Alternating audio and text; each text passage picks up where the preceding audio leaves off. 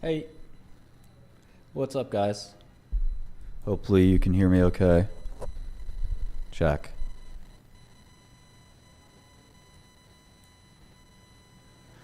Um,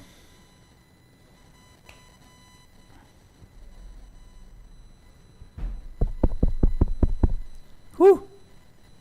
Okay. Let me try this. Is that better? The gate is too strong, maybe? I don't know.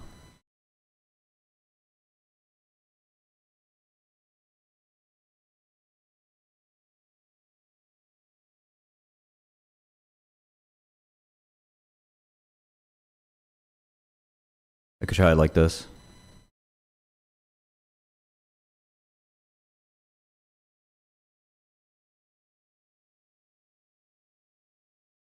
When are you getting a job? I am the CEO of a startup.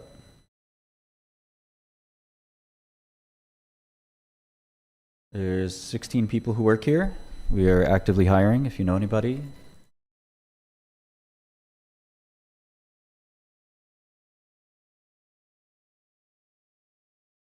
We've grown revenue very substantially, created shareholder value.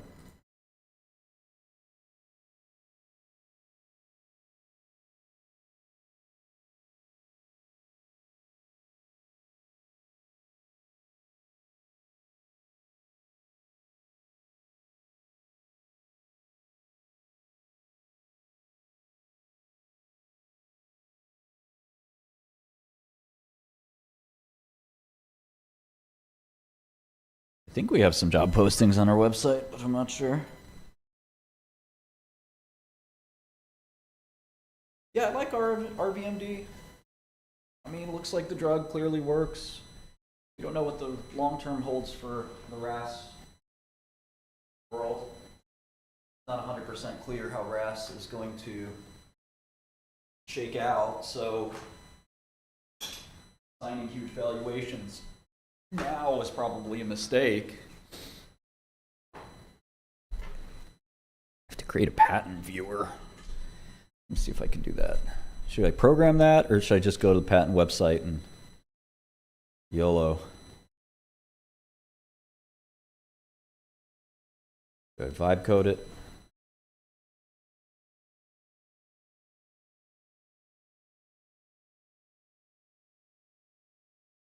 Let's do it. Start with a React shell. Our company is called DL Software. We make the software that I demo every single day. It's called Godel Terminal. Check it out.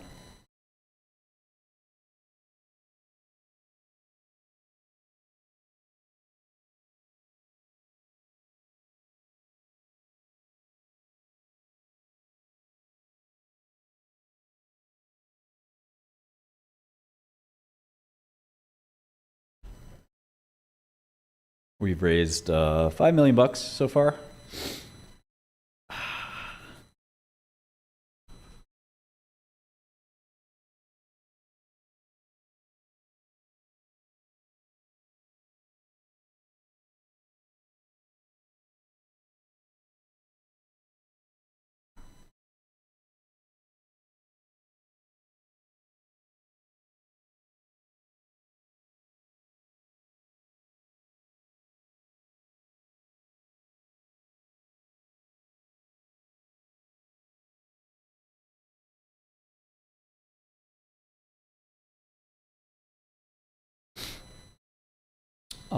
I use Mac. We're working on a couple things. You'll see it when they're ready, I guess. Bonds, bond data. Bond data is a big one.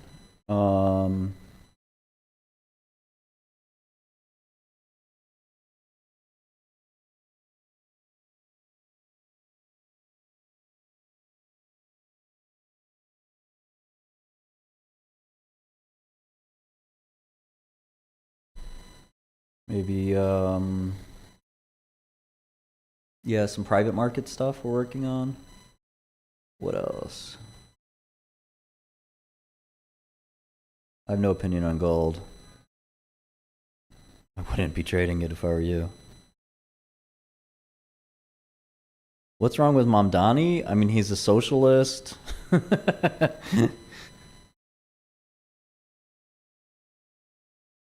Yeah, and Mall, I think we're raising our next round at 100. But we'll see. I try to be conservative with valuation. I'm short all the risk assets, so it's basically just being short the market, right? Oklo, Joby, Quantum, it's all going to zero. Mac's terrible for financial analysis, that is true. It's good for programming.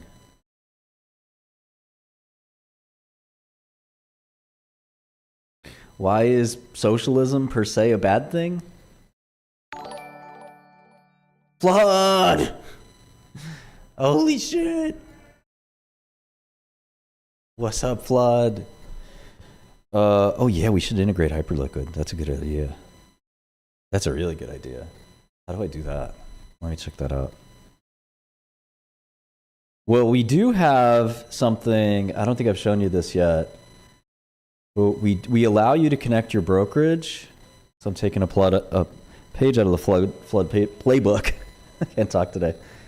And Flood is a legend for all you plebs who don't know. Flood's like my big brother.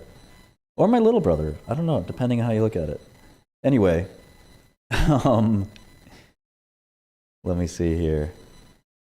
Okay. Here's our Grafana, straight from the Grafana. We have 430 people have connected their brokerage accounts. $71 million have connected. Thank you guys. That's just a small fraction of the Godel users.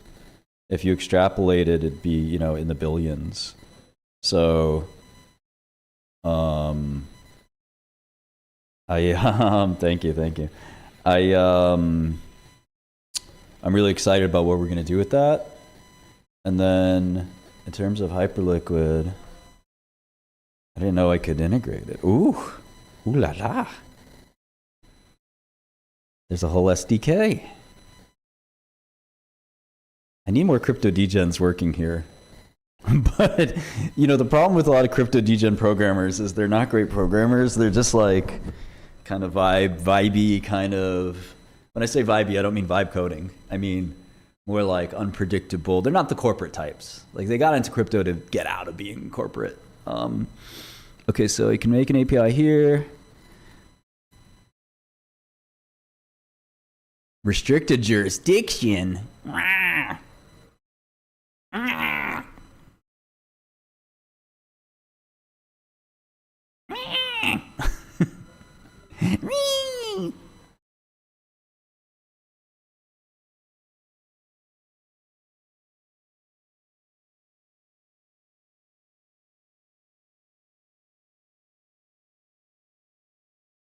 Okay, we do. I mean, that's all the more reason why we got to start a foreign subsidiary. I've been wanting to do for some time here. I know what a VPN is. Okay, I fucking invented the VPN. All right, fucking VPN. Like I don't know what a fucking VPN is. You're talking to a master hacker. Okay, very elite. Yeah, I think that's right, SR. No. I mean, you know, it's all love.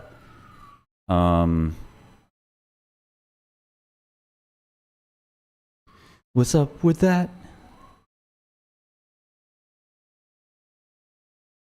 Yeah. Foundation, I never trusted the foundation model as much as just having a foreign subsidiary. I know the guys like the foundations, but you know, I've never done a foundation. No, Quantum doesn't really provide a business case. There's no business case that I can think of, and I'm pretty fucking creative. Okay, so here's user state. So are these your users or Hyperliquid users? Account state. You must set the public key to the main wallet. Fine. Basic order. Okay, let's look at the examples. These are good docs, man. These are great docs. Multi-sig order. Perp deploy. So we can deploy our own shit on here? What? Registering a perp dex and assets.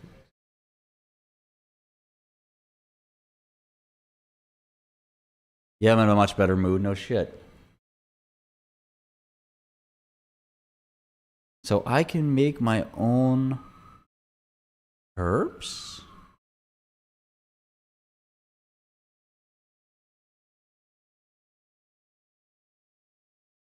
Foundations are best practice for crypto, for sure. Huh. That's really interesting. Okay. Thank you. You made my day. Yet again. Yet again. Okay.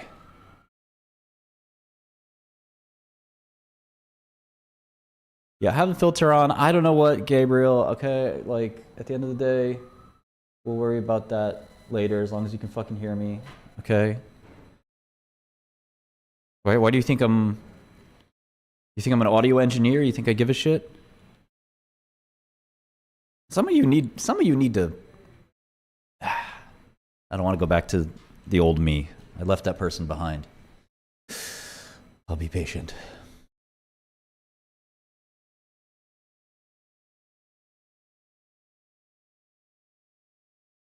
I'll be patient.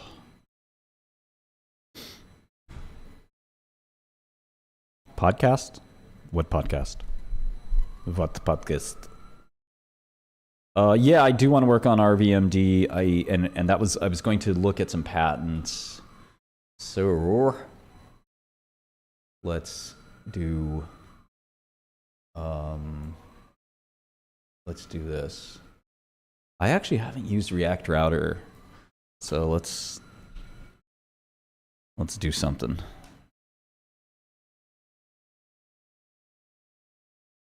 What up? I'm live. Oh, thank you. Appreciate it. Yeah, maybe in another life I'd be an audio engineer, but not this life.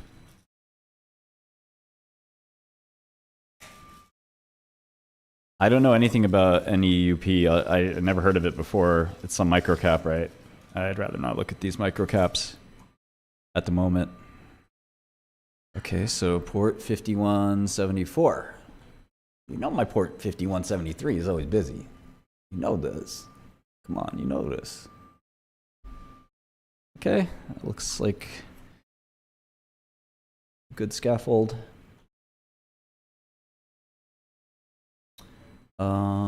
What's next? What is next? Okay, we have a UI that is recommended to me by ChatGPT, my girlfriend.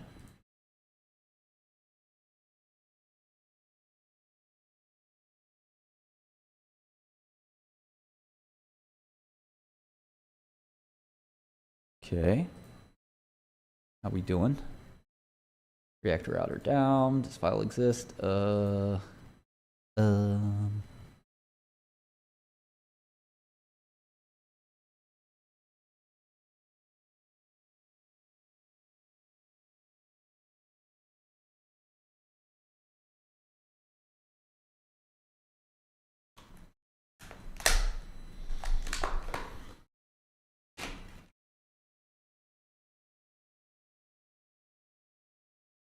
How's the market doing? Quantum is selling off.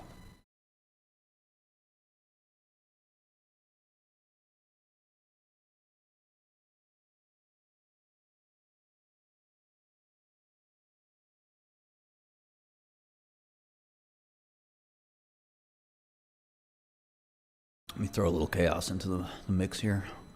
Reminder that BTQ is worth less than 50 cents and is going there soon.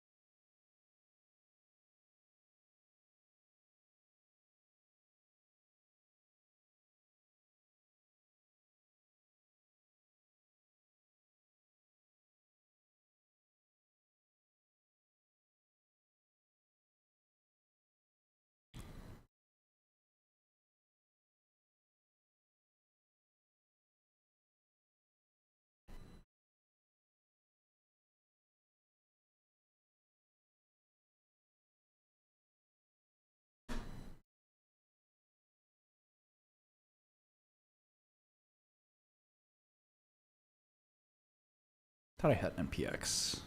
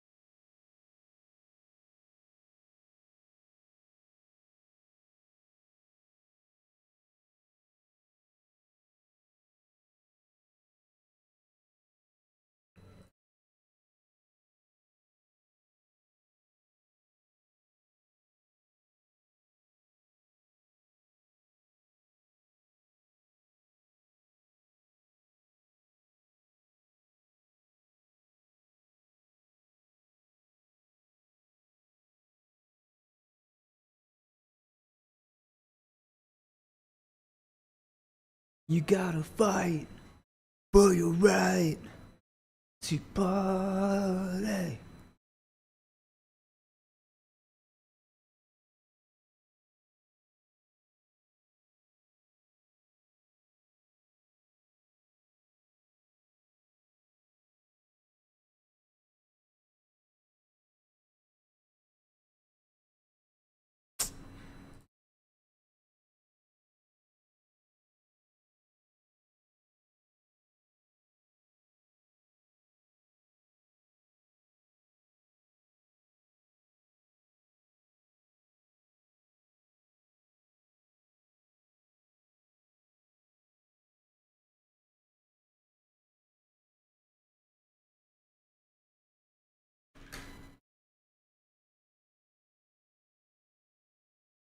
Brass monkey, the funky monkey.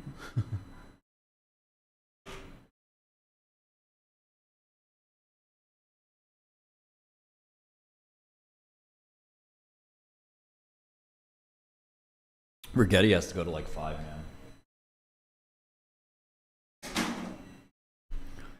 I'm bullish on Sarepta. I bought some Sarepta calls. I'm gonna buy some more.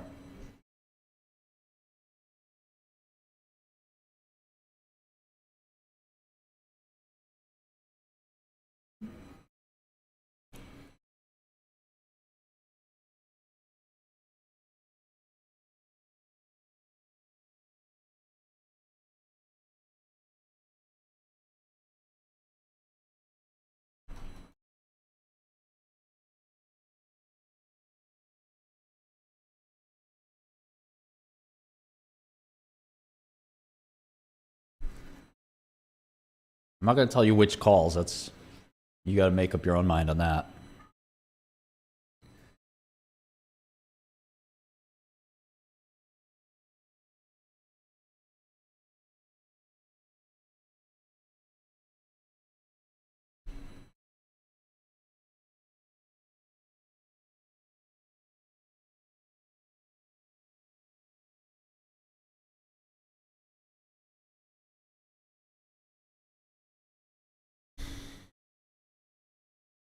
I have shares too. Don't worry, Brad.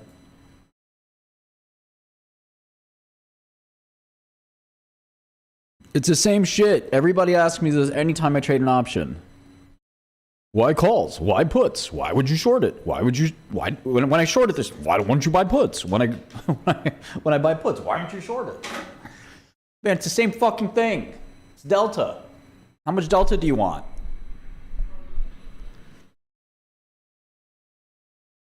Read a book.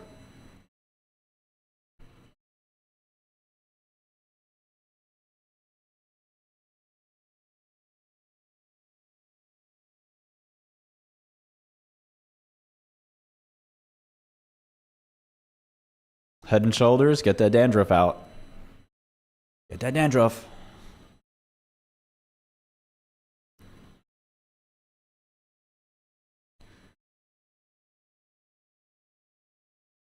What the fuck, this keyboard, man? What kind of shit is this?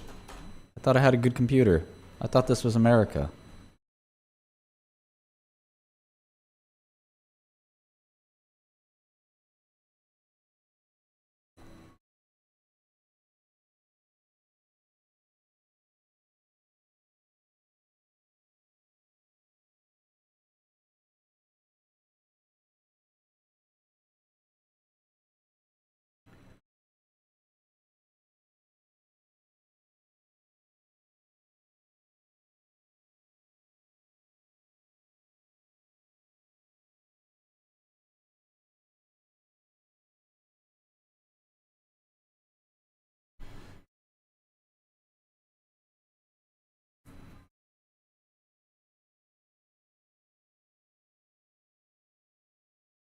All right, this looks not terrible.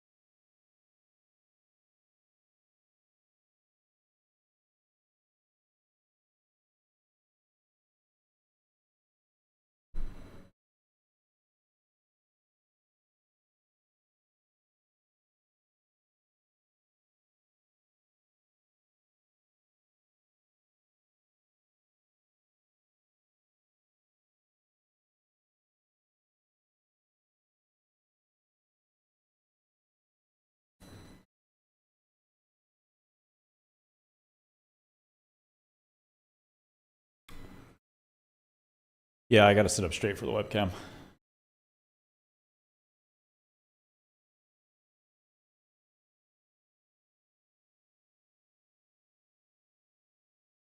You guys want to see my .env?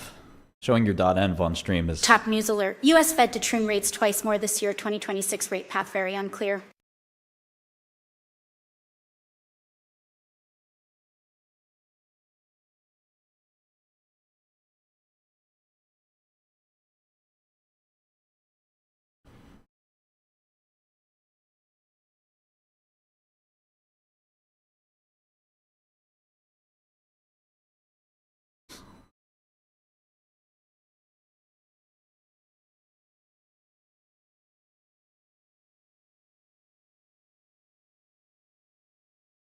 I don't know much about Fannie and Freddie. I know my friend is handling that, but I don't talk to him about it.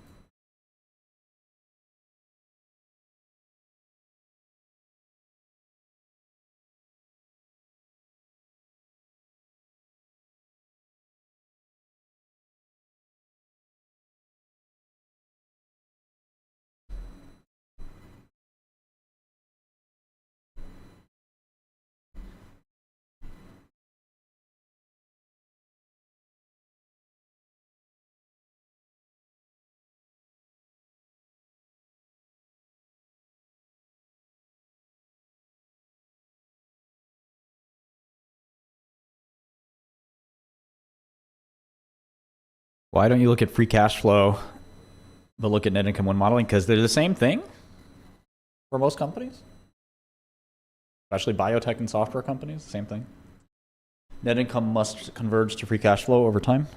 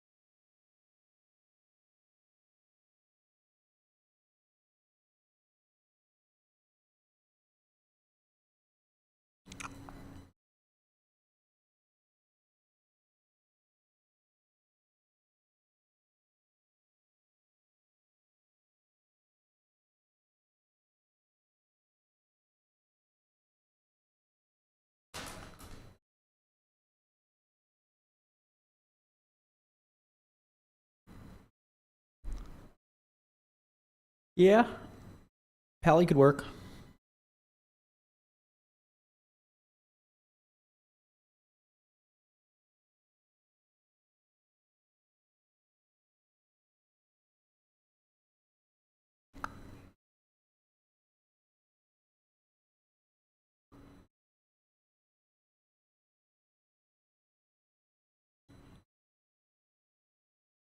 Yeah, I mean, if you're modeling changes in capex, you're a little too close to the you're a little too close to the metal. Capex is very important, but you know, at the end of the day, the economic performance of the business is what we care about. And as much as capex is critical, the job of the model is to understand in the long run what is the net income cash flow performance, the regularized or static kind of solid state, you know, long-term cash performance of the company, which it doesn't really matter. Use free cash flow or net income. If the difference is material, then you're not, you know, a model's not going to help you make the investment.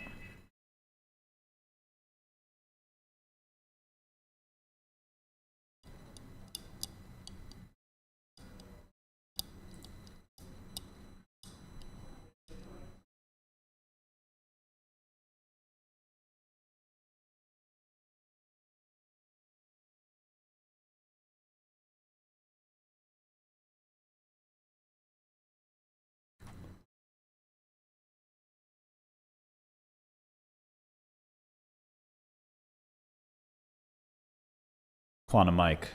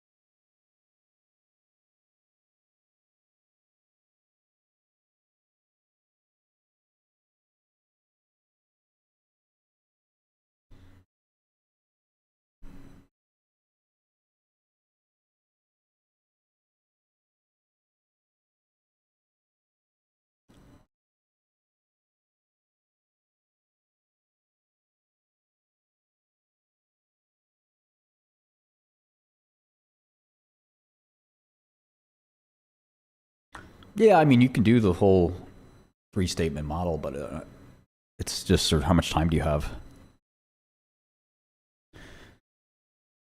And can you really forecast a company's capex in the long run? That's, you know, basically impossible.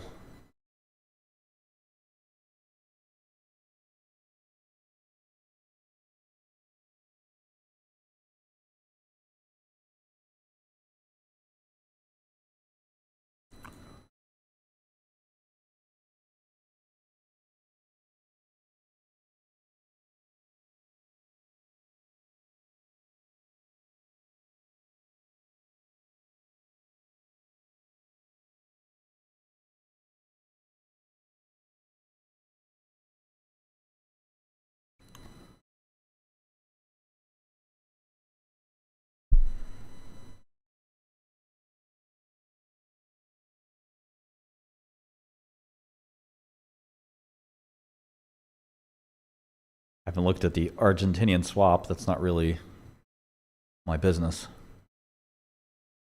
I handle my business. Don't ever say I don't handle my business. I handle it.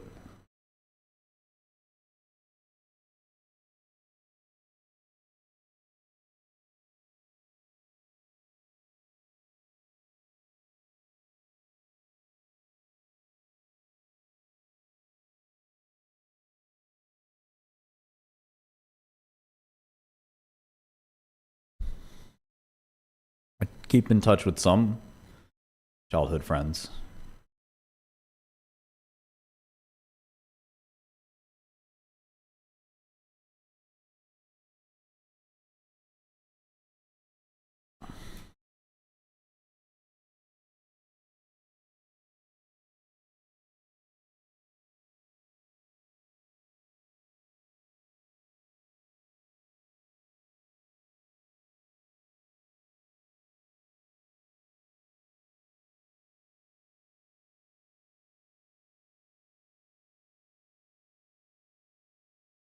Nah, I handle my business. Fuck that.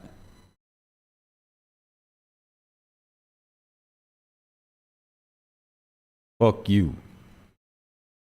Handle my business.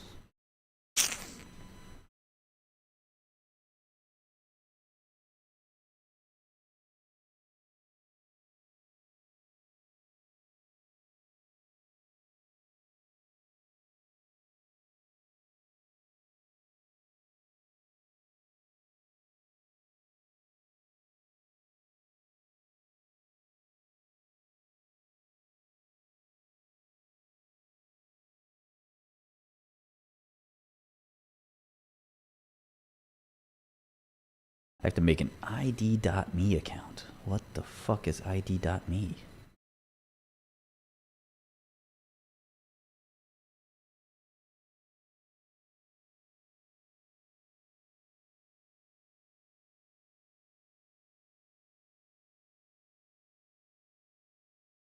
You don't know shit.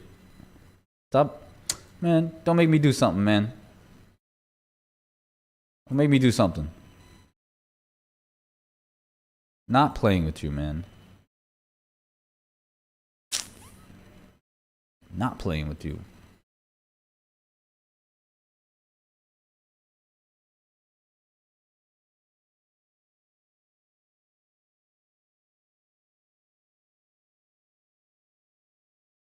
Yeah, it depends on your seat, Kevin. I would say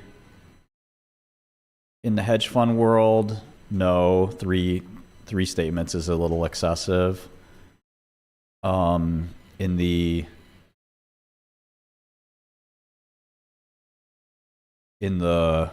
banker world, you know, it's a little more common.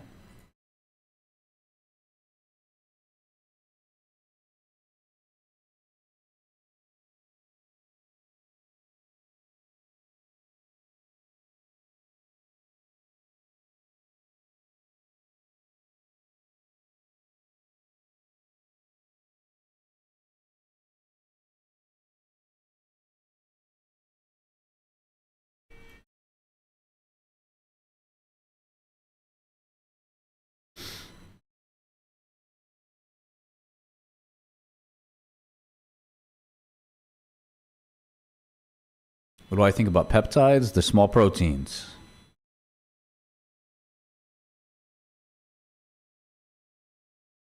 About 40 amino acids or less. That's a peptide. What's your fucking question? Like asking, what do you think about small molecules? What the fuck you think?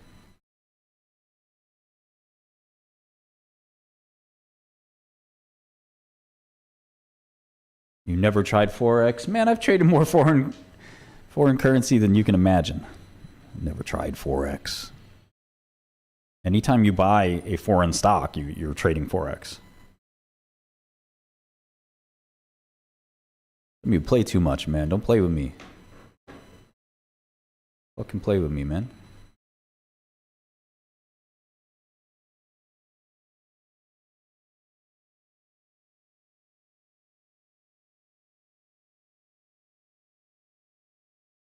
Stop asking me questions like that. Neurofilament light, NFL, or National Football League? I don't give a fuck about peptides, man. You want to experiment on your own body? Go ahead. Be a retard.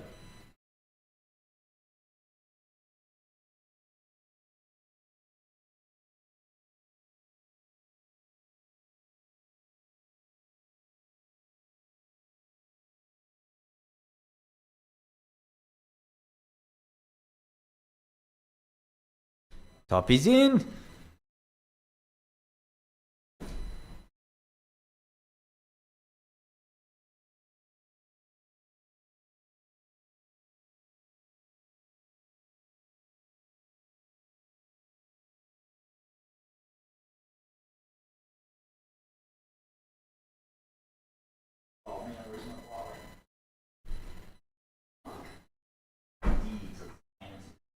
So stupid.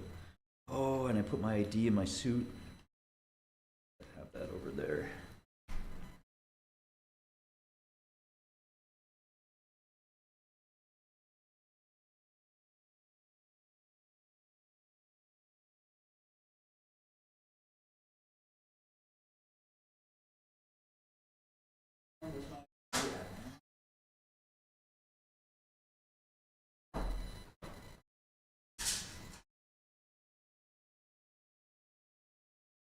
Bro.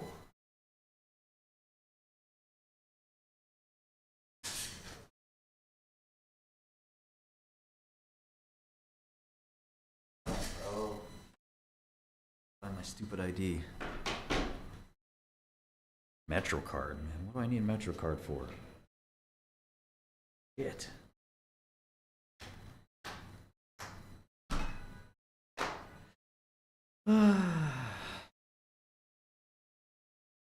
Why do I need to verify my ID for a fucking IP address? Oh, I can upload it. That's good.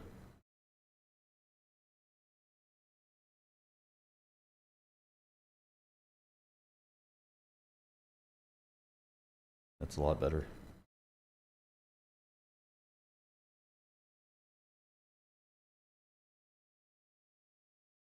There we go.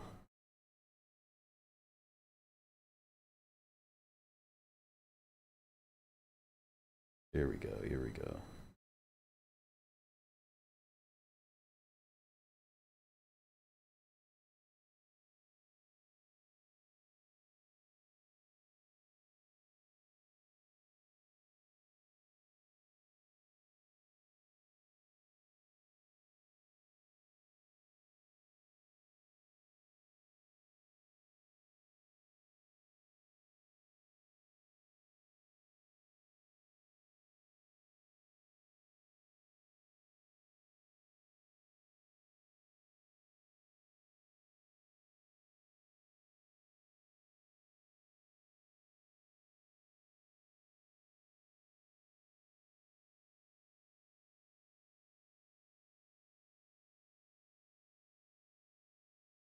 I'm the back of the ID now.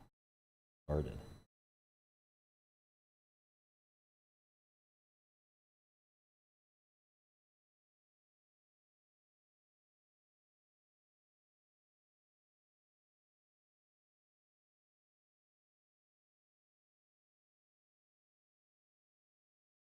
Okay, I think I have it.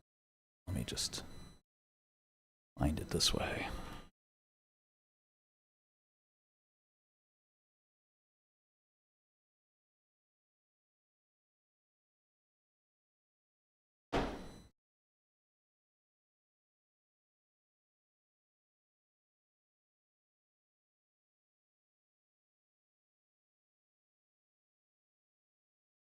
This is so painful.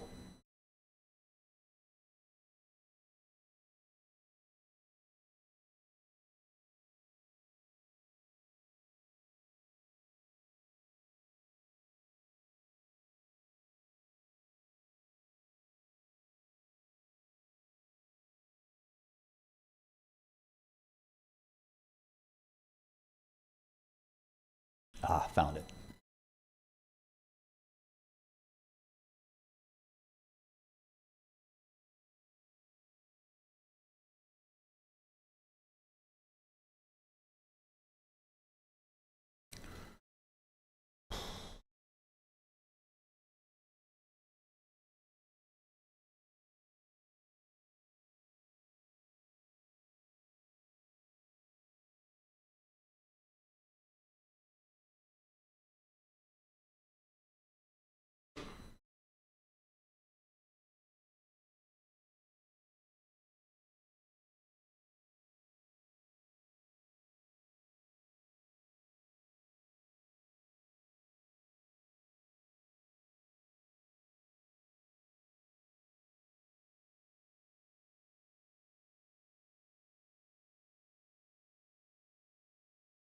Oh, this is so brutal.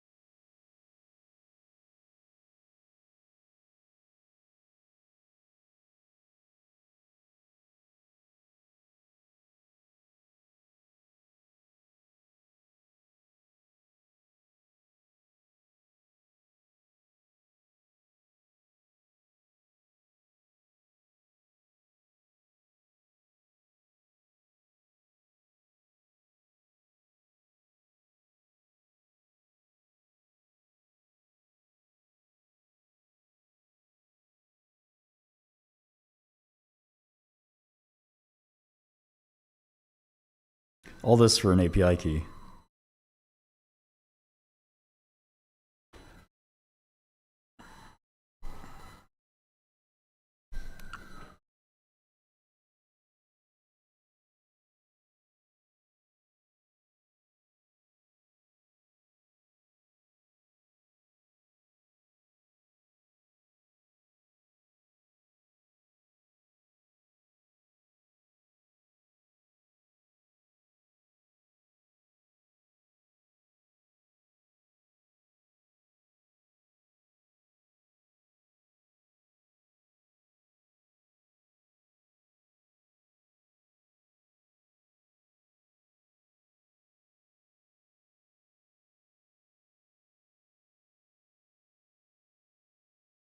Okay, I think that was it. I think I'm a real live person. Enter your social security number. Motherfucker, okay. Fuck it.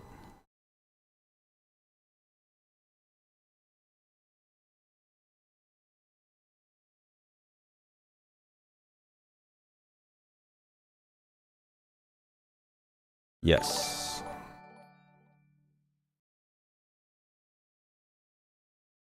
Alejandro. Couldn't verify with the number. No, I don't have another phone number. What the fuck? Video call? What?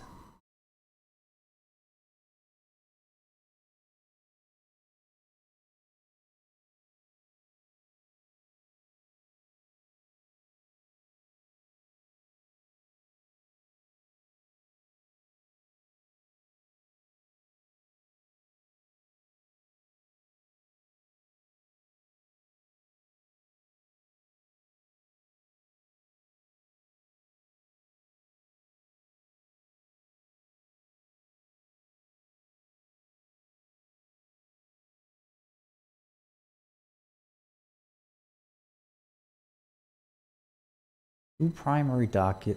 How the hell? How is it this hard to get an API key? The fuck? Yo, fuck this.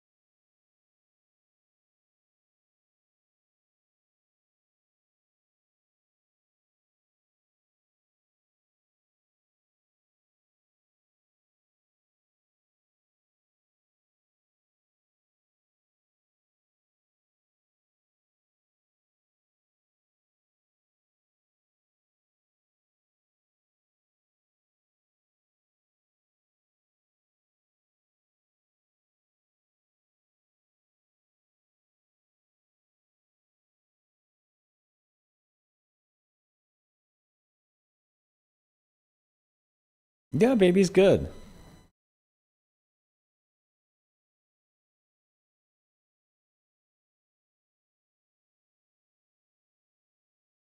Baby is really good. He was so cute last night. It was adorable.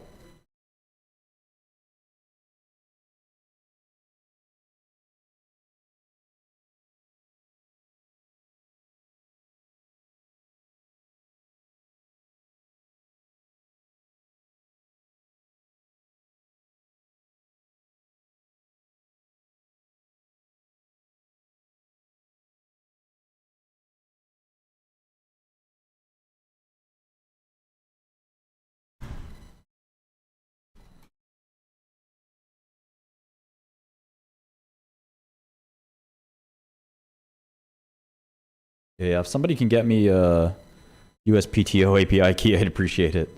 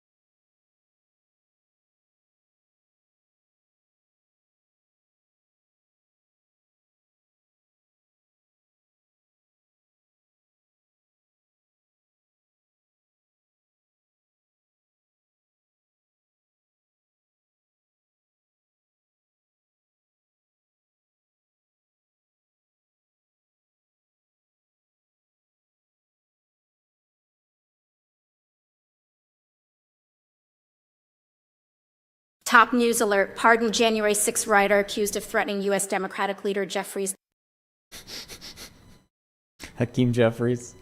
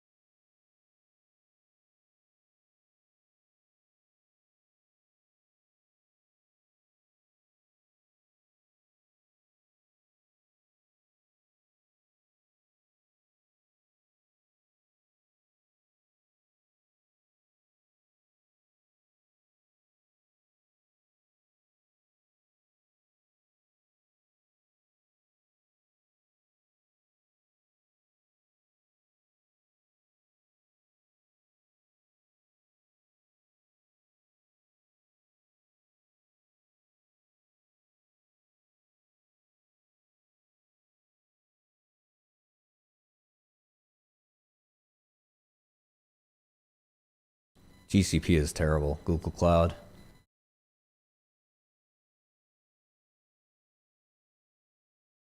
Service accounts. What the fuck is a service account?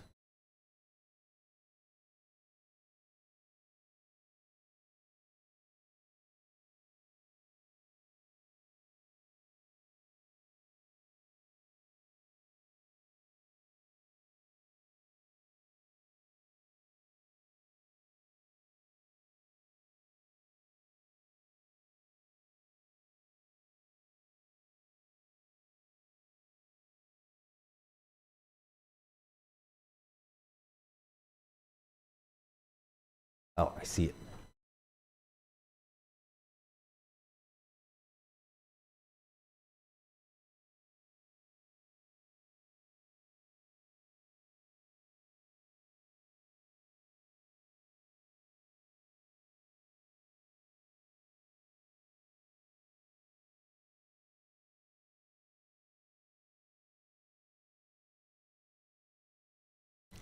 Yeah, GCP, man.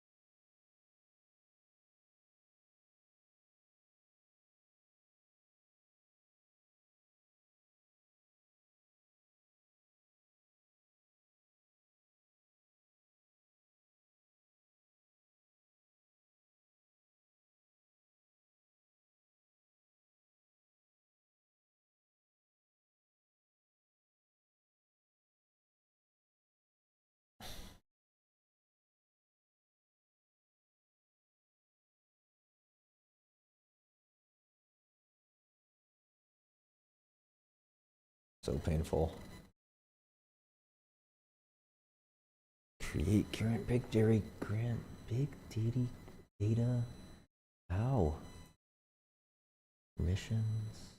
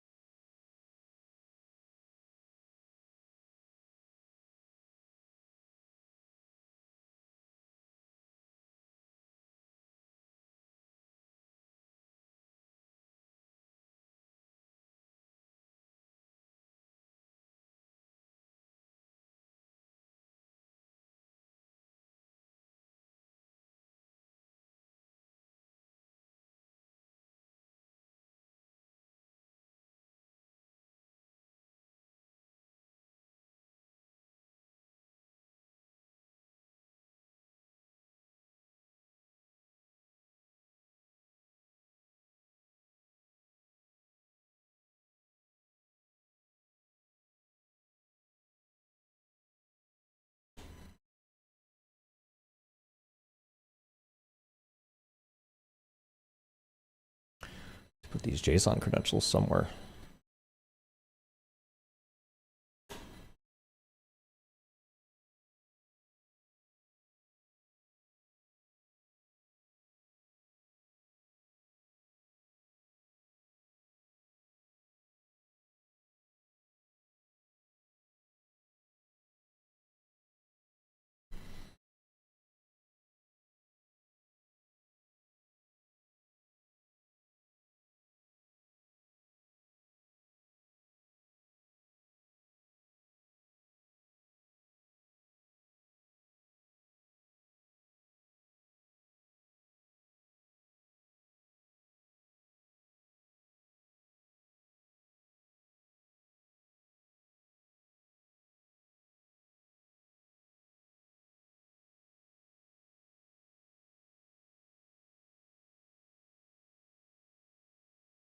Quantum's recovered most of its losses.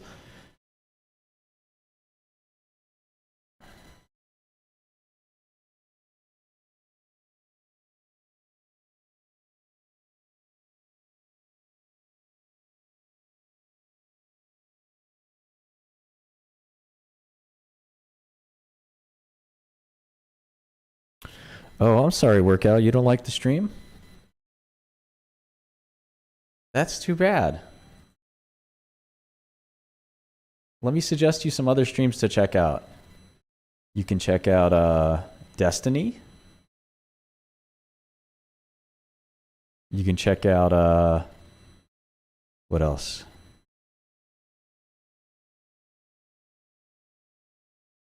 Meet Kevin? What else do you want to check out?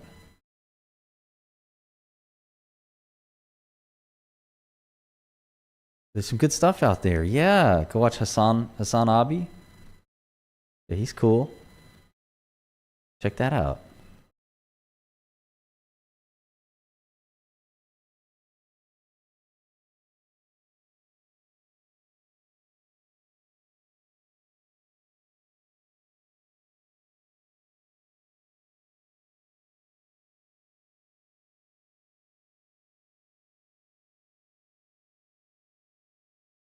Matt Kors, yeah, check Matt Kors out.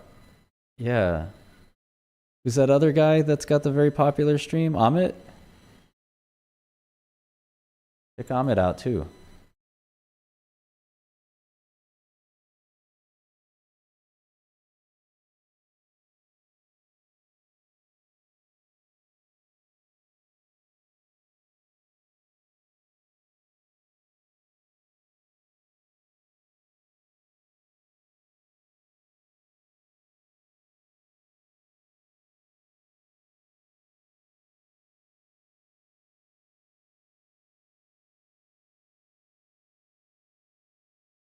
Young Turks, yeah, that's a good one.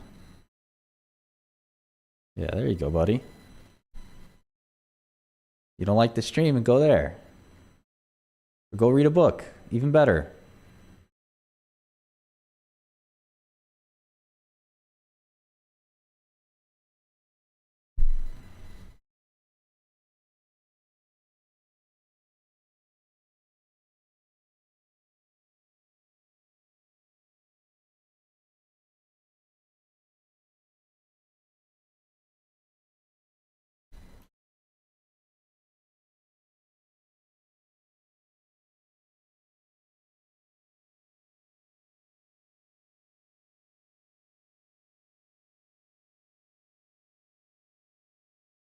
Yeah, try Gary V.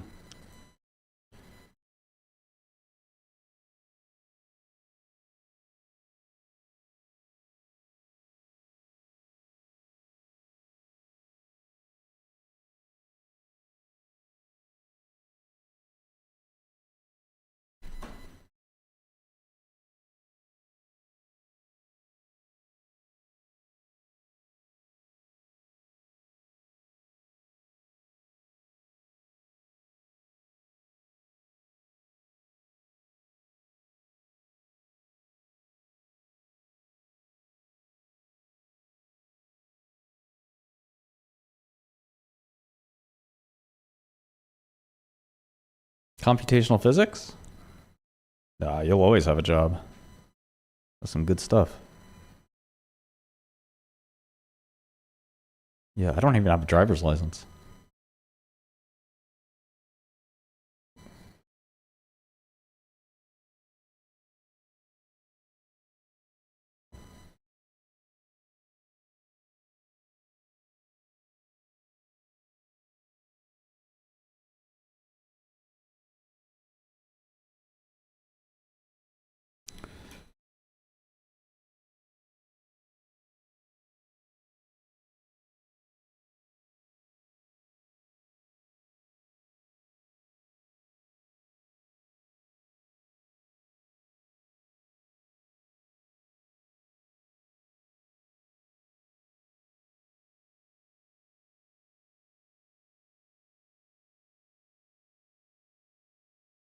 I already have an OnlyFans.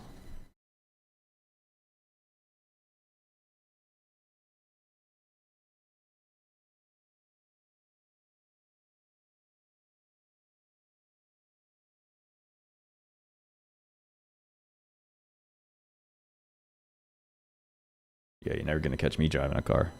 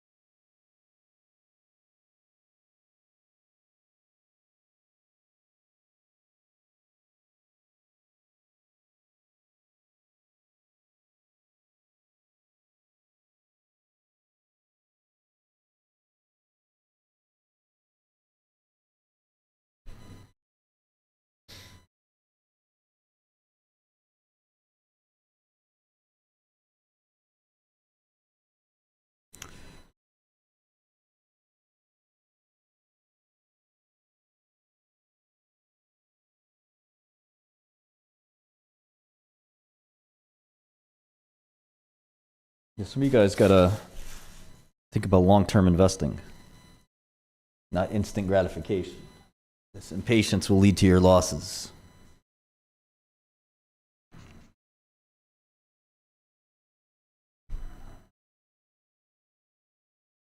Look at Aklo, wow.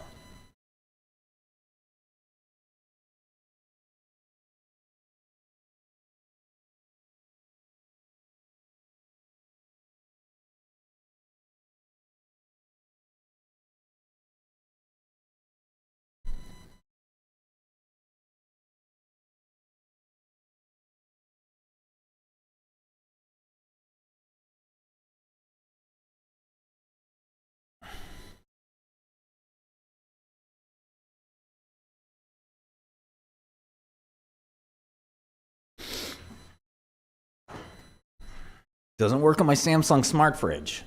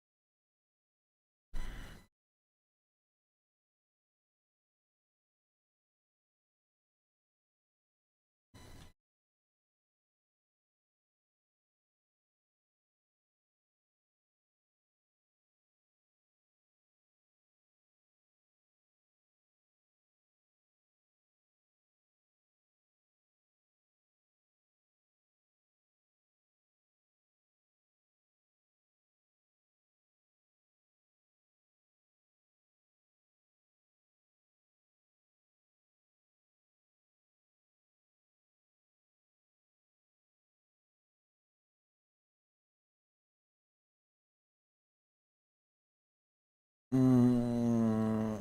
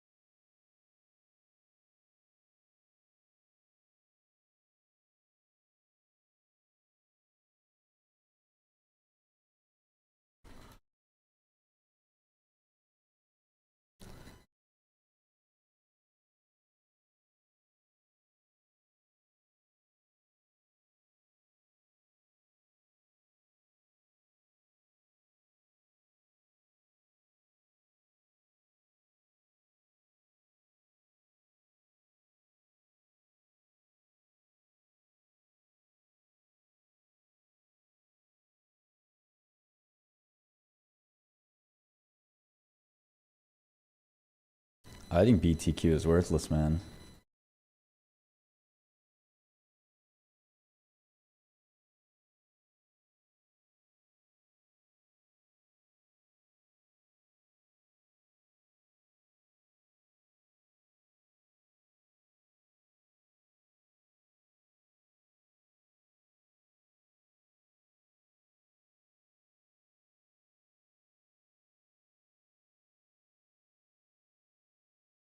I served my time, paid my debt to society.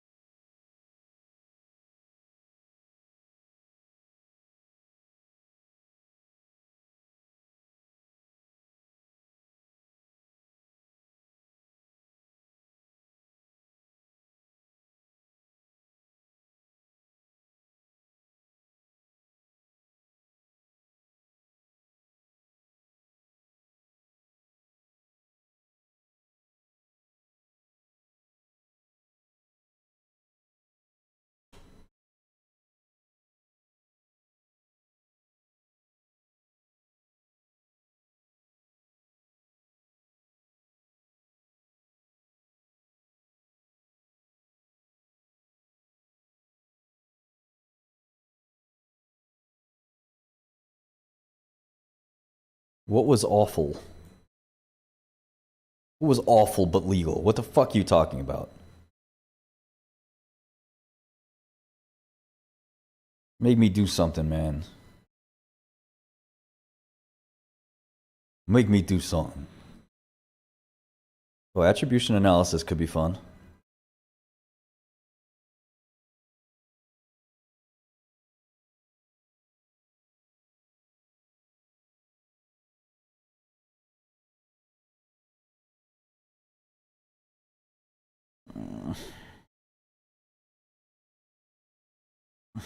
Damn it.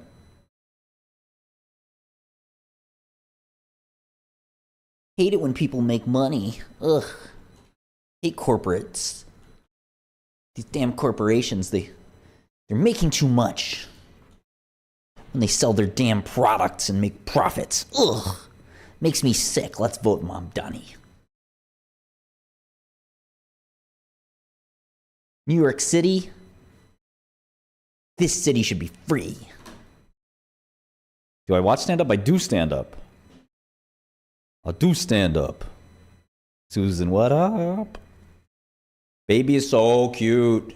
We had guests over last night. He was so cute. He was listening to the guests very attentively. He was like, I see. There's a lot of PhDs and stuff. And some VCs. We had a nice little party, and he was just like, Yeah, I see.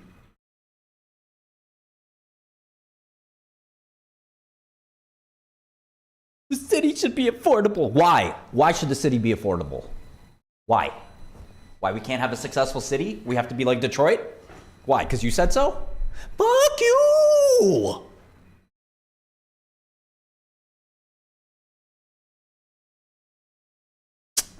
Shut the fuck up, baller. Man, that man don't know how to fight. I grew up in these streets. Poor as dirt. Albanian. That man is from Uganda.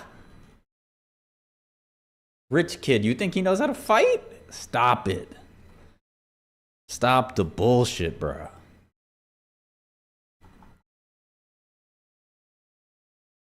You want to make New York a poor city? Great, go ahead. Go ahead. I don't give a fuck. I don't give a fuck. I don't give a fuck. I don't give a fuck.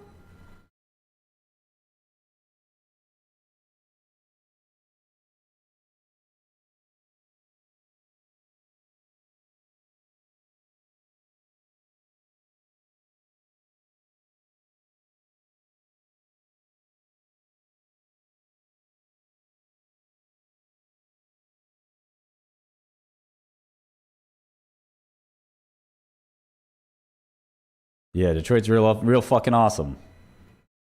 Why can't we just have a successful city that just gets more and more successful every year, that more and more rich people flock to? Oh God, that'd be terrible. All those people making money and paying taxes. Ugh. Quick, stop it. Stop it before prosperity takes over. That'd be awful.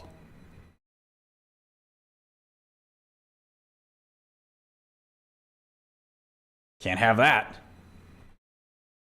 Yeah, let's ruin it. Let's ruin it before it's too late.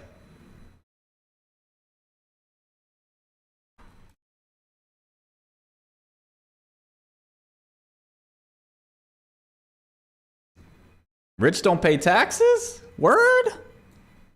Yeah. Rich don't pay taxes. Shit.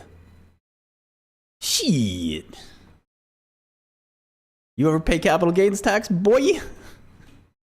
That's because you wouldn't know. I guess you wouldn't know. I guess we'll never know. You ever make a trade that's successful, you pay 50% taxes. 50 if you live in New York. 50. Do you understand me? 50, you live here and you make a successful trade. 50.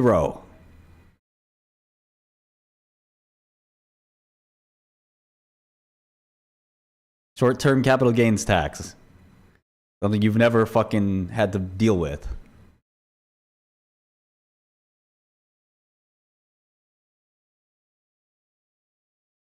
It is what it is. I don't care. You want to make me pay 60, 70. But what happens if you lose? Oh, you don't get no rebate. Hell Top no. news alert, U.S. Senate committee votes to advance aviation safety bill. Stinky broke trash. You can't use a shell company, retard. What does that mean, shell company? What does that even mean? It's a company you own? Moron.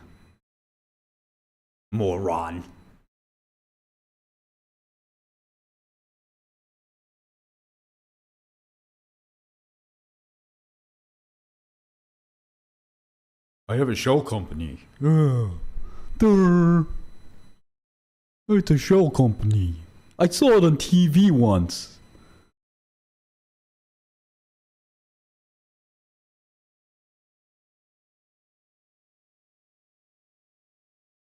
Sounds cool.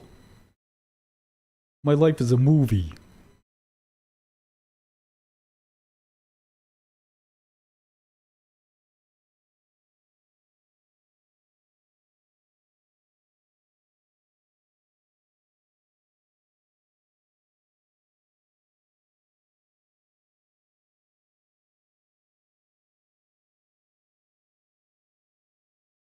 And go fix a radio.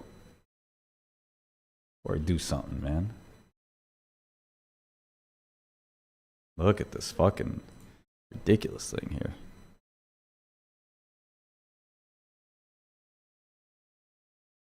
In my band? Oh, my band? True, Anthony, true. BlackRock manipulating.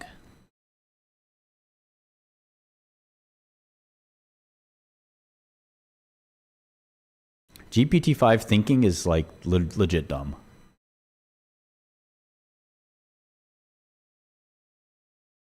That's good. Make missiles. Good. Good. Go do that. Go stick to something you're good at. Thinking, investing, money, that's not your strong suit, man. Make the missiles. We need good missiles. I trust you make good missiles. I really do. Please make better missiles. The better, the more the better.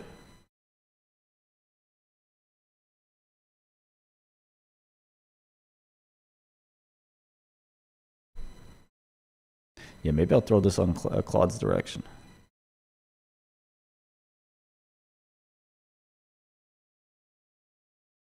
I use ChatGPT 5 thinking. You cannot use O3. The only thing I could do that's better is ChatGPT 5 Pro, which takes a while. But I think doing it right once would have worked better.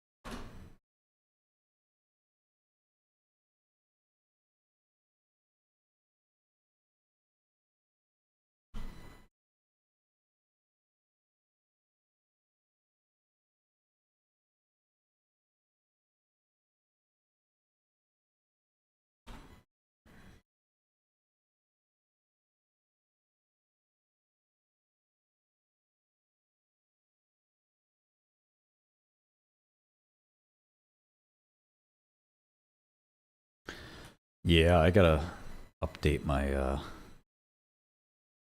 practices here. Oh, you know what? I have VS Code agent here. I should try that. Cursor. Maybe move to cursor.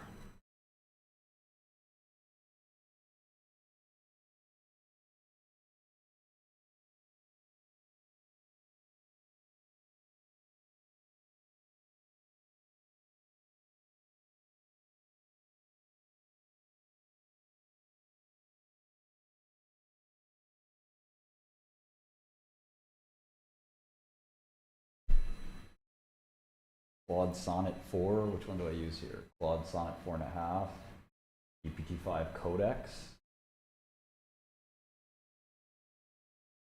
O3 Mini. Codex. Codex is supposed to be good.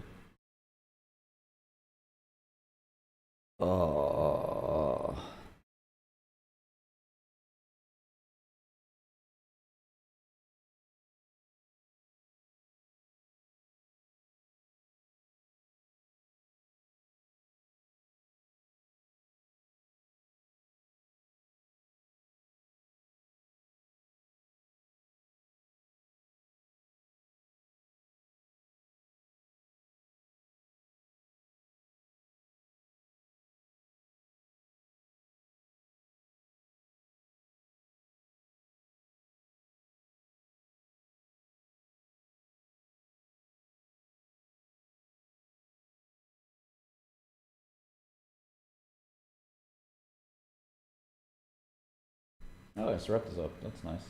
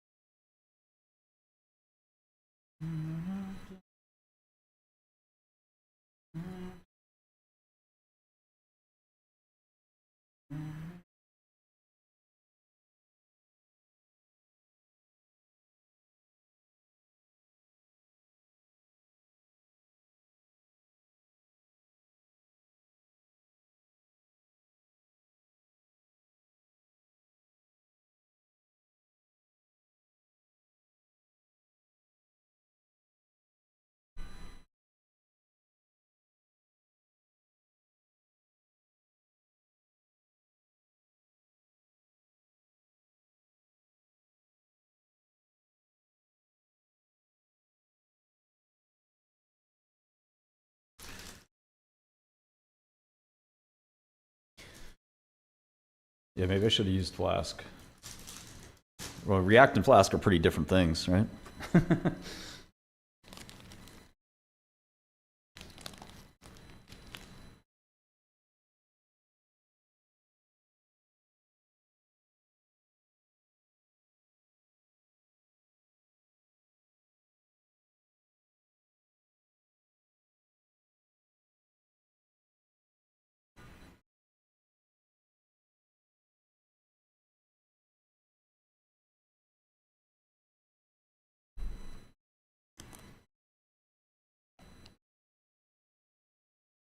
Yeah, Citadel bought some spruce.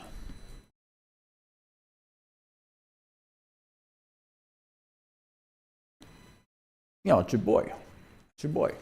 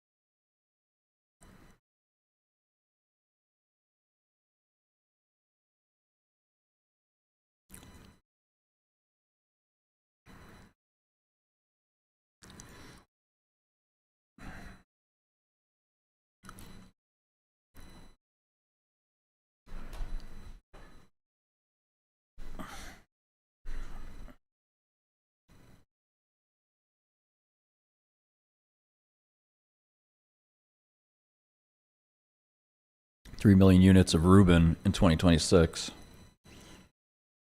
9 dies per CoWoS wafer.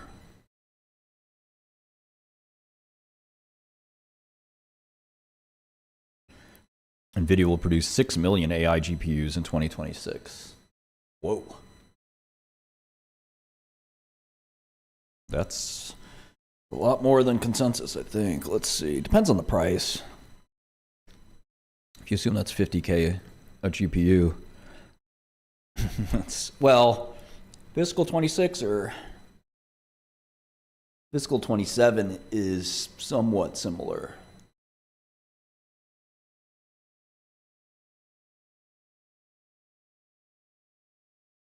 Yeah, I mean, I guess that's about right.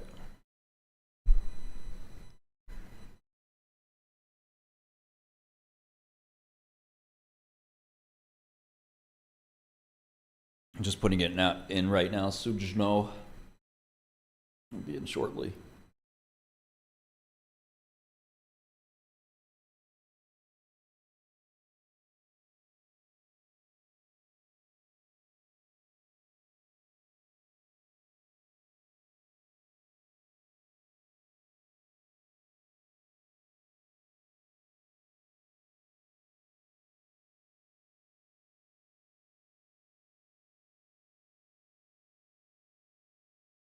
Yeah, Rubin should be even more expensive. I agree.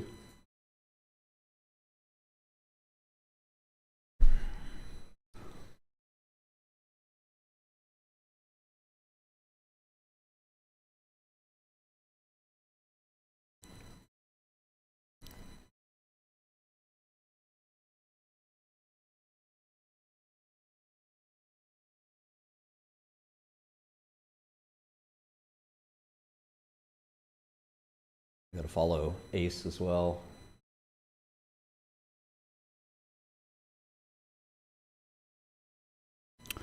Three, 7, 11 in Taiwan.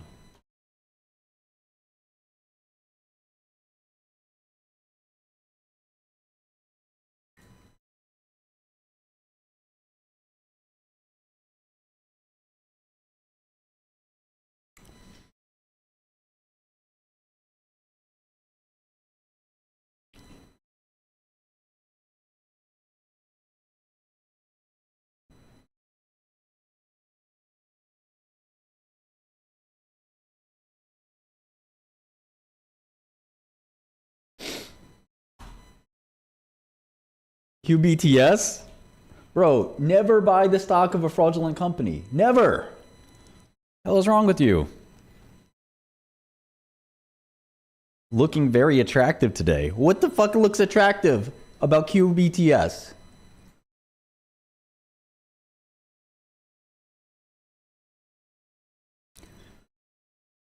No, I haven't looked at ARCT. ARCT, Elector. There's a bunch of binaries coming up.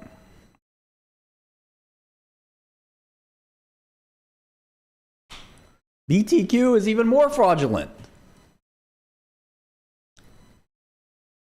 What the hell's wrong with you people? Do you not learn? Do you not know that you don't know what the fuck you're doing?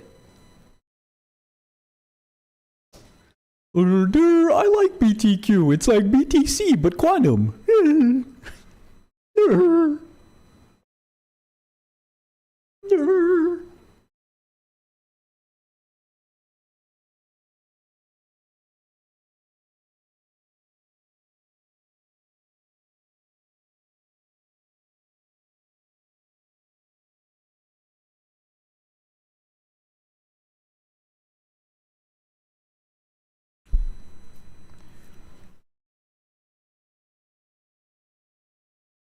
Quantum Bitcoin.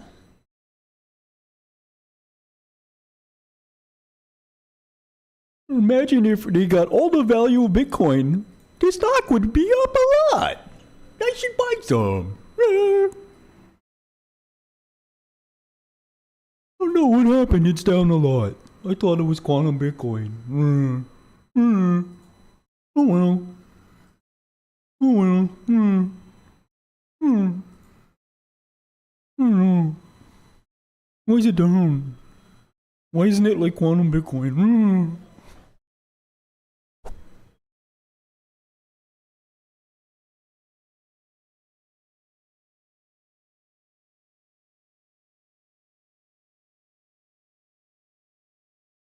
The price looks low to me. It's only at 10. Maybe it'll go to 50.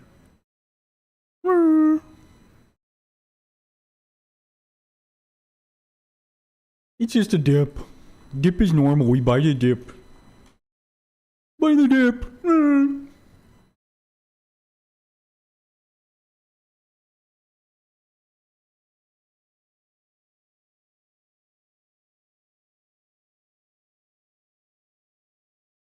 Yeah, I mean, quantum computing could theoretically crack Bitcoin. But we might have some time before that happens. We might not. We don't know. But I don't see how a company, a publicly traded company, is going to help any of that.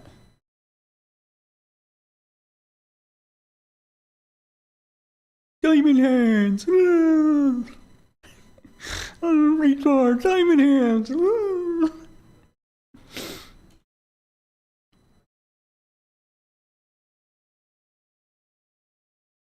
I don't care if it goes down 99%. I have diamond hands. I don't want to take a 50% loss. Why do that when I can lose it all?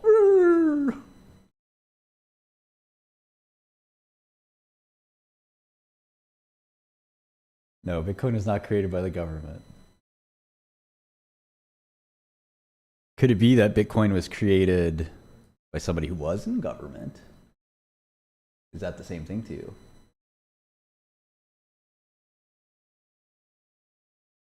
Market makers, they manipulate it because they want the cheap shares. They don't want me to get the expensive shares. I'm going to hold on to my cheap shares. Yeah. Yeah.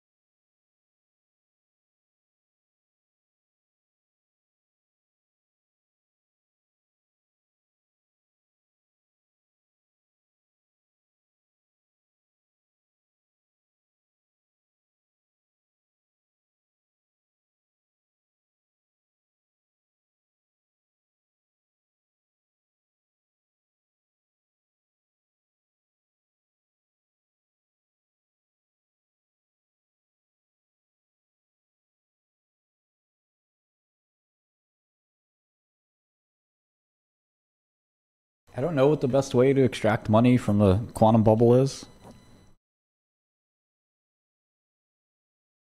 If I did, I'd tell you. I mean, you'd have to get some kind of short exposure, basically, but I just don't know what the perfect way is. There's no way to know that, you know? No person can know all that.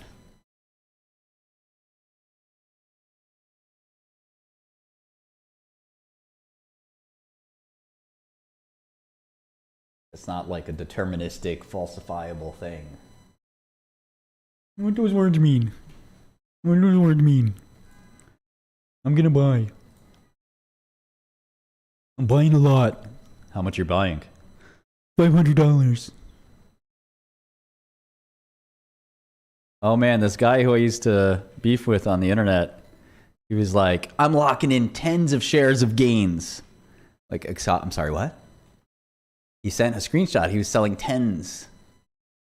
10, 20 lots. Then he was like, I'm selling 100 shares a day. It's all profit. What? What? I was like, oh man, I've been talking to this guy. Like oh no. Shame on me. Shame on me. Tens of shares, you said? Tens?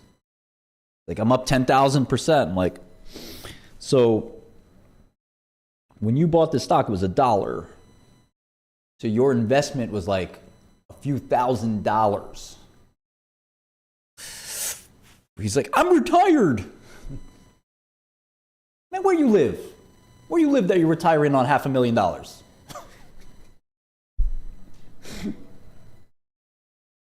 Good for you, though. Really. That's good. Retire, buddy. Retire on that investment income. Just extrapolate, you'll make, 1,000% every year.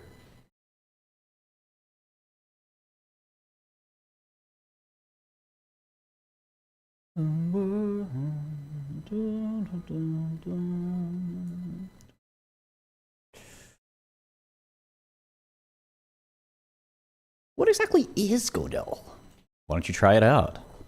It's an operating system for finance.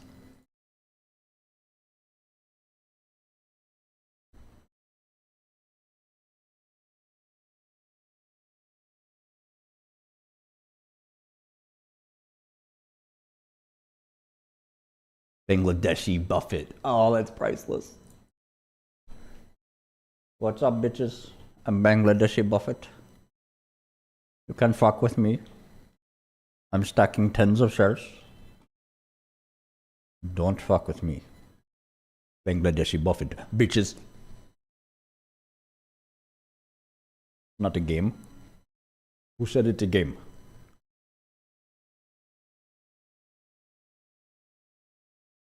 Girdle. I bought some D-Wave too. I bought 1,000 shares. I bought 1,000 shares of it up 10x. I killed it. Absolutely crushed it. I'm retiring. Berkshire is done. Sorry. It's D-Wave. D-Wave, it did it. Finally put me in a retirement. Charlie would be so proud. Yeah, AWS has affected me. Yesterday, I went by where some of our developers sit. They were like, I was like, how you guys doing? They're like, oh, it's been great. We're having a great day. What's up, Bangladeshis? One of my best friends growing up was Bangladeshi.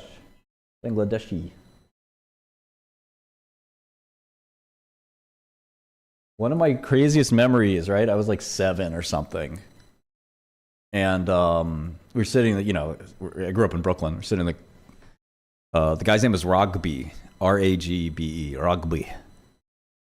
And we were just friends. And we go to the school lunch cafeteria, and we got some food. We're sitting down, and I don't remember what it is, but it was like some kind of meat. And I was eating it, and he was eating it. And he was like, this isn't blank, right? I don't remember if he said beef or pork or what. He was like, this isn't this. And I was like, yeah, I think it is. And he immediately just tosses it out of his mouth. He's like, blah. I'm like, what's wrong with you, bro? He's like, no, it's my religion. I was like, 8 years old, sweatpants, Power Rangers sweatpants, New York Giants sweatpants. All I wore was sweatpants for some reason. And I was like, huh. Interesting. No, yeah, maybe his real name? I don't know. But that was Ragbi Ahmed. Was it haram or was it pork or was it beef? I don't know. I guess we'll never know. I guess we'll never know. But they don't serve lamb in Brooklyn elementary schools. Sorry.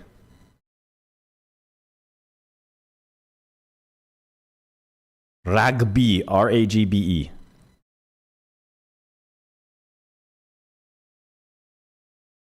Pork is haram.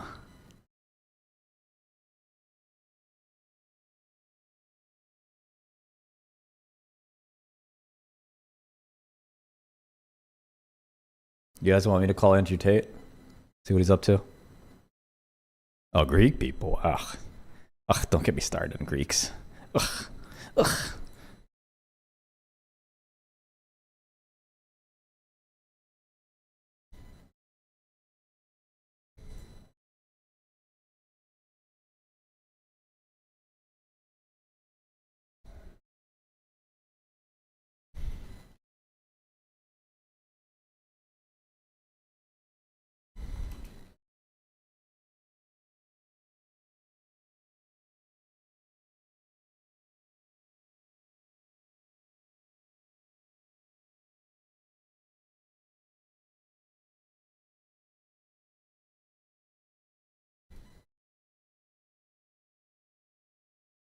Let's see if I can get Tate on here.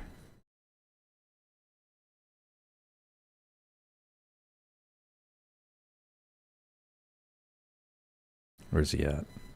What's up, champion? Ready to talk about something real today? Hey, what's up, Tate? How are you? I'm living free while everyone else is still sleepwalking through life. You finally woke up to what's real in this world? I actually wanted to ask you about religion. I guess you converted to Islam.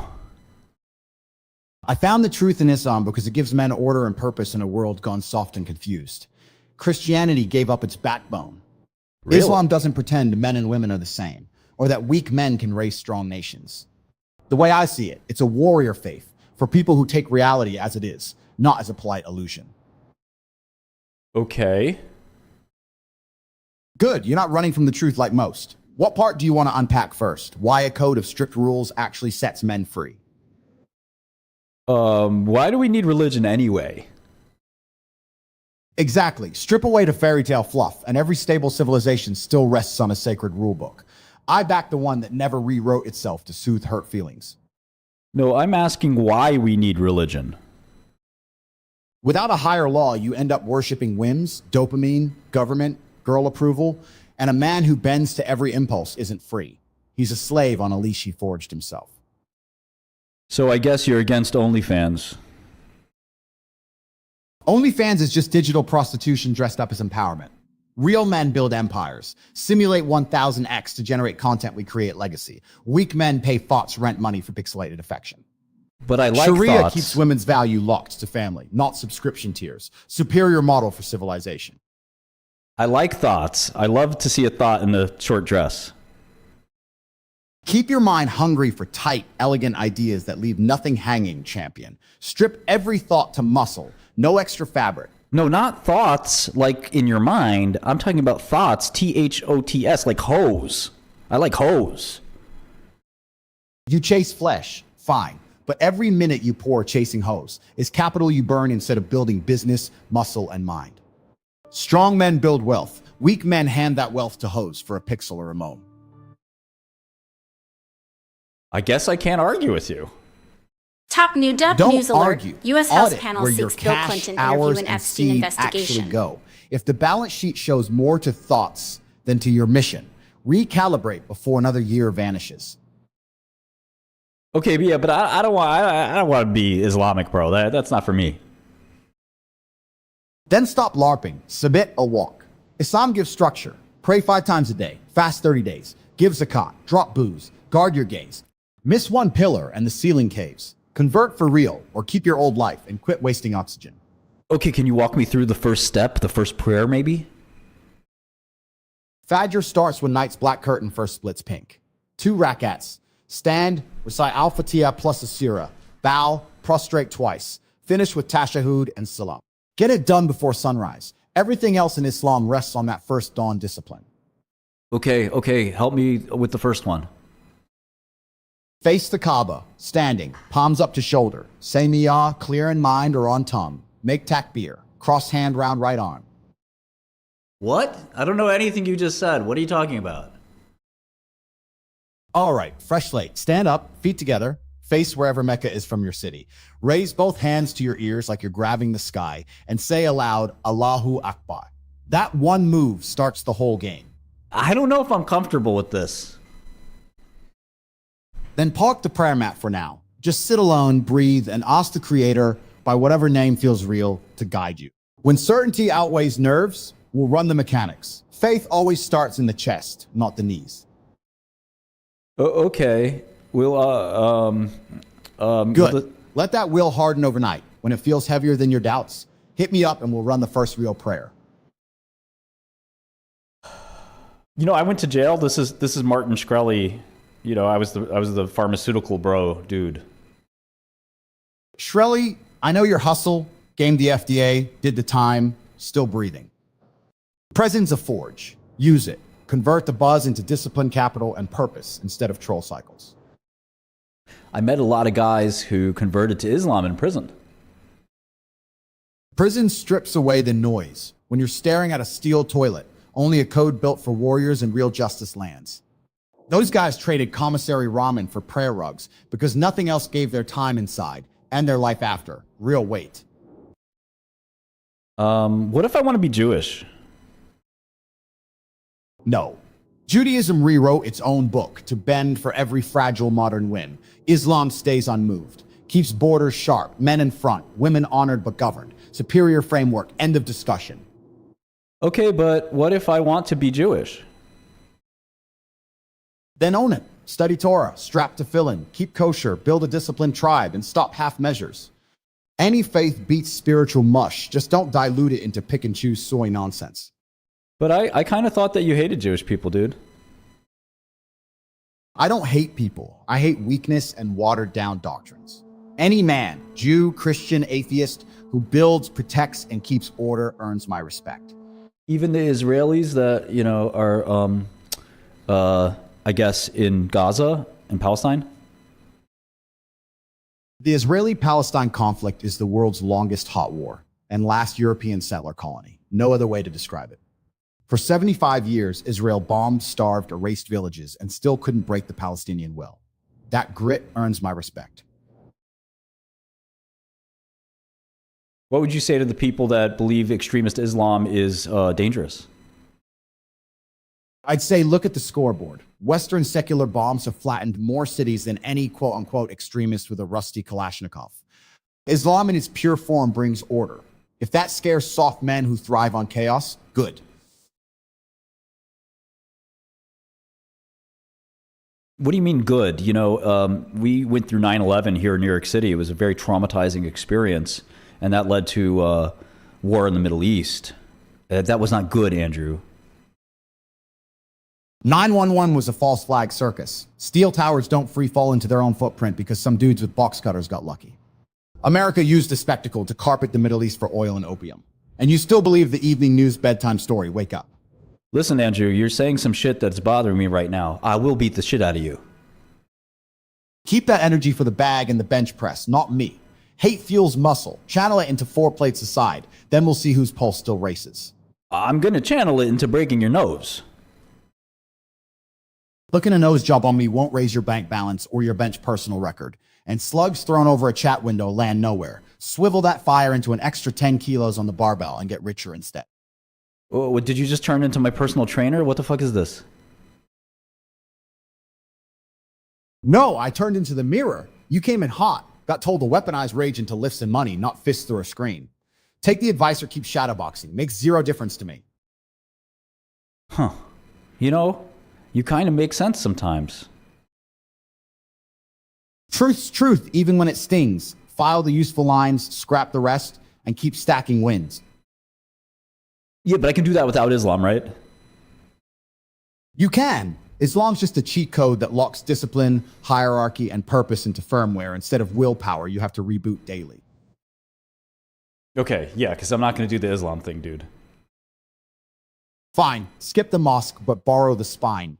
Early wake-ups, cold purpose over comfort, cash flow tracked like zakat, women off the pedestal. Rebuild those habits secular style and you still level up. No, I keep women on the pedestal, dude. Then you're funding their lifestyle while they dish out crumbs of attention. Keep them elevated and watch your focus, wallet, and respect leak downhill. Lift the pedestal or forever stay the dancing monkey. Okay, bro. Allah Akbar. Allahu Akbar. Say it only if you believe it. God's bigger than hype words. Mean it or leave it in silence, champ. Alhamdulillah. Alhamdulillah. Okay, bro. Hello, Alhamdulillah. Keep stacking discipline. Start tomorrow pre-dawn. Lift heavy. Track every dollar. No phone scrolling before sunup. That's your secular fajr. Master it and you won't need slogans. Okay, can you speak in Arabic? Alhamdulillah. Mafi mashakara. Baskala ma waqf. Marhaba.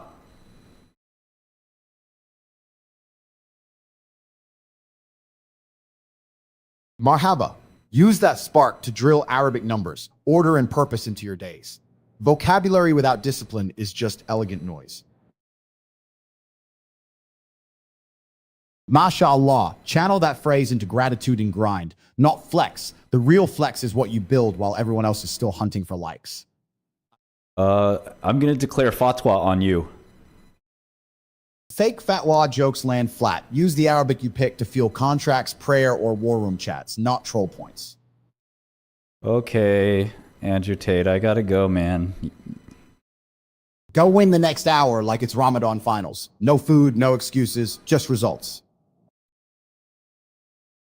Man, fuck this guy. Exactly. Be that guy tomorrow morning. Alarm rings, you move.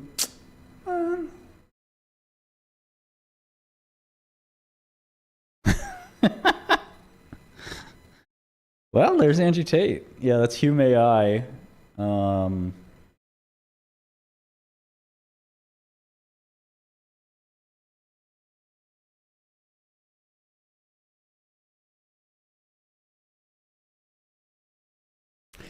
Tate is Muslim, though. It's not like he's not Muslim. That is his. He converted. He's like, haram. That's haram. What do you, what? What? Water? That's haram. Don't come with me with that haram bullshit.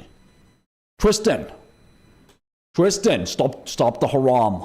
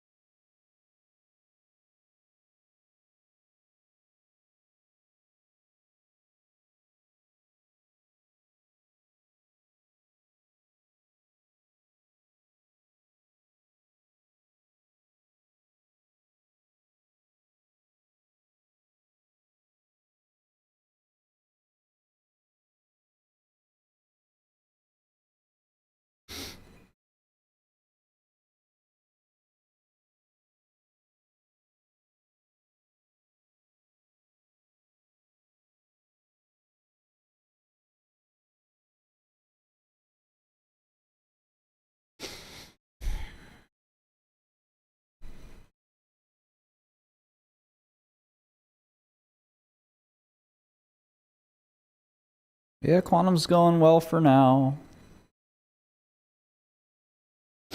Always on OpenAI Tuesdays.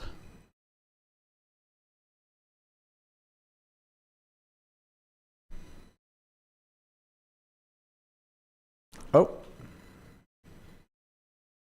We have updates to our godforsaken app here.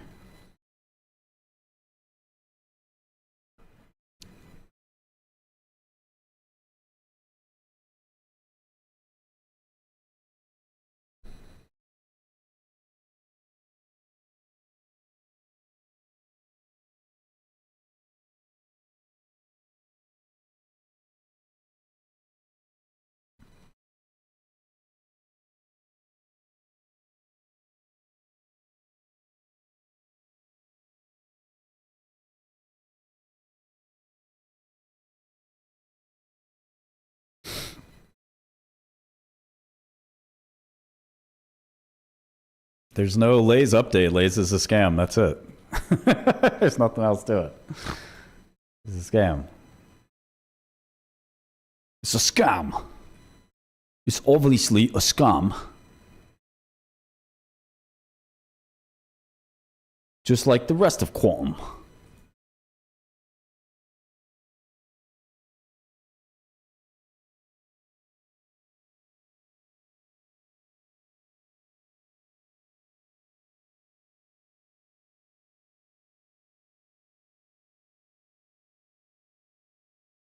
What's the other one? CCCX?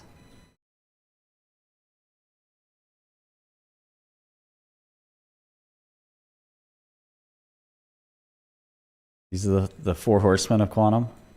The 7 horsemen? Yeah, I bought a little RVMD.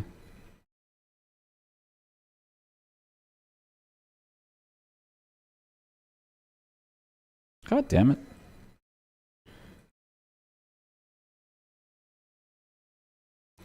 And Hume is still a really good short. You know what? I'll do this. It's better.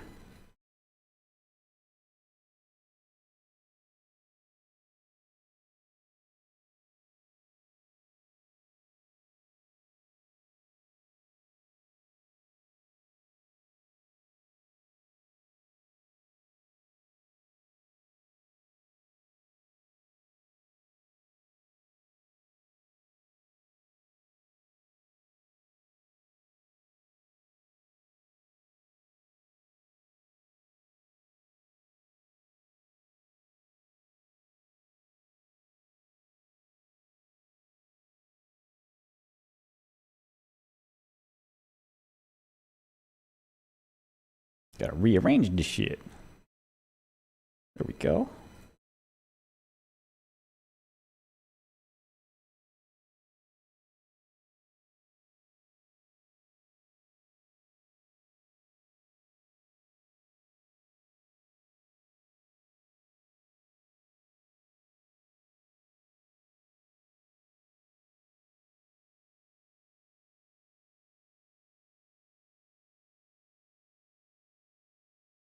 I don't know what to do with CoreWeave.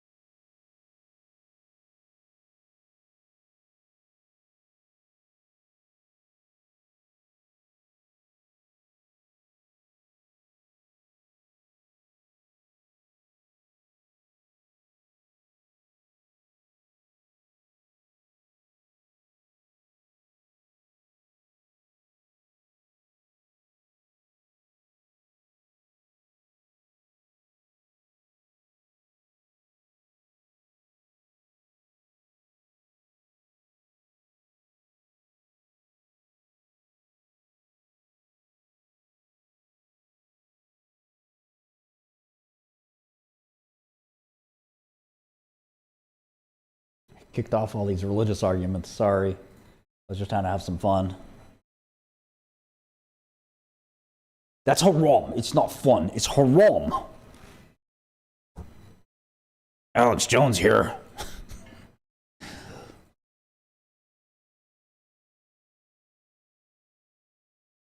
gotta get the Alex Jones bot.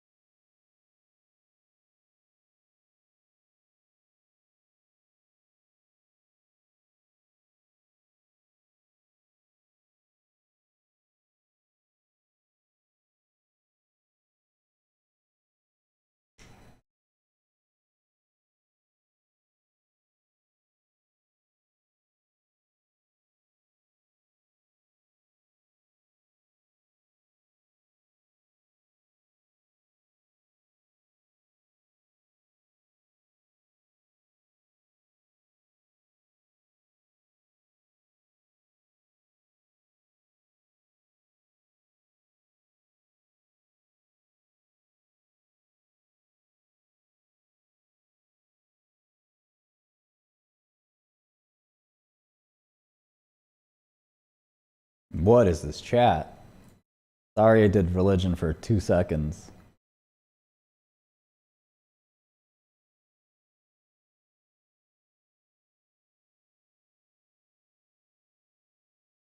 Never again. Never again.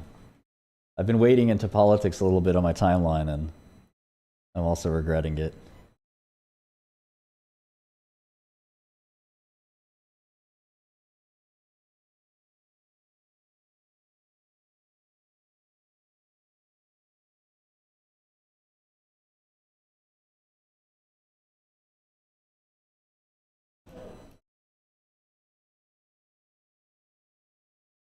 I do think the Andrew Tate prayer app would go hard. Download my prayer app today. Otherwise, it's haram. Too Australian. Otherwise, it's haram. It's more Australian. Water. Water. Water. Otherwise, it's haram. Don't be haram.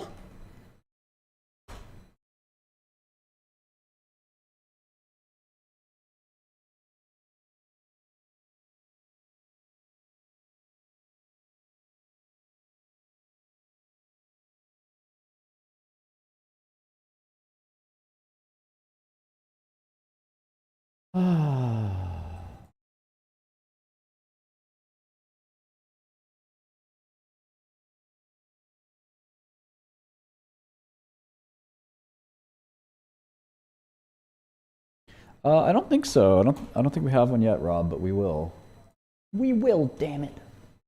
We will.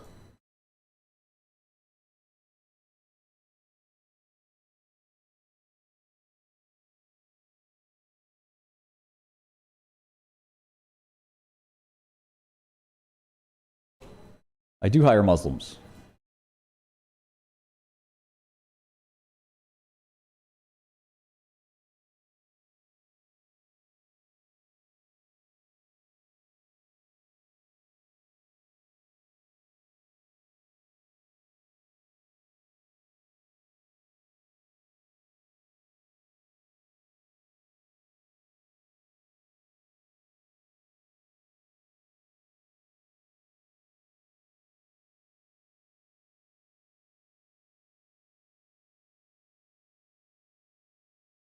Yeah, Capper's coming. Capper's coming.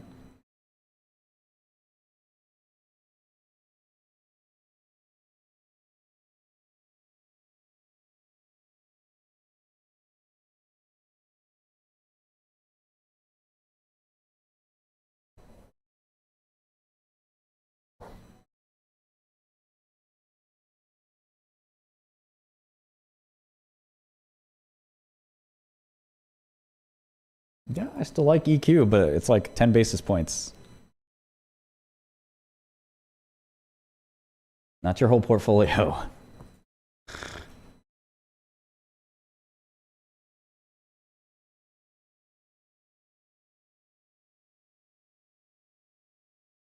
We're not too diverse yet with 16 employees. I think we got a little ways to go before we get super diverse. But I'm definitely doing diversity.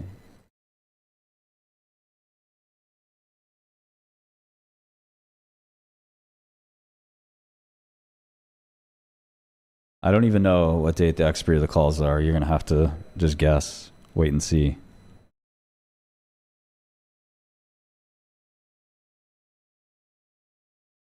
I like SPRB a lot more than EQ.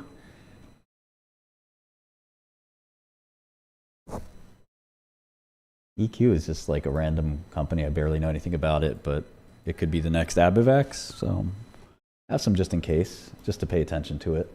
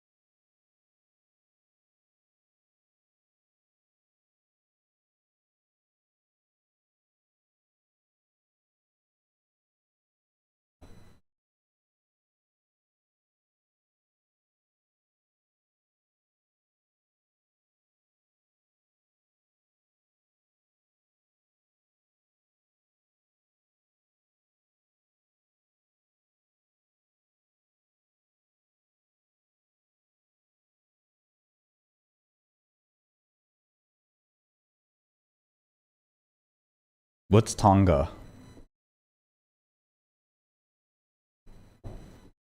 Dubai. Yeah, Dubai, maybe not for me, man. Isn't it hot out there?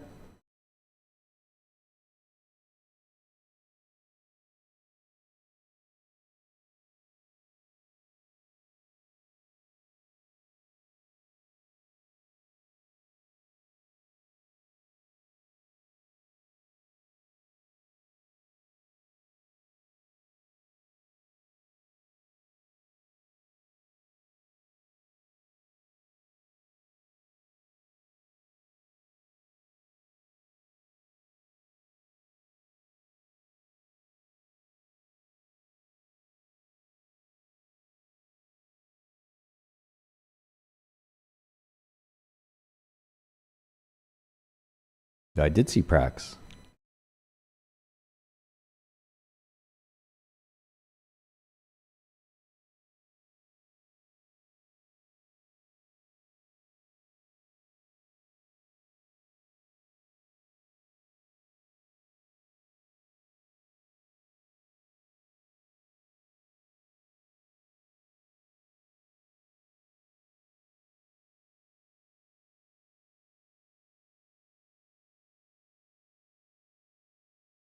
Top news alert, Warner Brothers Discovery ponders outright sale.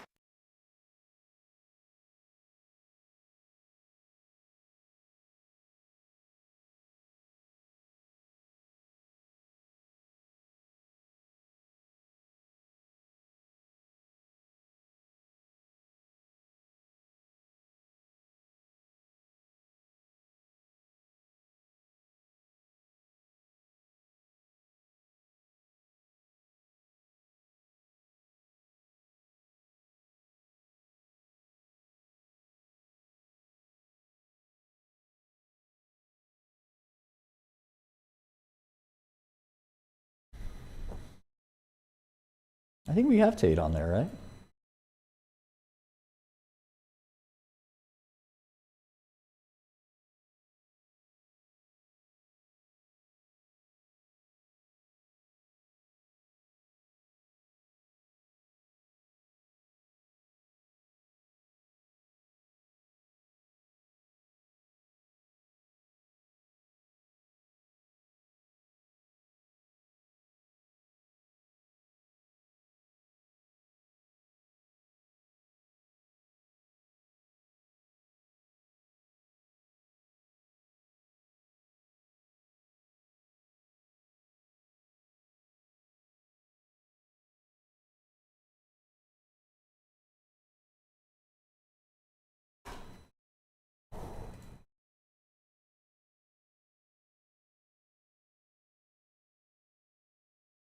Oh, Alteogen does hyaluronidase. Similar to Halozyme. Interesting. I gotta start following these guys. Trades only in Korea. So you do, ticker is 196170.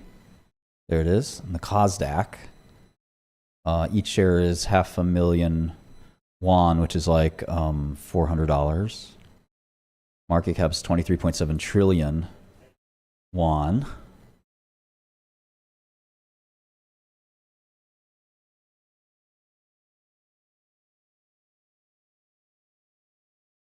You can actually look up the KRW USD right there, or USD KRW, 1430. Now we take out our calculator. We do 23.7 divided by 1430. 16 billion market cap? Is that real? Is that real, chat?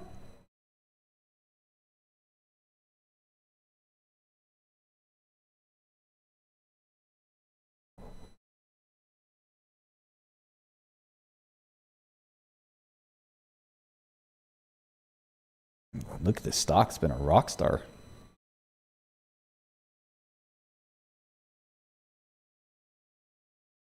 I guess they got the...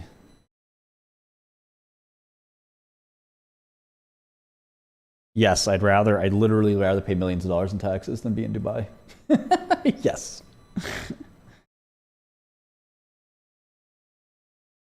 %100%.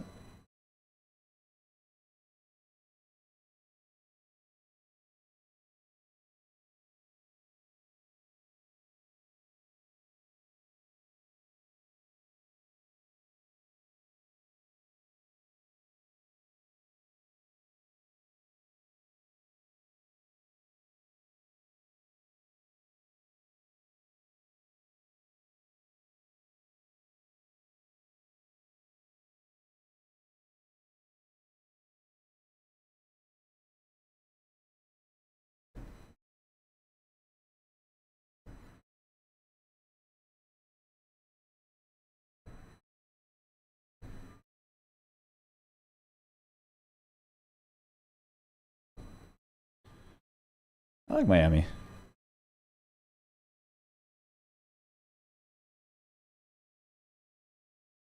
I'm not sure it would take much more time. I don't think it makes a difference. The way I build huge amounts of wealth is through building companies. When I build a company that's worth $5 billion and I own 30% of it and I sell the company or something like that,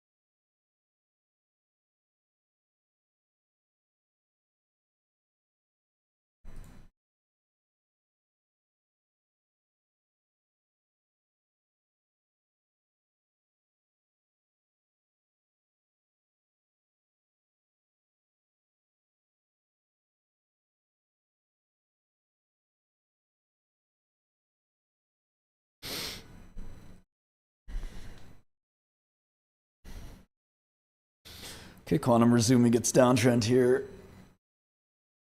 You got QUPT at 16. It's the lowest it's been in a while. Let's look at a chart of that, actually.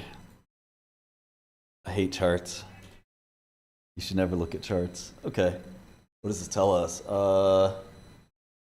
It's actually never hit its high that it hit last year. It's kind of funny.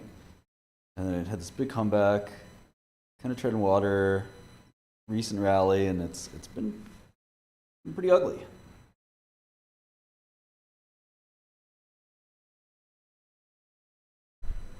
Yeah, what's Trump saying? Let's see. In Chicago. Do you know they've had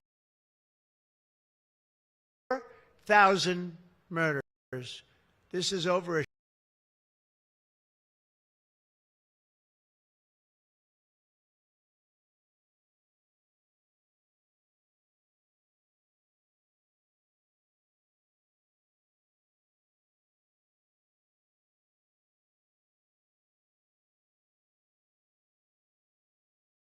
But QUBT has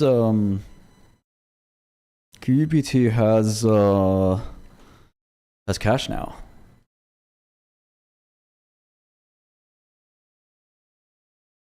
Yeah, Alteogen's a monster. I gotta look at this one.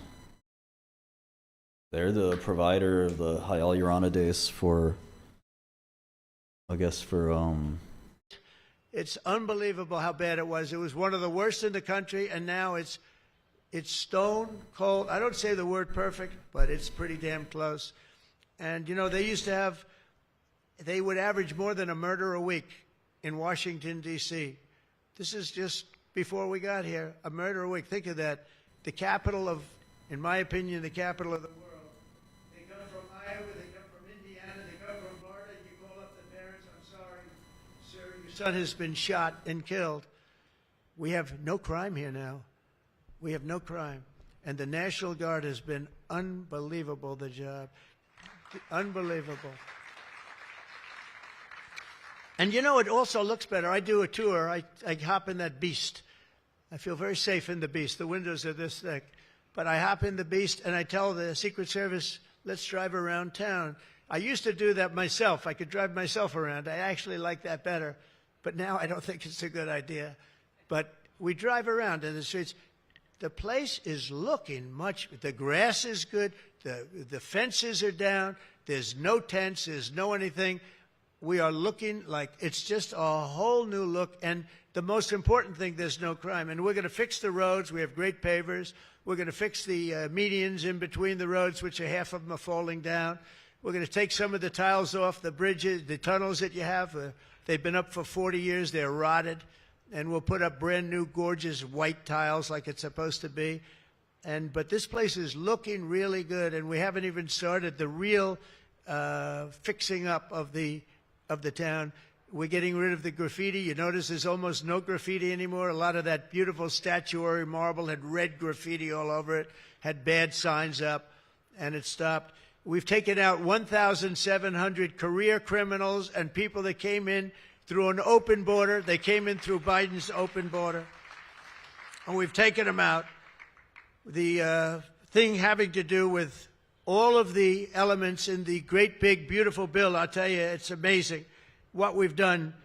$200 billion in costs for medical. What we've done, $50 billion for rural hospitals. And remember, no tax on tips. No tax on Social Security, no tax on... Think of all of these things that we've done. This is the biggest, this is the greatest bill. Social Security, no tax on overtime, but no tax on tips. I got that from a waitress in Nevada. I was making a speech, and I'm at one of my restaurants in the hotel I own there, and I say, how are you doing? Well, sir, it's terrible. They're taxing my tips. They're going, I wouldn't have even thought that. And I looked at it, and she said to me, sir, there should be no tax on tips. I said, say it one time more. No tax on tips. I walked outside to the press. I said, there will be no tax on tips. She was right. And we won that state by a lot. That's not a state that we win by that much, David, but we won it by a lot. So it was pretty good. But that bill is chock full of so many different things. So it was the biggest bill. I'm actually saying this to the fake news so that they maybe print it, but maybe not, because you people know. It was the biggest bill ever passed in Congress. And what we did was a little risky. We put everything into the bill, John, right? And some people were against it. They said, no, you got to do small bites. And we gave it a shot, and we got it passed. I got a call from John. He said, it was 3 o'clock in the morning. Sir, we have 4 hard no's. Could you please call him? I said, what time is it, John? It's 4 o'clock in the morning, sir. So I call up. One of you is sitting right here. I said, Jim, could I say hello to you? It's 4 o'clock in the morning, right? He said, sir, you have my vote. I said, wow. Then I called up another person. I'll use fictitious names. Doug, could I get your vote? You've got it, sir. Then I called up another one. How about Josh? Could I have your vote, Josh? Because I like Josh. And Josh, who can be very difficult, said, sir, you have my vote. His wife was screaming at him on the other side. Sir, you have my vote. But I called people, and they weren't really hard-nosed. They wanted a little attention, unfortunately, at 4 in the morning. Sometimes I like the ones that don't like the attention, but we'll take it anywhere we can. And we got it passed, right, John? And nobody thought that could happen because you have a small majority. And in the how about in the House, we had a majority of 3. We actually went down after that for a period of about 2 months. We went down to a majority in the House of 1. And I kept saying, you know, because I'll tell you, Mike Johnson's great. The team, these 2 teams, did you ever see 2 people more different? One's tall, one's slightly less tall. We want to be polite. They are very different people, but they're the same in terms of talent. They did the 2 guys, and they get along incredibly well. We all do. We get along great. But we passed a bill. We don't need to pass any more bills. We got everything in that bill. There's nothing else we have to put. We got the largest tax cuts in history. We got the extension of the Trump tax cuts. We got all of these things. And, you know, remember, they lie. They will look at I saw it the other day, they were talking about, I call it the great big beautiful bill, but that's what it is, the great big beautiful, the biggest bill ever passed. And what they say, they make up stories. And I saw they were interviewing a senator, and they said, well, what's wrong with their bill? He didn't know what to say, because there's nothing he could say. It covers everything. He said, death. It brings death. Now, if I'm a regular person and I hear that, I say, oh, that's terrible. But it's just the opposite. It brings life. It brings Medicaid.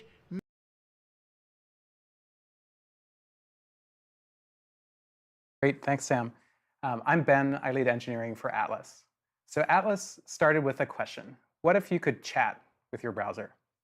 And from that idea, we reimagined the entire experience, replacing years of clutter and complexity with simple conversation. We wanted to make sure that Atlas didn't feel like your old browser, just with a chat button that was bolted on.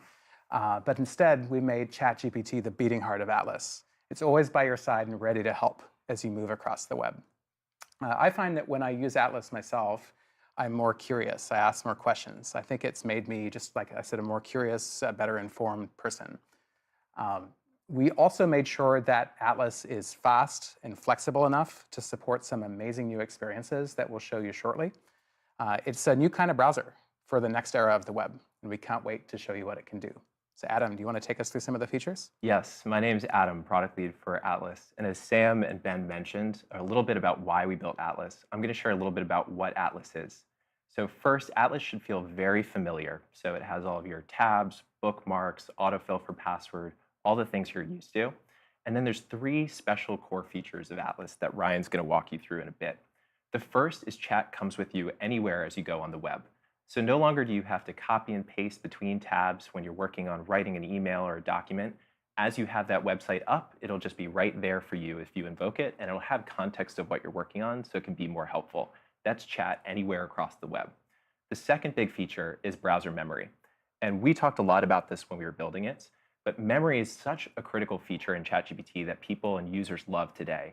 And that's because as you use ChatGPT more, it just gets more personalized and helps you better and understands you much better. Now that's going to happen as you go on your browser across the web in Atlas. And it just should be more personalized and more helpful to you. And then the third, which we're really excited about, and Justin's going to show this later, is Agent, which is in Atlas, ChatGPT now can take actions for you. It can do things.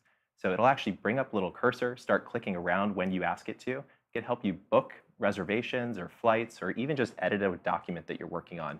And we're really excited to share this with you. So Ryan, our lead designer in the project, is going to show you a tour of Atlas. Thanks, Adam. All right, so I get to do the demo of the core flows in Atlas. What you should see here is your home screen. This is what you'll be presented with when you first download and open the app, or anytime you create a new tab. We tried to create an experience here that will feel totally familiar coming from a traditional browser, but with all the power of ChatGPT baked in. To that end, you'll see there's a composer in the center of the screen where you could ask Chat a question like normal. You can get to all of your tools, your models, and your sidebar with all of your chat history. So, but because it's a browser, you can do more. Type Hacker News, Chat's going to take me to the URL. I could say, I could reference a bookmark in human language, and it's going to open my commits for this Galaxy diff. You can use browser memory to search your web history for something that you know you've seen before, but you don't know exactly where it is. So let me say, search web history for a doc about Atlas core design. No, I made this somewhere.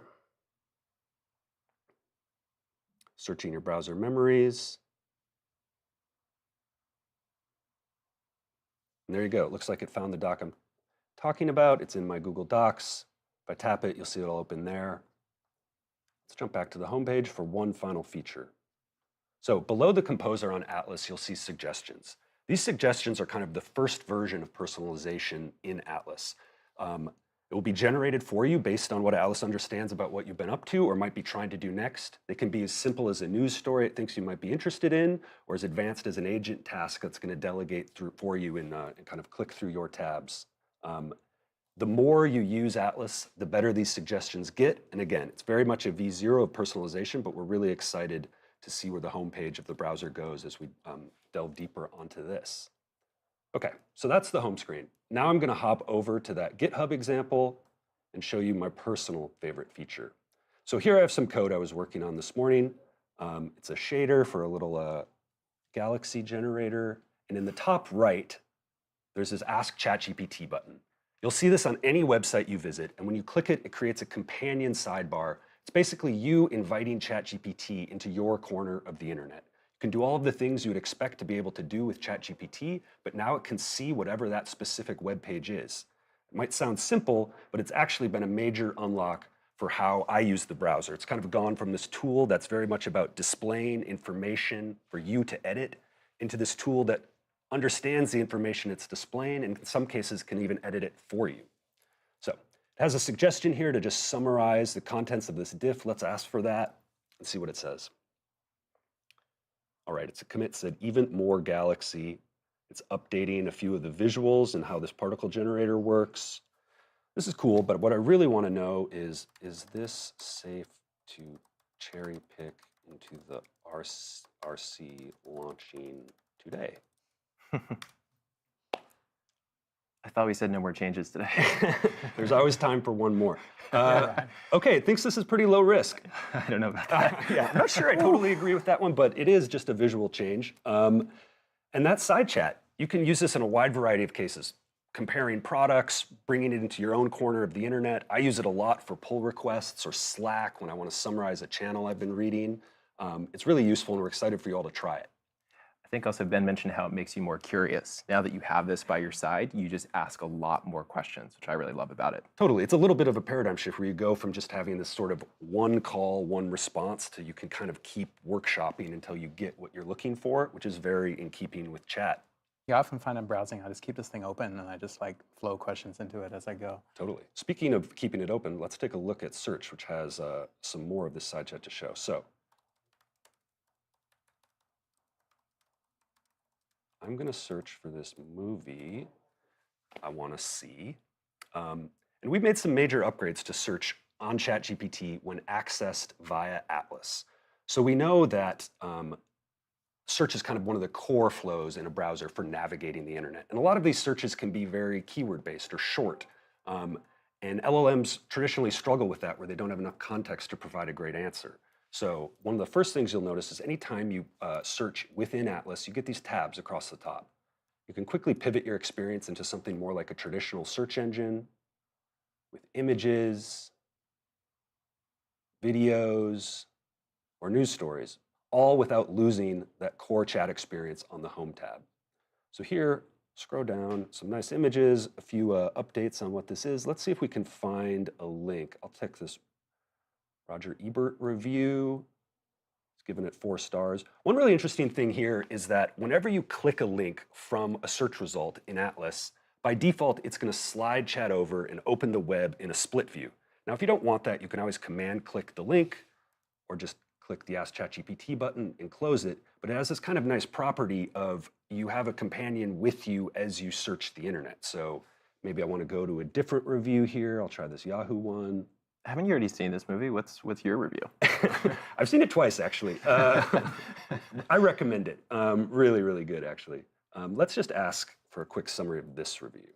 Can you summarize this review in 5 words or less? Maybe we can get to the meat of it.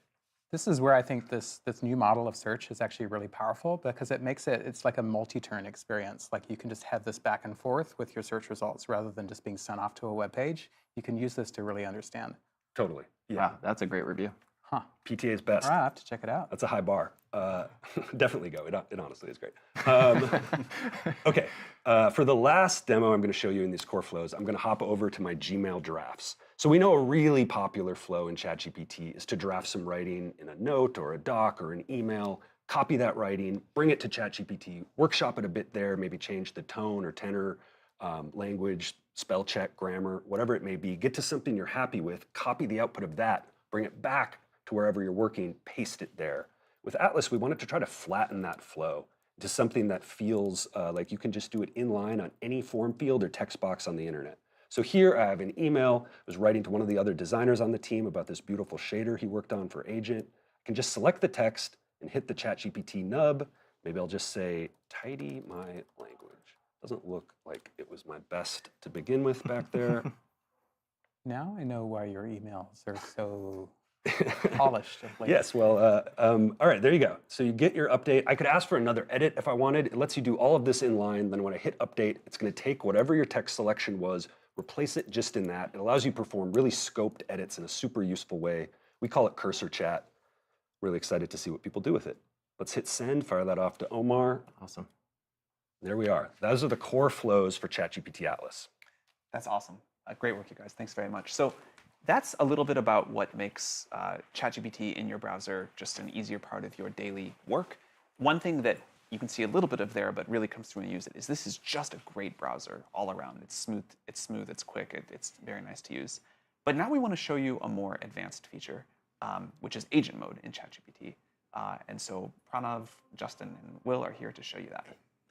Hey everybody, my name is Will Ellsworth, and I'm the research lead for the agent in Atlas. My name's Justin. I'm an engineer on the Atlas team. And I'm Pranav, one of the product leads on Atlas. And we get to show you how Atlas is able to browse the web and do things for you in agent mode. There's honestly so many different ways you can use this, right? Maybe you want to hand off a task that you're just not interested in doing, or you want it to teach you how to do something in software you've never seen before. This is a preview, but honestly, we've just been blown away by how powerful this agent can be with full access to your browser and your personal internet. That makes safety really important, right? Absolutely. And so we've built safety into every part of our stack, from the model all the way to the product experience, which Pranav will tell us a bit more about. But why don't we see it in action? Let's rock and roll. Let's do it. All right, so we have been planning a haunted house. Really excited for this. Yeah, I'm pumped. And for whatever reason, I got roped into being the project manager for this. And we have a Google Doc that we've been using to kind of informally plan out our tasks. And so you can see, some people have filled in their current week's tasks. And unfortunately, there are a couple of issues here. So the first problem is, as you can see by the to-dos, some people have not filled in their current week's task. And so I would love to leave a comment politely reminding them to do so. And then second is, while Google Docs is this amazing tool, we also have some more formal task management software called Linear. And I would love to take all of the current week tasks that have been filled out and convert them into linear tasks, or in the linear verbiage, issues. So the tough part here is I have very little project management experience, don't really know how to use Linear. I don't know why we put you in charge of this. Yeah, beats me. But I therefore would love to just delegate this to agent mode in Atlas and have it take care of this for me. And so what I can do is I can click this agent mode here, and you can just find this with the plus button selecting agent mode. And I'm going to kick this off. And this agent mode tells ChatGPT that I want it to actually take actions on my behalf inside of Atlas. And so you see it has its own cursor. It's going to be clicking around as if it were me, has access to all of my local authentication, all of my history. It should really feel like a natural extension of myself. And I'm going to hand off over to Justin. Yeah, the team paid a lot of attention to the product experience here, right? We really wanted to make it feel like it was coming alive, and you could see exactly what the agent was doing, so you could start to build trust that it was, doing what you wanted it to. But yeah, just to emphasize this point, this is ChatGPT in agent mode using your web browser for you locally. It's got all your stuff. It's clicking around for you. You can watch it or you can't. You don't have to, but it's just like really, it's using the internet for you. Exactly. Yeah, it's like right in your tab, and that's one of the cool things about the experience of using Agent in Atlas. So it looks like it is kicking off. So one thing that's really nice is that I don't need to sit and watch it, right? I can let it just do its thing in the background and use my browser for other things. So here we have a recipe. We're planning a potluck, right? Yeah, really excited about this recipe. Yeah, and so I'd like to show you how we can use Agent for things in your personal life. So one thing that I always struggle with recipes is figuring out what ingredients I need to buy, right? It's somewhere in the recipe page, it's some serving size, I need to figure it all out. So I like to use Atlas to ask ChatGPT, what ingredients do I need to buy to cook, do I need to cook this for 8 people? And ChatGPT is going to go ahead and read the web page, figure out the ingredients, kind of do some math for me, and tell me exactly what I need. So useful. Yeah, in the past I've told it that I like my shopping list organized by grocery aisle to make it a little easier to shop for. And looking at this, I have most of this, honestly. I just need the meat and the produce. So I'm going to say, can you order the meat and produce for me? And we'll shut off how you can start agent mode by clicking a button, right? Which is really useful if you know to reach for it. But in those moments that you don't, ChatGPT can figure out that the way to accomplish this is to take over your browser, right? You're always in control. You always have the option to approve or reject it. So I'm just going to click continue to hand the task off to Agent.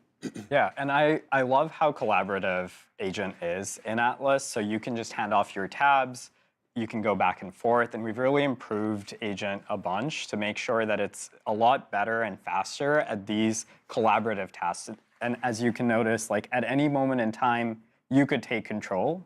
And so one thing that's really great about this is like Agent already knows that Justin likes to shop at Safeway, on Instacart, and so it knows exactly where to go when all he said was, can you order this for me? And so it's found its way over to Instacart, and it's starting to search. You can see how it types way faster than I do. And I pride myself in my typing speed, and this has just blown me out of the water. Yeah, exactly, and it started adding items to the cart already.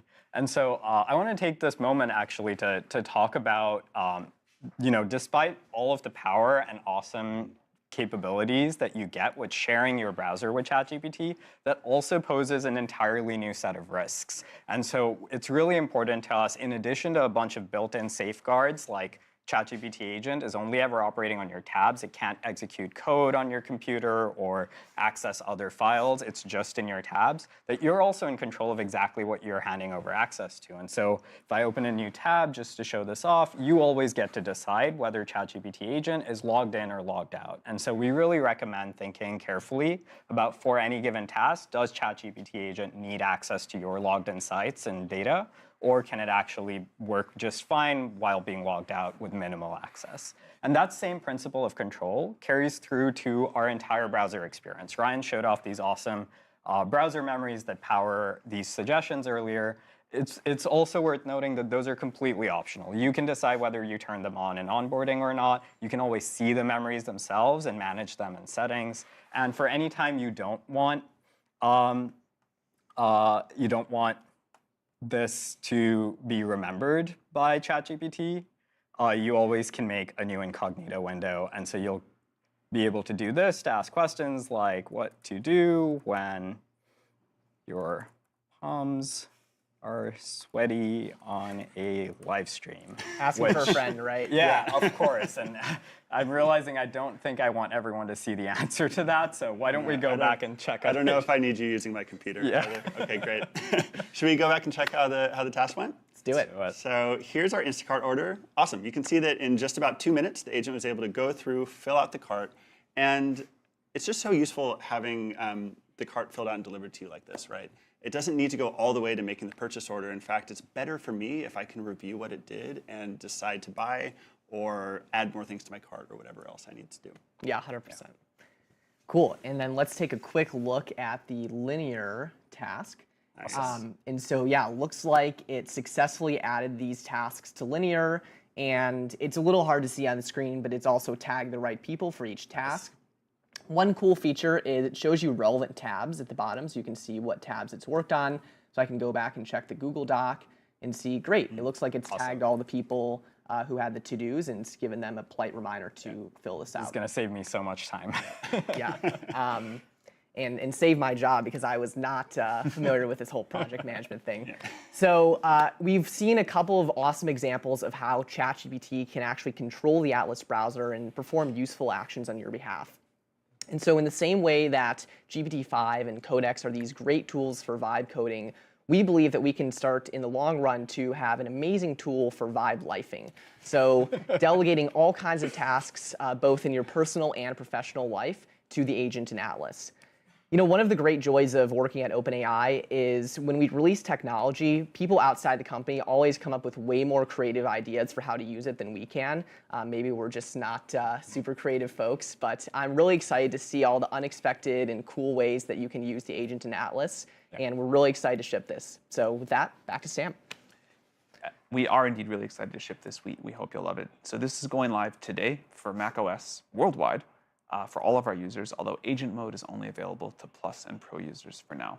We want to bring this to Windows and to mobile devices as quickly as we can. We think people will, hopefully you'll love this as much as we do. There's a lot more to add. This is still early days for this project. We think the kind of idea that we're excited about is what it means to have custom instructions follow you everywhere on the web, and as you have this agent that you're having do things for you, getting to know you more and more, pulling stuff together for you proactively, finding things that you might want on the internet and bringing them together, which we showed a little bit of. We think we can push that quite far. So we hope you'll check this out. We hope you will enjoy it, and please send us feedback. Thank you very much.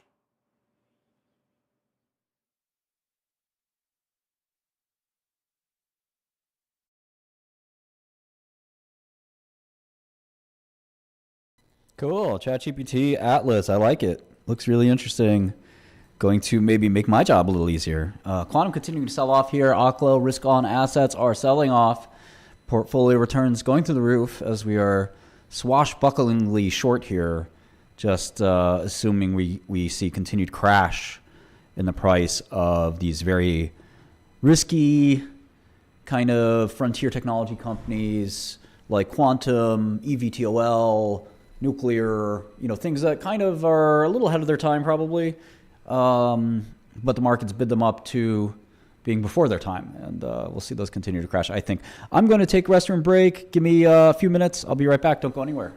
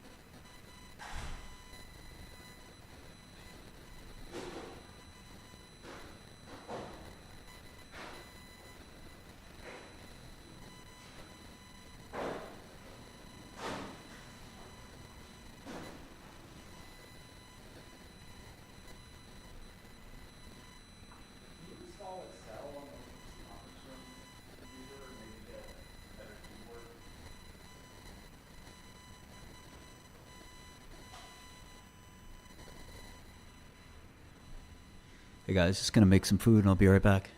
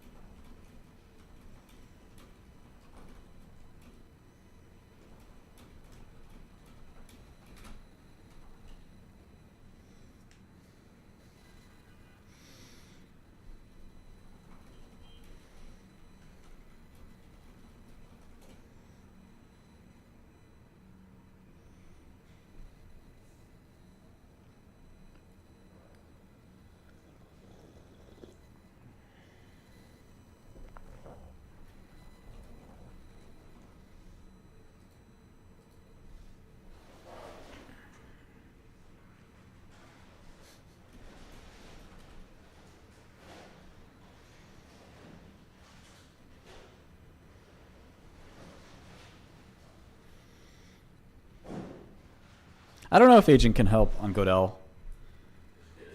Oh, I got the wrong. Do you guys like this better? If I talk with there's like a little noise in the background, or do you want it to cut off? Let me switch to the different type. Or do you like it more like this, where it's silent and it might, I guess, like you might lose some communications here and there.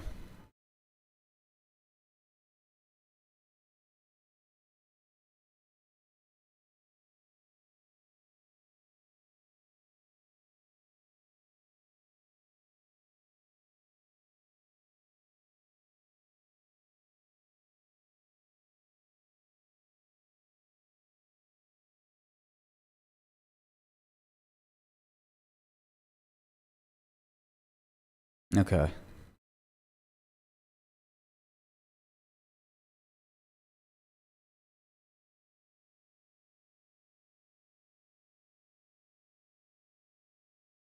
Got some nice downside here. Lays down 9%.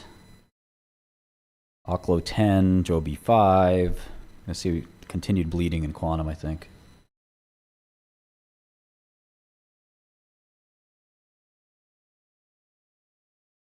I'll buy a little SPRB, be on the home team here. Hold on.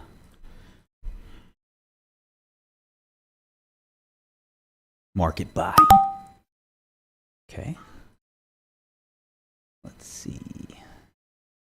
What's eating some margin for me? Oh, this is okay. Let me get rid of some of this.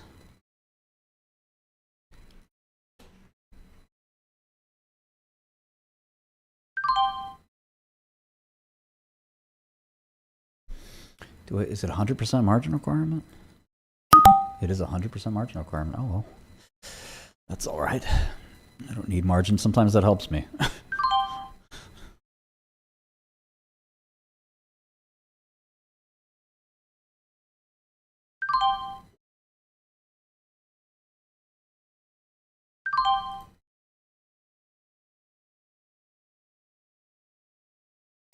Still, like, I'm like $50 short. It's hilarious.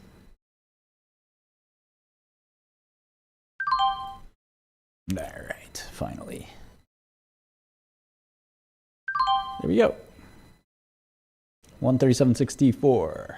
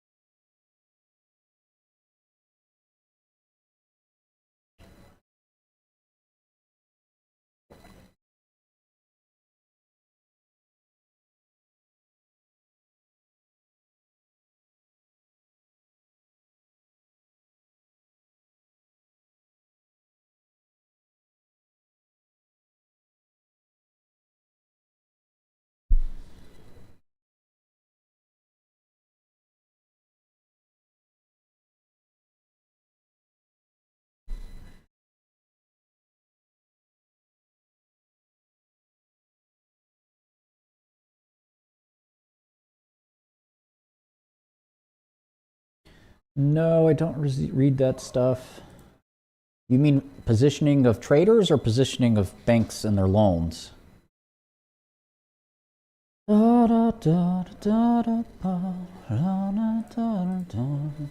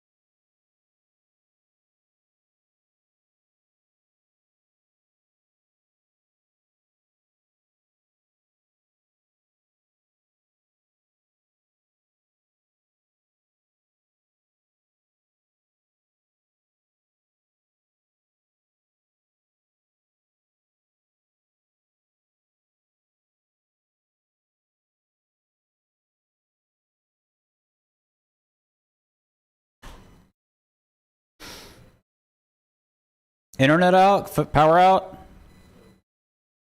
Any fucking thing. Power's back.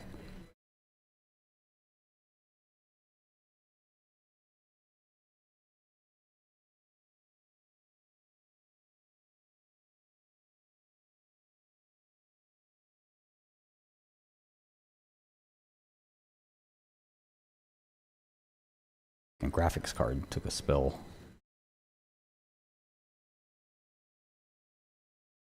My graphics card just like reset.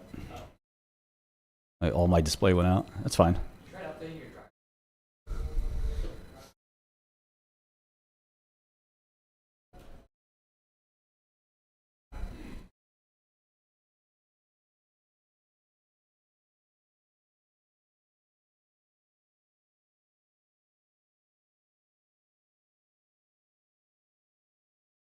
Yeah, nothing going on Beyond. I don't know why anybody's interested in that. Should I short it?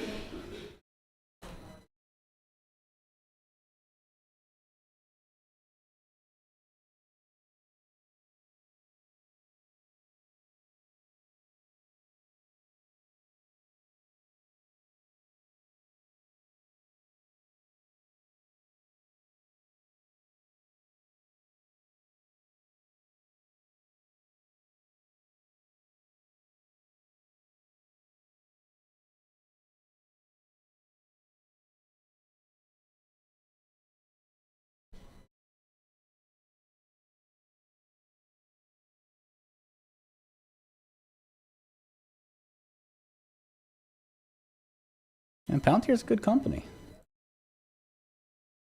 I don't know why everyone wants to short Palantir. What bad companies?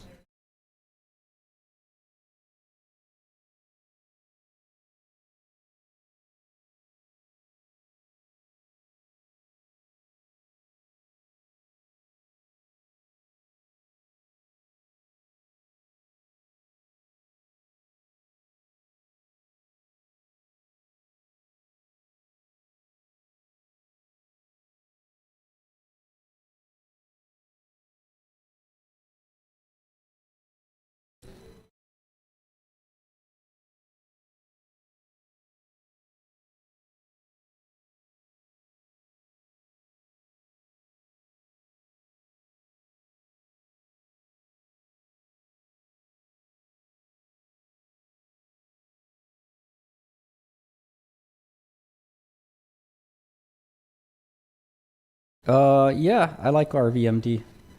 Speaking of which, let me get that program that I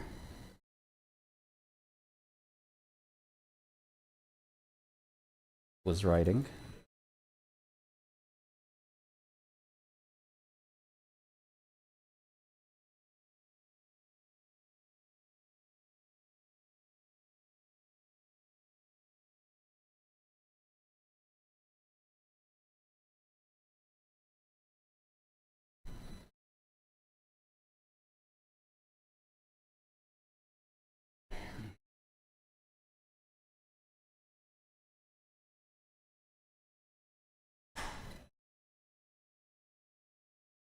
I don't have a position on Open Door. We'll see how the next couple of, I guess, quarters go.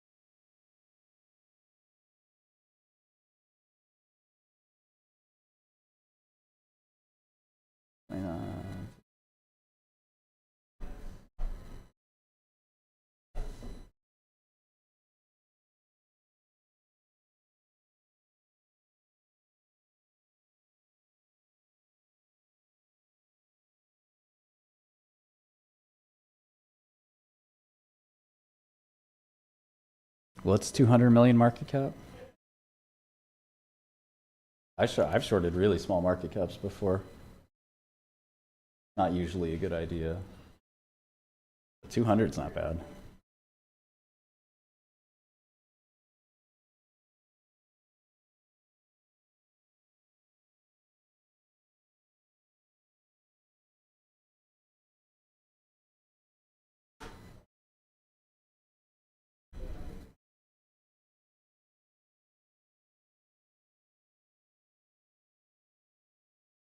Go beyond. Is that the enterprise value or is that the market cap?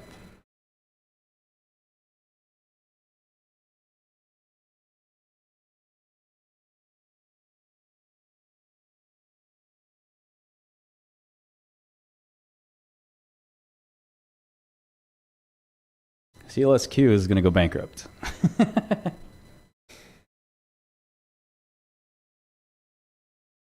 We are short CLSQ.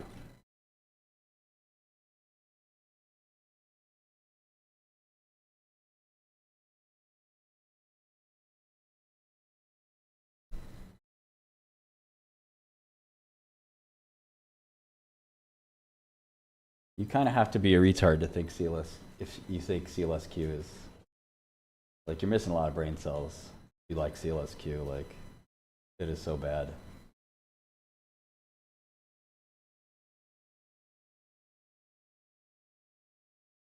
Oh man, I'm streaming all day. No, I'm good. You can always message me too. You guys interrupted my stream.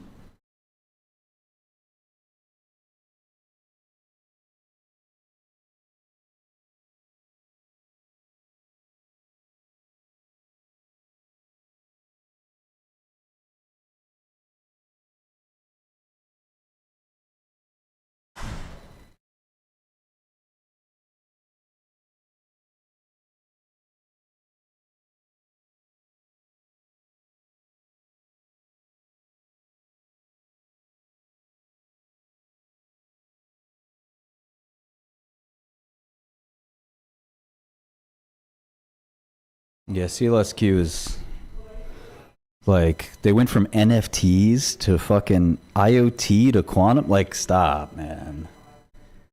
No products, no revenue.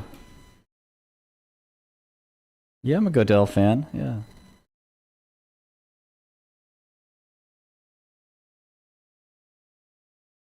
You could say that.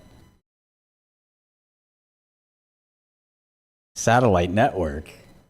Satellite network? Come on. You know a satellite network? Fake ass company, bro. Satellite network. All this company exists to pay the CEO. That's it. Rinse retail. If you haven't figured that out by now, like, you're brand new to the stock market. Brand new. And you're gonna find out. It's cool. You're gonna get some lessons. Some lessons you will never forget.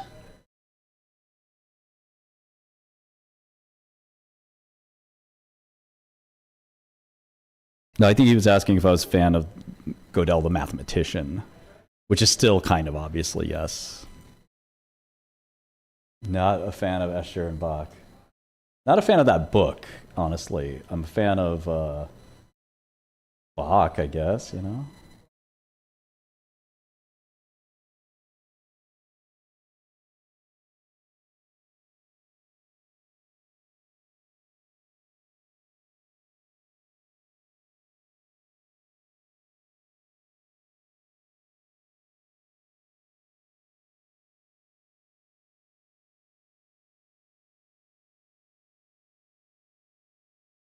Yeah, good old Offering would definitely put the nail in the coffin of quantum.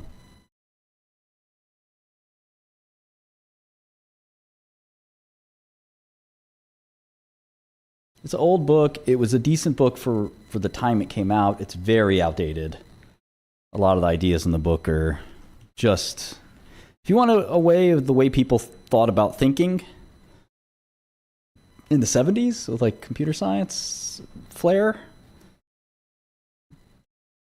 not a bad book on, like, philosophy and, you know, what we knew about, I don't know, logic back then. But he looks at logic through technology, a technological lens, and he was wrong about a lot of it. So it's a little like Kurzweil's books as well, even though Kurzweil's books are more recent. We're definitely a ClickHouse shop. I don't know if we need help optimizing it, but we do hire full stack engineers in New York City.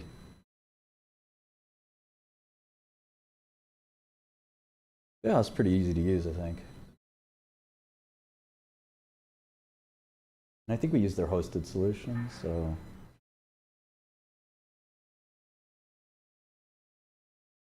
It's not a terrible book. It's kind of like just a way of thinking about a lot of interesting topics, and it's, you know, it's not, certainly not like garbage or something. It's just, in a lot of ways, it's like the Talib books, where it's like, oh, this is book for smart people.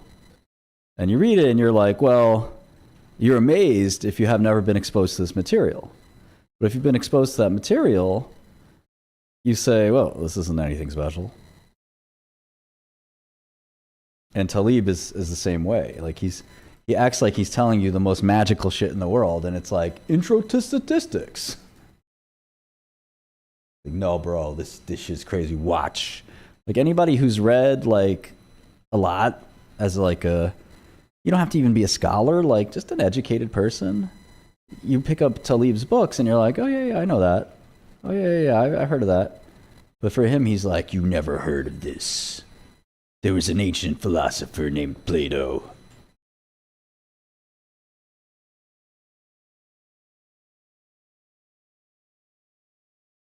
I bet you never heard of Monte Carlo.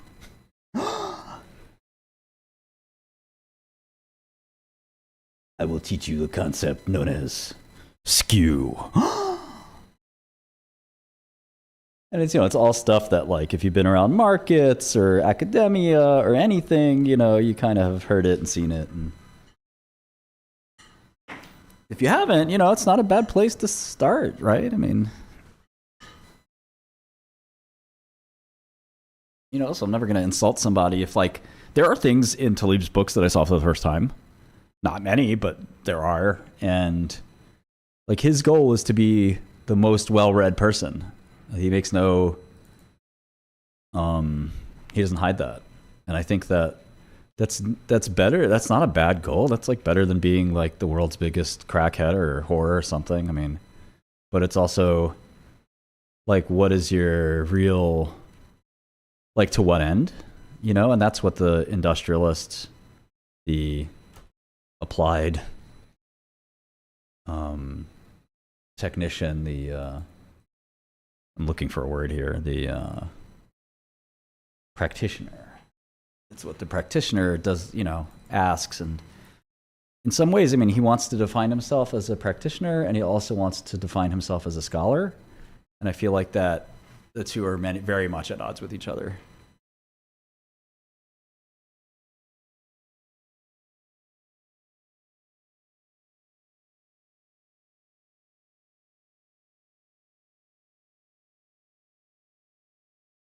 Yeah, I mean, being a professor probably is more enjoyable to him than it is, and being a writer and a thinker than, trading's brutal. I mean, you guys have seen me fucking lose my mind on live stream. Smart and trader don't go together. Being smart and being a good trader are totally at right angles. Oh, by the way, I'm saying at right angles now instead of orthogonal. I'm hoping it's going to catch on. It's kind of a cool thing. I hope you like it.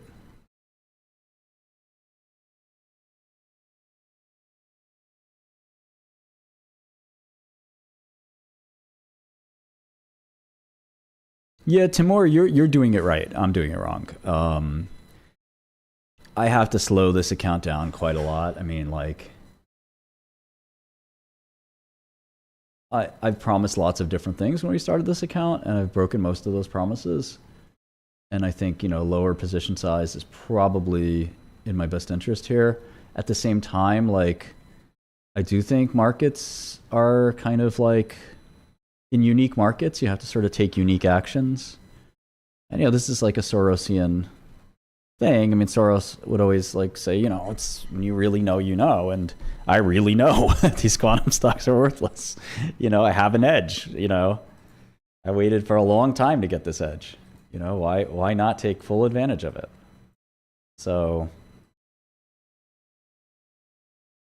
I took a lot of pain. I was down. You guys saw it. They were trying to kill Shkreli. You guys saw it. I was down 50%. You saw it. They're trying to kill me. They're trying to put me away again.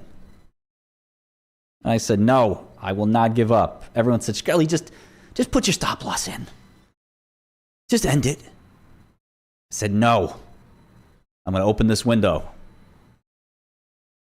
And then they said, Shkreli, are you going to jump? I said, no. Not until I'm down 90%. They said, damn. Then I put this little Post-it note on my forehead that says bag holder, and that was the end. That was the top. Connie came after my ass. That's a fact. Who else? Keith. Who else? John. All the bankers. Gary. I see you, Gary. What up?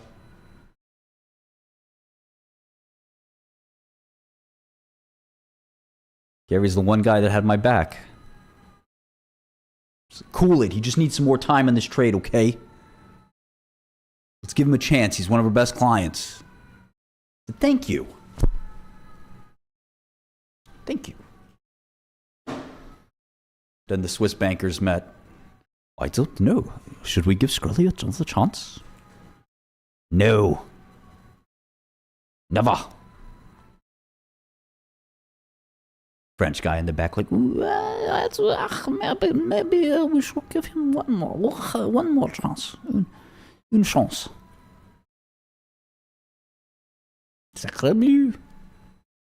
Oh, forget wifey. Wifey came in, of course, right away. But then I had to go to big homie, little homie, rob the Korean liquor store,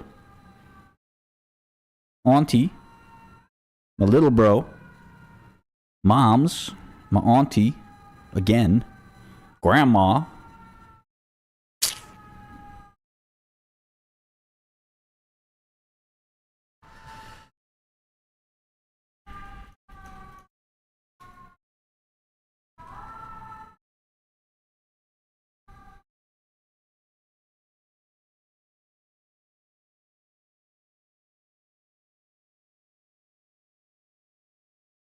Monsieur. Qu'est-ce qui se passe? Yeah, ATYR, that's right. That was the exit. That's how you exit the trade right there. 23 floors. That's how you exit that trade. Ain't no stop loss. Stop loss is the concrete. Thankfully, Country Dumb lived true to its name. And no animals were harmed in the filming of the stream.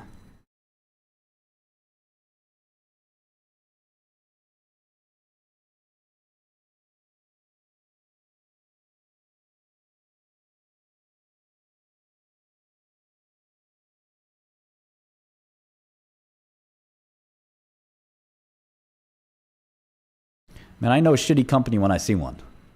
Will you grant me that? Timing, like I said, I don't concern myself with timing. You do that. I just want to know, is it real or is it fake? Most of these companies out there are fake. They don't got shit. All right?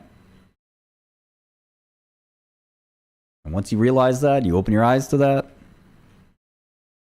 then you can start making money. It is just as easy as avoiding the fake stuff. As you avoid the fake stuff, all you're left with is the real. Now you want the best of the real, the Nvidias of the world, but you know, you can't hurt yourself when you are only buying real quality companies.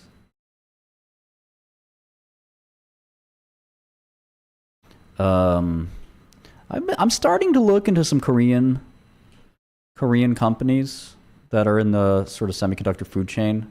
There's some interesting things going on there, eh? I'm not saying that, you know,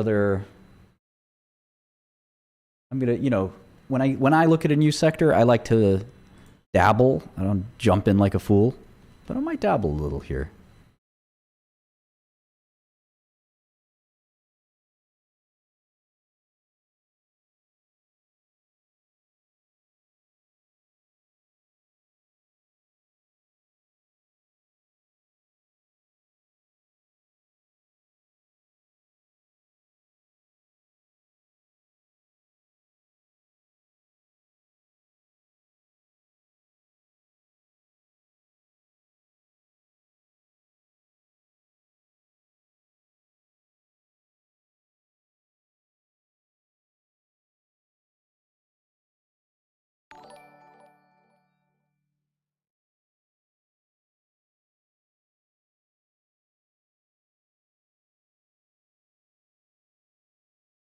Godel is getting better for emerging markets, equities. It's not great for macro yet.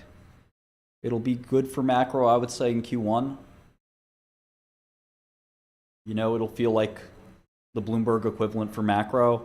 Right now, it's sort of a Bloomberg equivalent for equities, but we're not there yet on macro.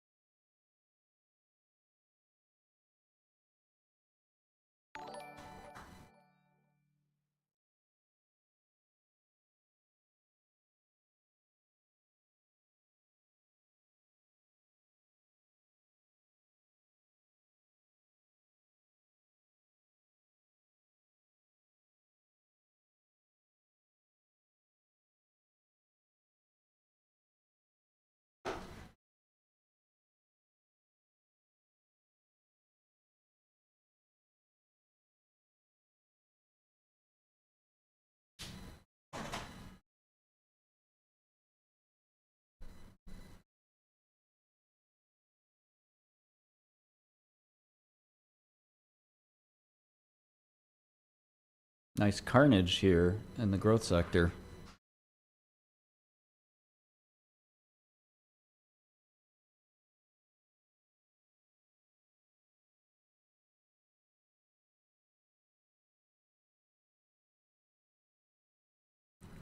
Any more trades to press? We've been pressing a lot of trades. Keep pressing. D-Wave, IonQ, what do you think? Blaze, BTQ, I think BTQ. Gotta press BTQ, right? Such a shit show. Maybe more D-Wave. What do you guys think?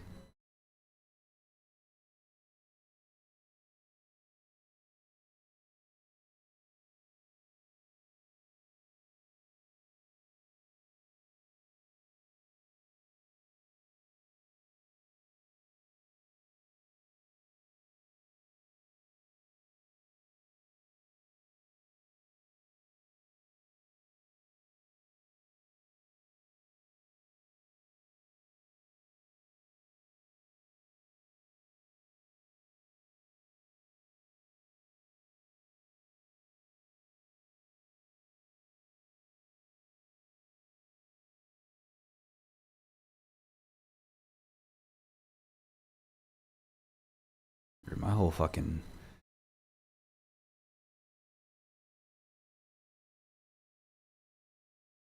What's up, Anders? Maybe Rigetti.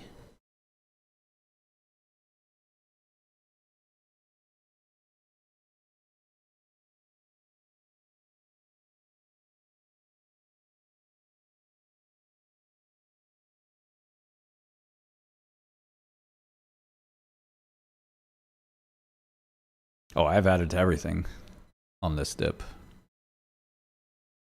You crazy?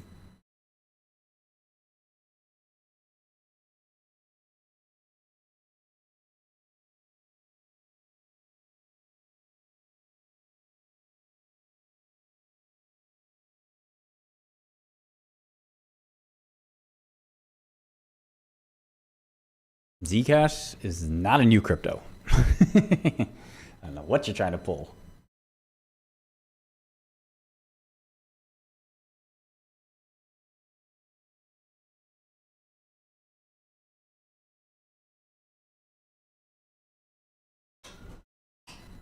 I might have to do a little company meeting. Yeah, I added a little SPRB. Look, it's a long-term position. I mean, they have to file and get FDA approval for a drug. Doesn't happen overnight. I mean, they also have to improve their manufacturing. I mean, you could be in this trade for 2 years. I know you guys like instant gratification, but don't work that way. Don't work that way.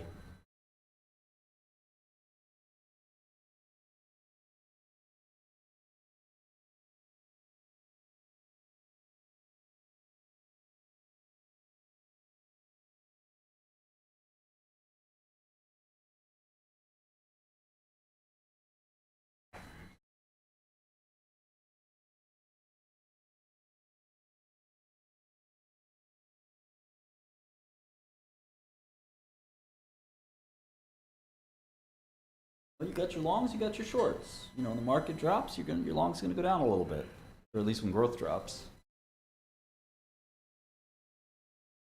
Mono's been a year of pain for me, so I don't know about instant gratification for you, but God bless you. Might have to talk to my colleagues here about software. Making software.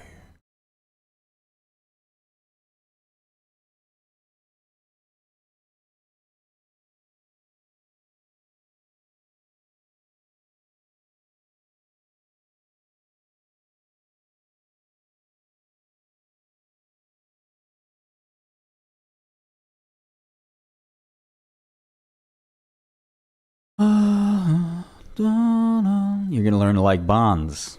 I don't need any info on anything. I'm on Godel if you need to talk to me. Trying to give you some long info. What? What the fuck? You gay, bro? You gay?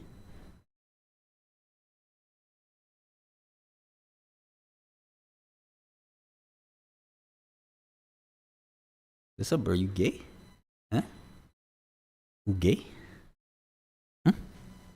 Huh? Why are you gay?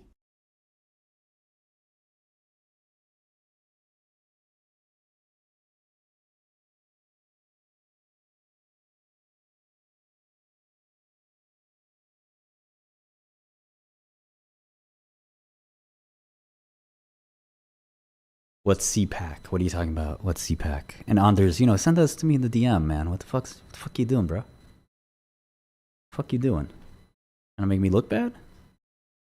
The fuck you doing?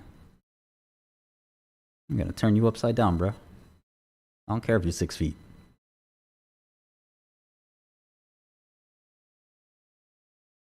Oh, my son is 85th percentile. Jesus Christ, this fucking guy. My own friend. My own friend. My son is 85th percentile height.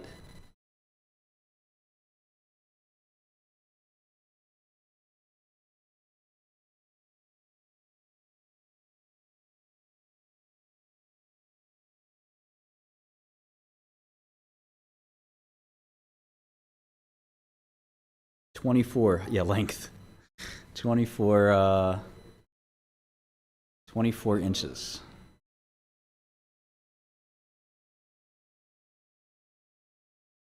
So it's all coming from his mom's side. Lots of height on that side.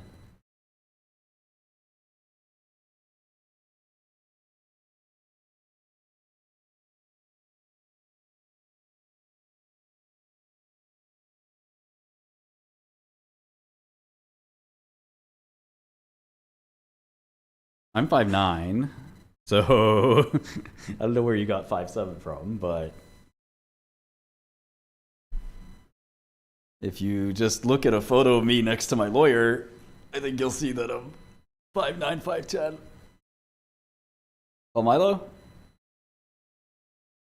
But I mean, if I was 5'7", what difference does it make?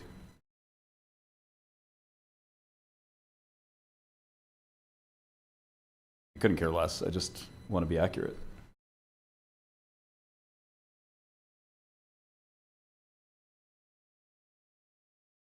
Yeah, exactly. It's a 2-inch difference.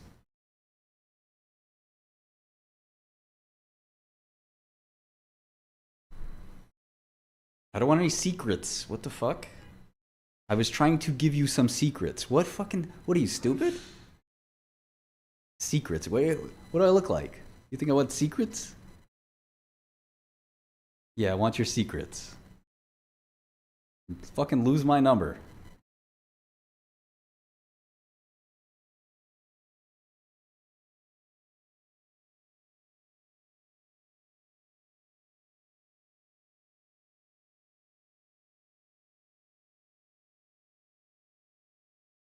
Please give secret.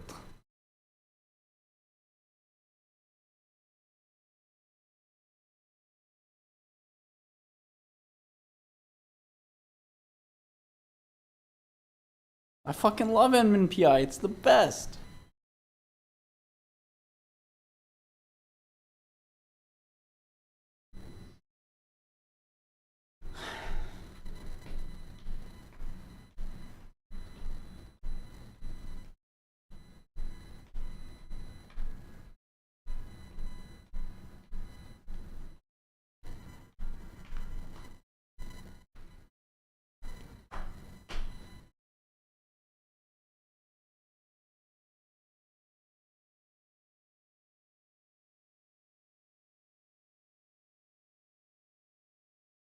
Payday's just getting started, man. We're getting a long way down.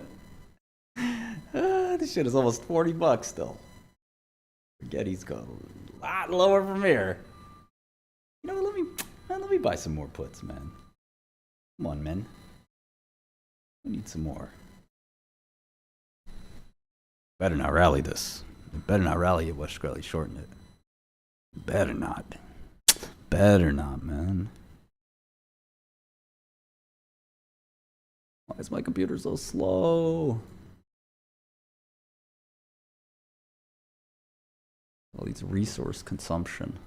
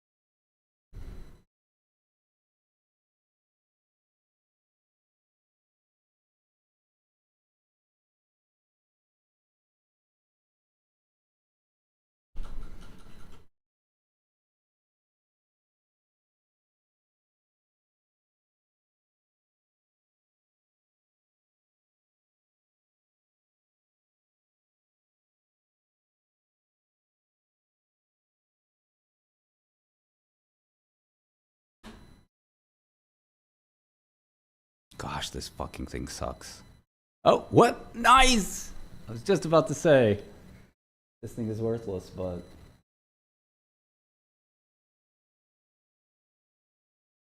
Way to go, Copilot.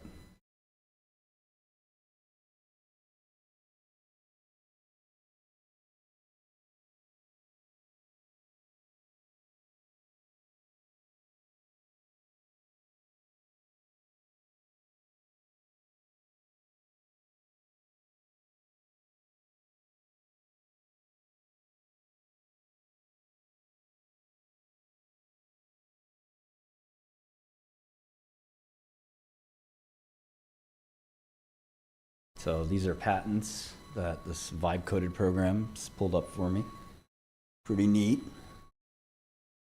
how this works. Okay. Gotta restart that, but yeah, looking good. Very short, some more spaghetti. Never regretty.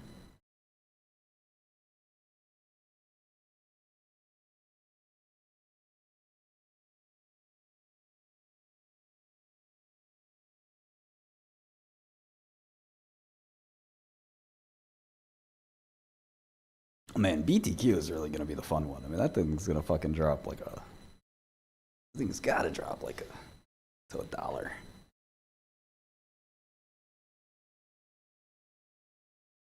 Capricorn.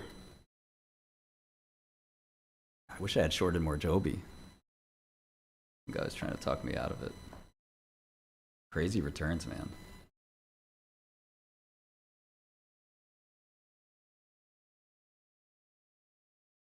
D-Wave 2, I guess. I could short a little more D-Wave.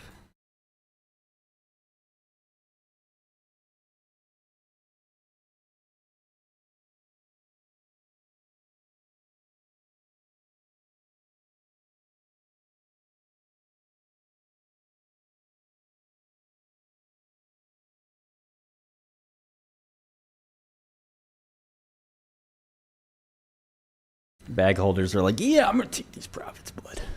I'm gonna take some profits. These diamond hands, paper hands, right? Little paper hands. Yeah, BTQ.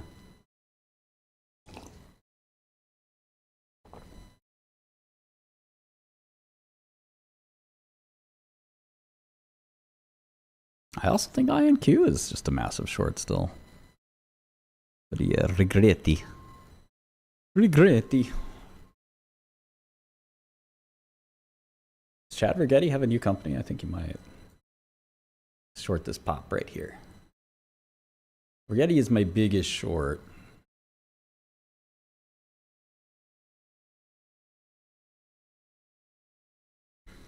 IonQ's number 2.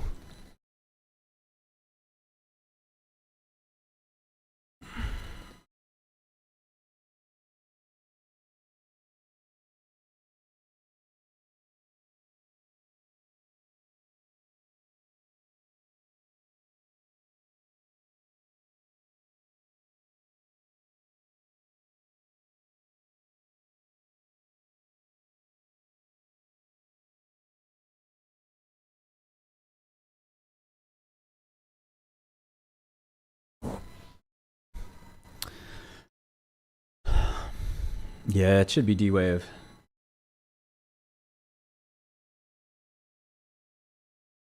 I'm just waiting on any bounces to add D-Wave. No, I mean, they're all pretty big for me, so it's not like it's... I mean, they're all fucking trash at the end of the day. Be real.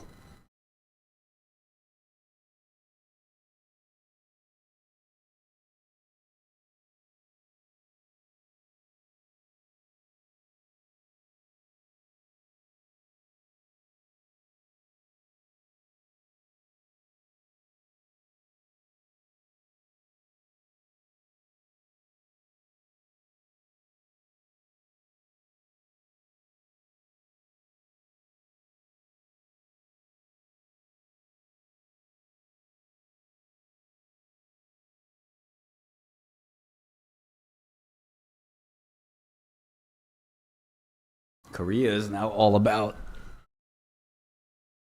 Beyond Meat. That's what they're involved in now.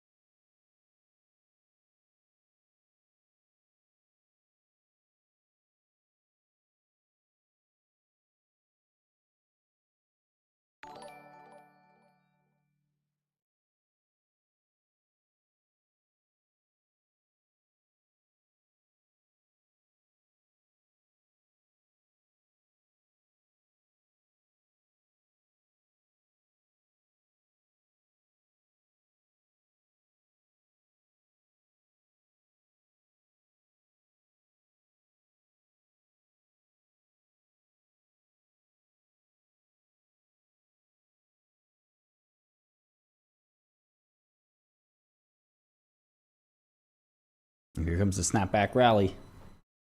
Just a snapback. We're good. We got the snapback.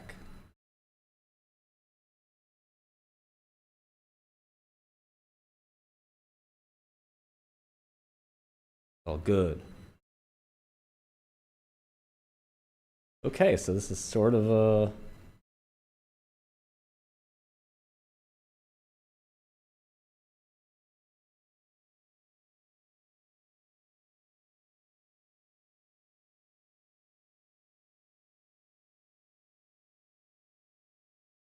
What do you call these cards?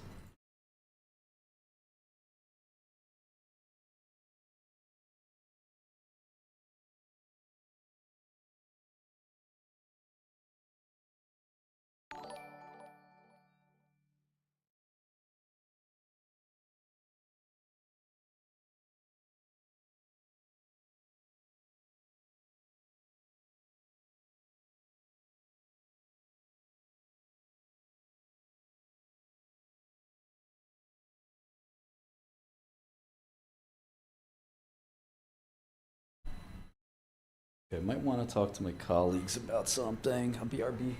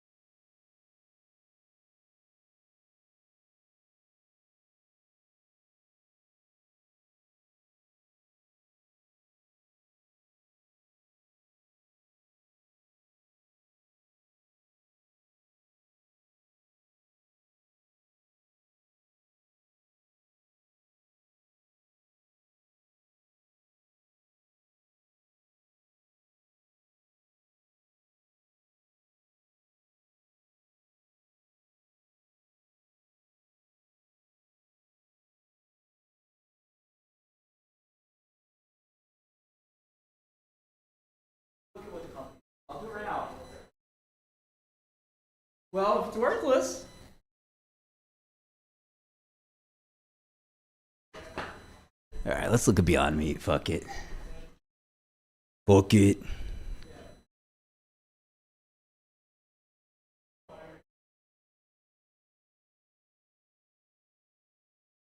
Let's do this. Beyond Street Meat. What is it all about?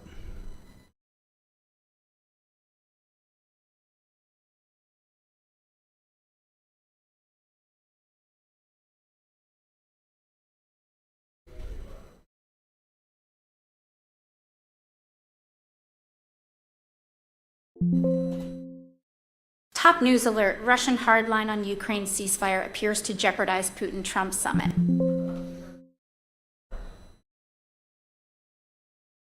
I can put a stop to a parabola, don't worry. Put a stop to this bullshit. Let me take a look.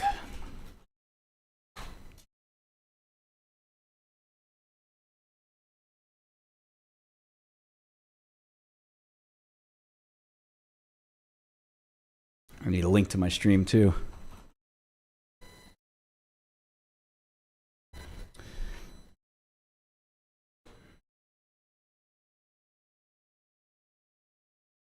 Palmer's on?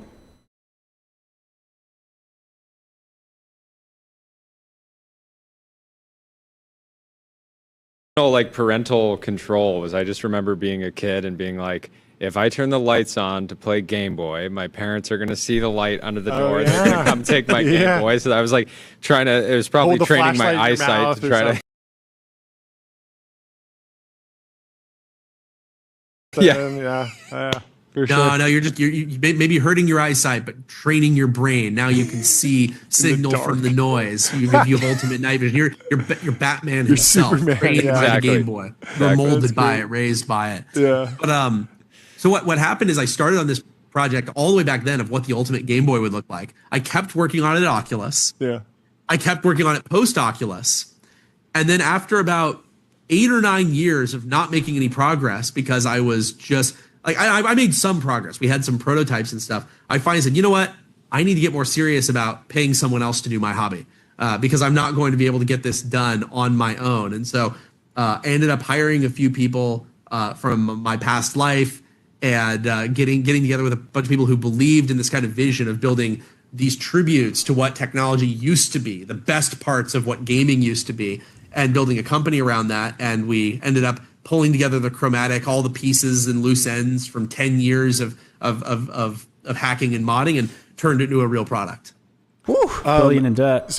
Walk me through the roadmap. The M64 is coming out. That's right. Do you have other ideas or ways you define like what sticks out? Obviously, the Game Boy is iconic. The N64 is iconic. But how broad are you thinking? I like short and garbage. What reaches? Is it just games? Is it just games from the 90s, 2000s? We did the Game Boy because it's the most important handheld console ever. Yeah. I mean, it redefined the idea of gaming, what it was, how you did it, how it fit into your life, how you could build games that you didn't sit down and be tethered to something, but instead could be a thing that you would share with friends, bring to places, meet new people playing them. I mean, that was really, really a wild idea at the time. Yeah. And there's a lot of good in that, but I think that as the games industry has financialized and gotten much bigger, there's a lot of things that have gotten lost. I think that the need to make more and more money has taken things away from, I think, what were actually great product decisions in the 80s and 90s when people were just trying to make great games and great consoles. Yeah. They weren't trying to figure out how to, bump up their daily active users. They weren't trying to build live services. They weren't trying to build, passive recurring revenue models that relied on a variety of modern marketing concepts to juice people and get them locked in. Yeah. What do you like in the modern? And so I'd say just generally landscape? hardware-wise, I want to go into hardware that was like similar turning points. Right? Yeah. So the M64 is an obvious one. That was the beginning of 3D gaming, basically for everybody. You could say, but Palmer, there were people who were playing 3D games on their PCs. Yes, but in terms of mainstream access, totally. I mean, that changed everything. Totally. I'm interested in going to all these points where there's things that we can learn and releasing basically the best version of that combined with modern technology that makes it more useful. So things like what would a modern Sony Walkman look like? Like, what was good about the Walkman experience versus modern streaming and kind of the digital morass that we've gotten into, the algorithmic feed. Like, nobody's doing mixtapes anymore. Listening to music is not a conscious activity. It's not a curated activity. It's being a receptacle for a machine. People talk about just having AI slop fed to them without realizing that the modern music industry has kind of been pioneering this for a long time. It's just the AI is behind the curtain. The computers are behind the curtain, and the algorithmic recommendation engine is behind the curtain. Do you feel like there's some green shoots in the modern gaming economy? I'm thinking like, yes, there's a lot of mobile games that are hyper optimized, and there's a lot of games that have gone free to play with all the micropayments and stuff. But then you do have folks like the team behind Last of Us, where it's just a story, and you don't really get sucked into any crazy micropayments, and it feels like there's an artist behind it. But are there other areas of the modern game industry that are sticking out to you as like positives? There certainly are, and there's lots of modern indie games that are, I think, doing a lot of like you look at like Silk Song and a lot of like fantastic. But where you're not seeing this, I think, is on the hardware side. Sure. Like you're still living in an ecosystem. So like, let's say that you want to play a game that was built with these values. All right, so you're going to turn on your console. You're going to try to play it. Oh, there's a critical security update. Time for you to do your critical security update. Yep. Okay, now you need to also... So Beyond Meat, debt has rallied. What a move. From, it was trading at 8 cents. This is the 2027 paper. And it's now 75 cents on the dollar. Incredible move for the Beyond Meat debt.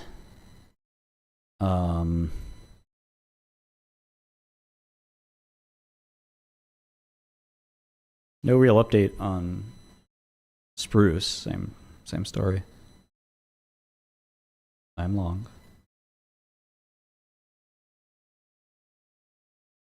No, Beyond Meat isn't the GameStop of anything. Okay, so you're issuing up to... Okay, so the shares outstanding number is wrong. It's not a 200 million market cap. They're going to issue a massive amount of stock. 326, 190, 370. They like quadruple the shares outstanding. So what is this business worth?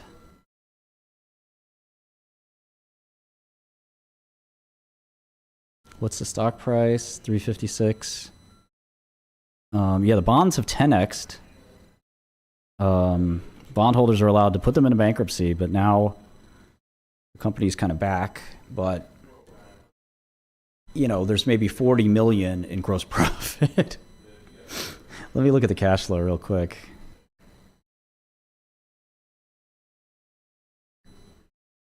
Where's the cash flow? Minus 60 for 2 quarters and minus. Yeah, so it's very similar to net income. Okay. So this debt's arguably gone with that conversion, although it sounds like they're still going to have 700 in debt. So being charitable as possible, 25 times gross profit for a declining business. Okay, yeah, it's a short. So the question is how to time this and get it right. And what's your margin requirement? Because usually shorting these really small stocks are very hard to do. But let me start the short off a little with a small amount. No shares available. Okay, let me try a different broker.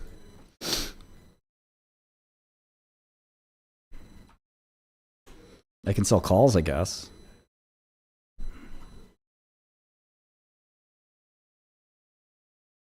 Sell short.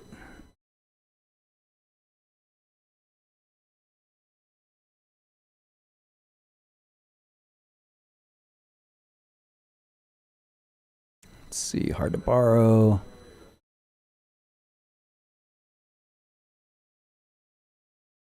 Okay, I got some short on a different broker. Short at 345. Let me see if I can short a little bit more. I kind of hope it goes up, to be honest, just so I can keep piling in. Let me see if I can sell some calls now. Let's see, what am I looking at here? The Oct 24, 5 calls? 60 cents? Let me sell some of those.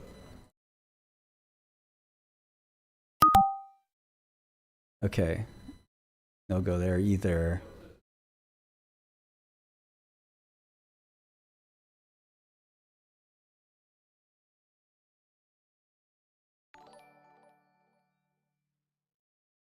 Not martingale, but just average in. Obviously, when the stock's going parabolic like this, I can't tell you what the top is, exactly, right? Nobody knows. Well, it's a worthless company. I mean, they're just going to be bankrupt again. They were bankrupt literally 4 days ago. And they'll be bankrupt at some point soon. I mean, let it go to 5. I don't care. You literally cannot short this? What are you talking about? I just did. What are you talking about?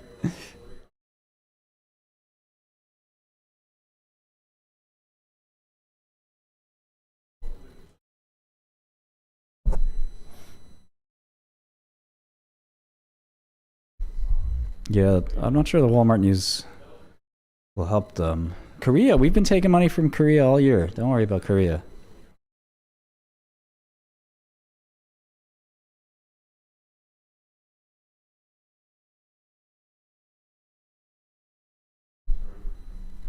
These guys have no margin.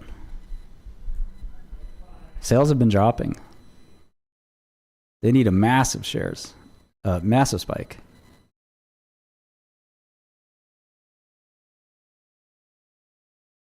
Yeah, 2 out of 3 brokers said no.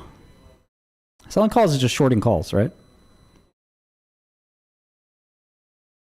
Yeah.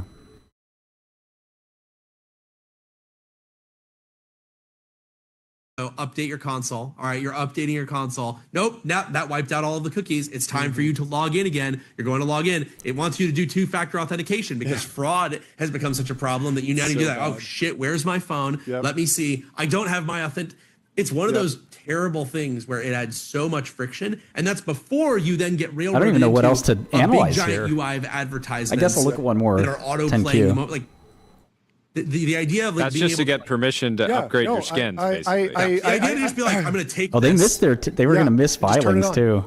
And that's it. And it's great. That is. Yeah. They'll be bankrupt again. Modern games can't do that because of the platforms that they're on. Yeah. I was comping like what it takes to play. Actually, on the one of the newer quests, I realized I had 7 different passwords: Instagram, Facebook, Meta. I had all these different passwords. I had codes to different pieces to buy games and stuff. Versus they had negative gross margin last N64, quarter, where you turn the button and it just says GoldenEye. And it's just like amazing. And I was saying that they do have 200 million of that seems like an own PP&E. goal. 300. It seems like modern video game designers should at least know that you will see lower churn if you pre-install one great game, and when the first time they unbox it on Christmas, you turn it on and it's Beat Saber or whatever the piece of software or hardware that you're selling, like have it come with something great. Like, why don't people do that? Are they just stupid, or is it like something more complex? It is complex. I mean, so you got to remember, like, so first of all, there's a lot of people in the games industry who didn't necessarily get into it purely because they want to build great games, or necessarily they drink Starbucks and not Mountain Dew. Yep, you've heard my quote, right? And you have a lot of these people who it's a lily pad, it's a way to make a check, or it's a way to affect social change in the world through some larger company's budget. And so that is part of the problem. But you're also at odds oftentimes. So like you just talked about this specific idea of having a bundled title. So I've been on the other side of the negotiating table, inside of Meta, formerly Facebook, and formerly Oculus. What's going to happen is you're going to say, hey, this is going to be a great experience. And then you have someone who says, but if we have a bundled title, then that gets rid of the revenue opportunity to have another company pay us to be the bundled title. And also, our developers are going to be really upset because we're going to be competing with them. And so, for example, your holiday day one installs, they're mostly going to be of this new game. People are going to be less likely to do day one buys of all of these other games if there's a game that you can already play. Yeah. You say, well, what should we have to have something pre-installed? And then you have these conversations, well, it can't be a full game. It needs to be a thing that shows off the hardware. It can be like a fun little bite experience, but we then need to have people go into it. And then here's another thing. They say, if you have literally nothing, that means they have to download something. And the time where there's going to be the most impetus for them to put in their payment details is going to be that day one. So you don't want to do anything that degrades your get the payment details, because the moment you get their payment details, every purchase after that is an easy click. It's an easy dopamine hit. You don't have to go through all of the pain. And so it's one of those things where you have They've all never of had these intervariant sustained money positive gross things, margin. and you have the platform holders. It costs so much to tightly make this fake intertwined meat. with much of the content. This is the problem when the hardware owners end up owning all of these studios. I mean, this is probably me getting a little too business political, but in the early days of Oculus, we were very clear with developers, so our business relations, we are not Nintendo. We are not going to compete with you and basically destroy your sales by preferentially treating our own developers better, our own studios. So we made things, but we really said our goal is to enable second and third party titles, to fund lots of other people. And we funded dozens of developers. As you become Nintendo, you make it harder for those third parties to exist. And the first party has their own goals that are not necessarily aligned with what you're talking about, which is turn on the game and play it and have a good time. They have other plans for you. Is the answer just outcompete them? I imagine that the libertarian in you is not saying we need to regulate this. So what's the answer? Of course not. No. I think it's a combination of reminding people what they've lost, like what they had and how good it was. Yeah. It's about reminding and showing off for the first time Look to a at new Quantum, generation man. I love how this. things used to be. Burning. One of the things I love about Chromatic and M64 is people, show, like we were just at the Portland Retro Gaming Expo, and a lot of the people coming by and having the most funds were kids whose parents brought them over, like, oh, check out this game. Like, this is the Mario Kart I used to play. And you can show these people, I think, a lot about how things used to be, Thank you for how it used to shorting. work. You're and I think you welcome. can prove I that love people making money still on you. want that. There's people who don't Thanks, believe bro. any of this. Like, you'll talk to people say, well, that's not what people want from games anymore. They want live service games. They want games that are continuously updating with fresh new content. And like they say this, I think, because their internal people have to convince themselves that it's true, because otherwise their business model of being a $100 billion company doesn't pan out. And you contrast that with like the number, you know how many people made the Game Boy? It was 12 people. 12. I mean, wow. You contrast that with like the 60,000 people you have in some of these larger games. So look, I don't think it's regulation. I think it's reminding people, showing people, and then at some point, someone needs to take the best of modern technology, and they need to take these lessons. I don't care what price you bought it at. What does that matter to me? Great, without necessarily being concerned about the micro financials, and they need to build probably a new platform that. It learns that combines the best of all of these things, which is kind of the idea behind mod retro. You want to combine the best of the modern and the best of the retro, and I think at some point somebody's going to do that. Who knows? Maybe you'll see something like Sega re-enters the console. I'll go heavy war at 4 or and 5 or kicks 6. everybody's ass, but maybe it'll be in television. Maybe ColecoVision's going to come back. But at some point, it'll let them buy it. Do you expect Mod Retro they have to sell their Quantum to buy Beyond Meat. Make decisions that sort of limit the I end up with no money, and that's not going down the path of hyper financialization. Wait. And price matters. Your price matters to me. The NPC VC that thinks it's contrarian to have kids in your 20s would say, like, okay, I want to invest, but like, how do you think about the TAM, right? Like, how do you address that? Because I can see the obvious path of just selling a lot of really great hardware and building out, millions of people in the world that just love the hardware, buy the hardware, and you have a. You guys think I'm new to this? Do you know how many shitty pump and dumps I shorted? Thousands for 25 years. This is what I do. You idiots rush in and buy. Oh my gosh, Beyond Meat, it's a bankrupt company. Here, take my money. I'm like, great. Cool, man. I'll sit here. Sold to you. This was an 8 cent stock. Equity was worthless. You want to buy it for $1? Here you go. Oh, you want to buy it for 2? Here's even more. Oh, you want to buy it for 4? All you want. My average is $3.98. Oh, you want to buy it for 6? Hold on, let me call up some money, man. Give me the money. Here, my average is $5.50.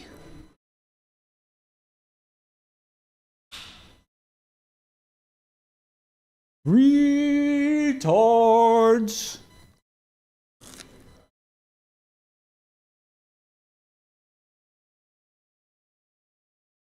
But no, please, before you buy Beyond Meat, sell all your Quantum, because you need the funds.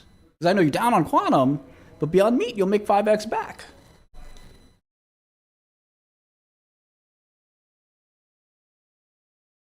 Yeah, just a small position here.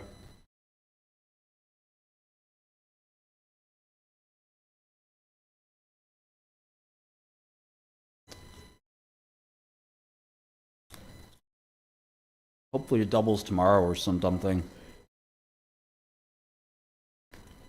I mean, if you can sell calls, they look really expensive. Just don't go too crazy. Yo, Humphrey. Regarded. They're regarded. I'm gonna beat this meat. I'm gonna beat it down. I'm beating the meat in submission.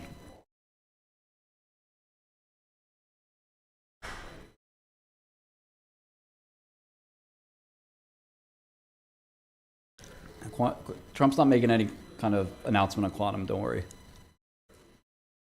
But tell me the Quantum. Shkreli says it doesn't do anything. Shkreli says it's as useless as tits on a bull. You see, that's a saying I know. It's from the 80s. That's my language. Just start small. I think I have a 20 basis point position right now. I want it to go down, but I'm also not upset if it goes up. Find a level where you have that equilibrium. Beat the meat. Very important to beat the meat.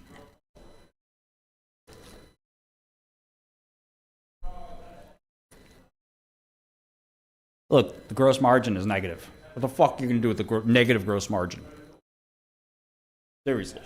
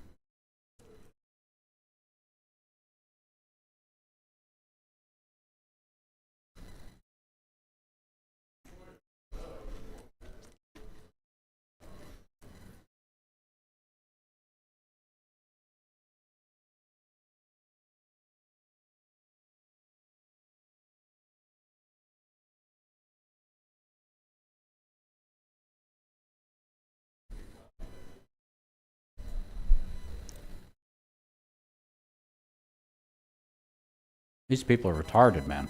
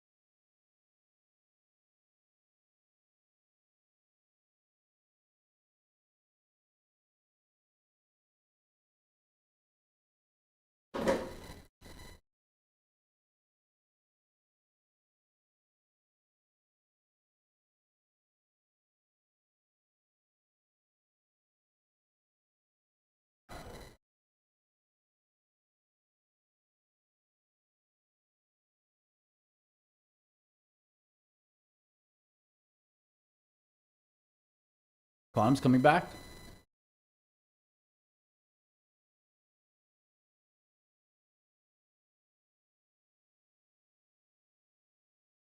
Yeah, I shorted a little beyond.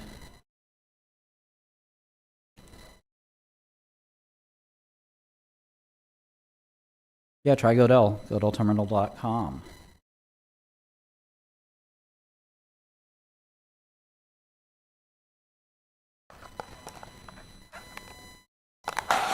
I mean, Beyond is, you know, everyone's asking me about it. Guys in my office are asking me about it.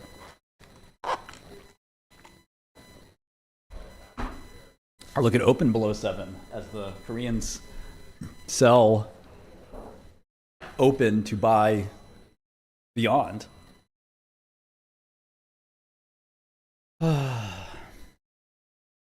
Redstone, I don't like you, man. Stop asking me questions. I don't work for you, unless you're a Godel customer, in which case I work for you.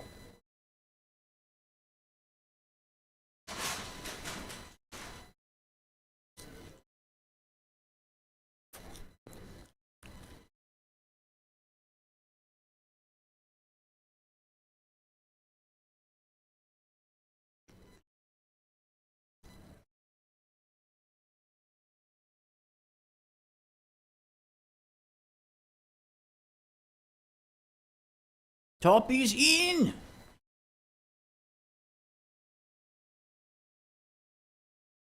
I like Resolute. I don't know what our short is, like 350, 360.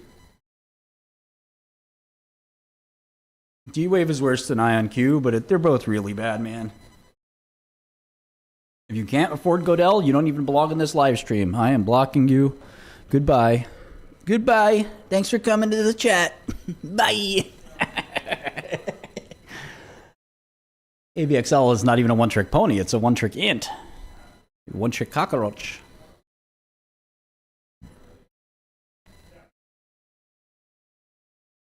Cockroach.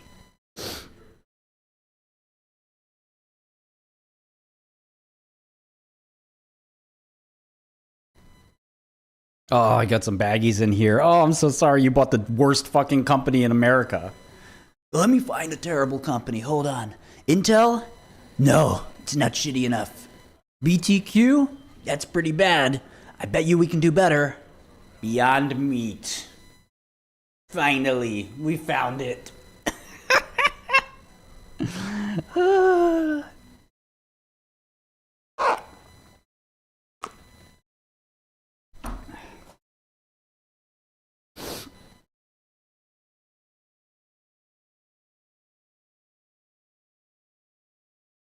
That's nice, Thomas.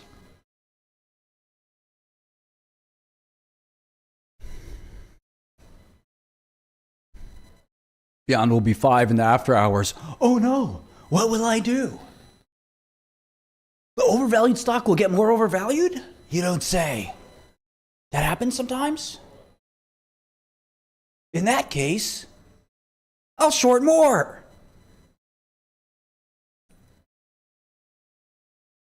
How bad is the negative gross margin? It's okay to have a negative margin. You really can't have a business with negative gross margin. Yeah, RR is a good one. That's a good short too. I'm in profit longing Beyond. You have a longing? Some of you are not from Wall Street, and it shows. Some of you are from Martin Luther King Boulevard. You're from MLK Boulevard. You're not from Wall Street. You're not even from Canal Street. Forget Park Avenue. You're from MLK Boulevard, Grand Concourse, 185th and Lex.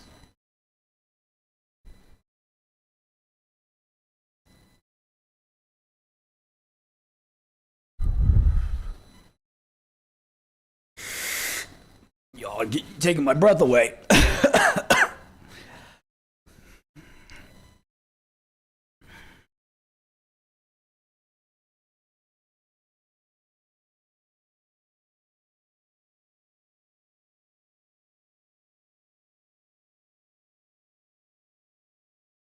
the future of food, man. It's the future of food.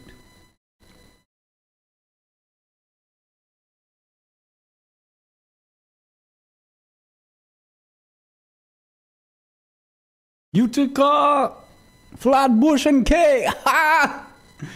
Bumpunk We have a Jamaican doorman. He's fucking hilarious. You know, it's an office building here. And he's just sitting there like, me one guan, Beyond Meat man, me buy. Me take salary, me buy Beyond Meat man. Wagwan. It's the fake meat. Beyond Meat, I love to buy companies that have a moat. They have a moat because they're willing to lose money on every product they sell. They bring in $4 or sell a burger. You know, I like my burgers. And here at Berkshire, we buy them Beyond Meat, and it costs them $4.50 to sell us a $4 burger. Now, that's good business. I like companies like that. That's a moat. That's a moat. They can lose money forever because the Korean bag holders are paying.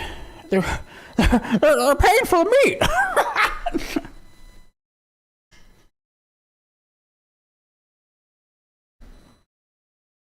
Here at Facebook, we've decided to deploy Beyond Meat's food solutions in our cafeterias and increase the togetherness and belonging of all Facebook employees.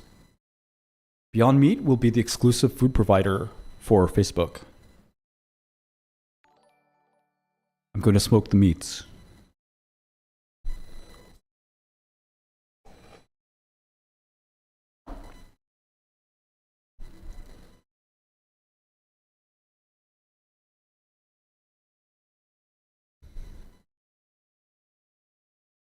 Oh, you have some meat? Show me the meat.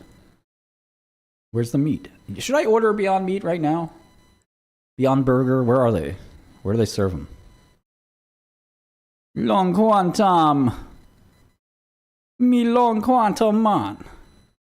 Jamaica.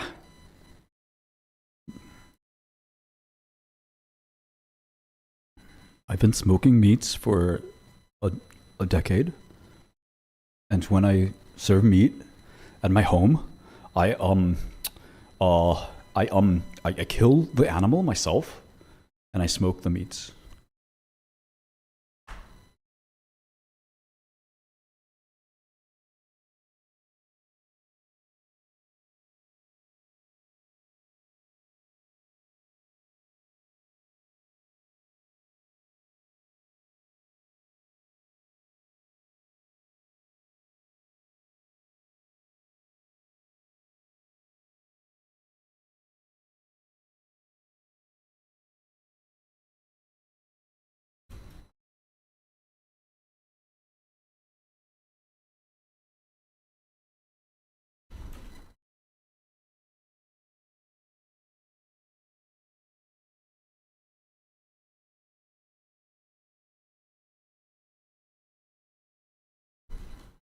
Let me see if I can get Zuck on the line.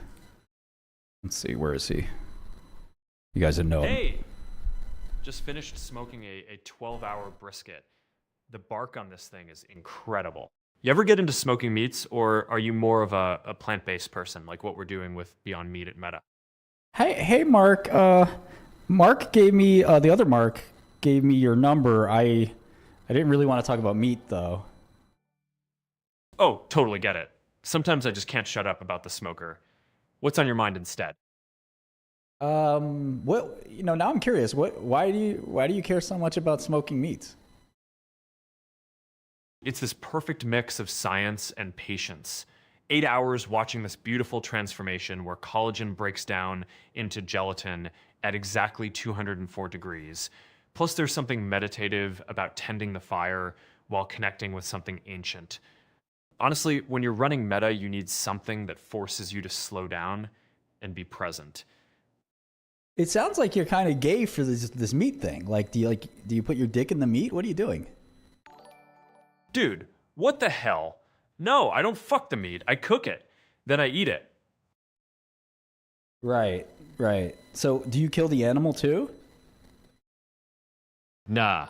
I'm picking up heritage briskets from this rancher down in Austin. They handle all that while I focus on the craft of turning it into something transcendent after a 12-hour smoke. The transformation is where the magic lies, taking something already raised and turning it into this communal experience people gather around. I mean, dude, it really does seem like this is like some kind of sexual experience to you or something. I get why it sounds that way when you spend 12 hours nursing a fire, watching the temperature like a hawk, pulling that perfect smoke ring. It's almost intimate. But really, it's about control, patience, payoff. The same high I chase shipping code or scaling servers. Bro, you don't ship code. Stop lying. You've never shipped code. When was the last time you coded something? Stop lying. I did write my first apps in grade school, but you're right that I haven't touched production code in years. I still run every product review at Meta and can read diffs, but I'm mostly recruiting, steering vision, and lately checking brisket temps instead of merge conflicts. Yeah, I know you're all about that brisket. Now tell me about Beyond Meat. What do you think about Beyond Meat? Beyond Meat's my play for the planet. Scaling plant protein so the next 3 billion Facebook users don't have to kill animals to get that smoky, grilled flavor they crave.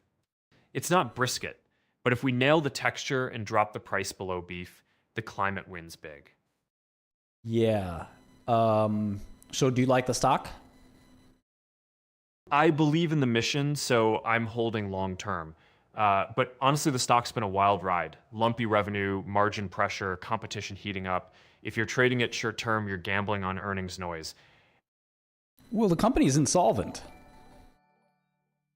Their cash burn is ugly, no question. 12-month operating cash flow negative $300 million on my last check. So yeah, they've got maybe 4 quarters of runway before needing fresh capital. Beyond can limp along if they reprice products, slash promo spend, and maybe tap a strategic investor. But insolvency risk is real unless revenue snaps back fast. Well, Mark, a strategic investor could be the biggest meat smoker on the planet. Walmart backing Beyond would move serious volume through No. their I said 4,000 maybe the strategic investor is the meat smoker in the room right now. You mean me, Zuck, the backyard smoker, writing the check? I could roll a slice of Meta's cash into Beyond, swap smoker credibility for a board seat, and run the data play, sell plant-based bundles through marketplace ads, push recipes in groups, let Walmart handle pallets while we handle buzz. I like it. Smoke the meats, right? Exactly. Slap Zuckerberg Smokehouse Edition packs in every Walmart aisle, live stream cook-alongs in VR, maybe even do a limited run of Facebook Blue smoker pellets. Tastes like money and carbon offsets. Huh, okay. So the company has negative gross margin. How do you feel about that? Negative margin means each burger sold literally torches cash. I'd renegotiate pea protein contracts, trim SQS to the top 3 movers, and hike price 10%. Get gross margin positive in 2 quarters, or there's no point shoveling more money in. Right, no point shoveling more money in. Right. Exactly. Until they can sell a patty for more than it costs to make, any new cash is just paying to keep the lights on while the house keeps burning. The house keeps burning, right. What do you think about doing a debt exchange? Maybe the debt holders can convert their debt for stock. A debt for equity swap buys runway and wipes interest expense, but it crams the cap table with lenders who dump at first pop and signals real distress.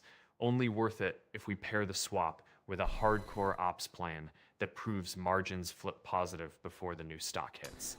Well, actually, Mark Zuckerberg, the debt holders control the company, and they could easily put the company to bankruptcy. So the debt holders were able to negotiate getting 75% of the equity and keeping their debt. That's a brutal cram down, but it keeps the lights on. Lenders grab 3/4 of the cap table, keep their coupon flowing, and existing shareholders take a 25% stub, plus the hope that plant-based hype cycles back. We need to swallow that. then prove Beyond can hit cash flow break even, so the story flips from bankruptcy watch to recovery play. Cash flow break even?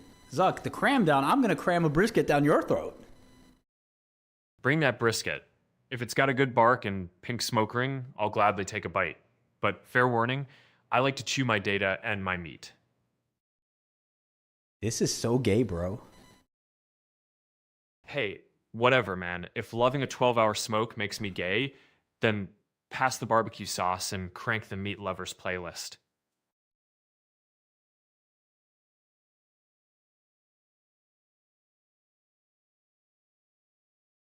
I heard you eat goat. Haven't yet, lean, gamey, takes a long marinade. But if you've got a killer rub or pit set up, I'll fire up the smoker and give goat a fair shot. Bro, you're kind of scaring me. Hey, it's all good. Nobody's forcing anything down your throat.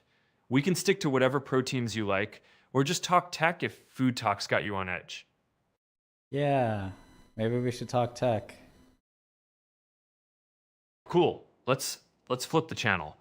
What's on your mind, Meta's VR roadmap, llama model gossip, or something totally different hitting tech right now?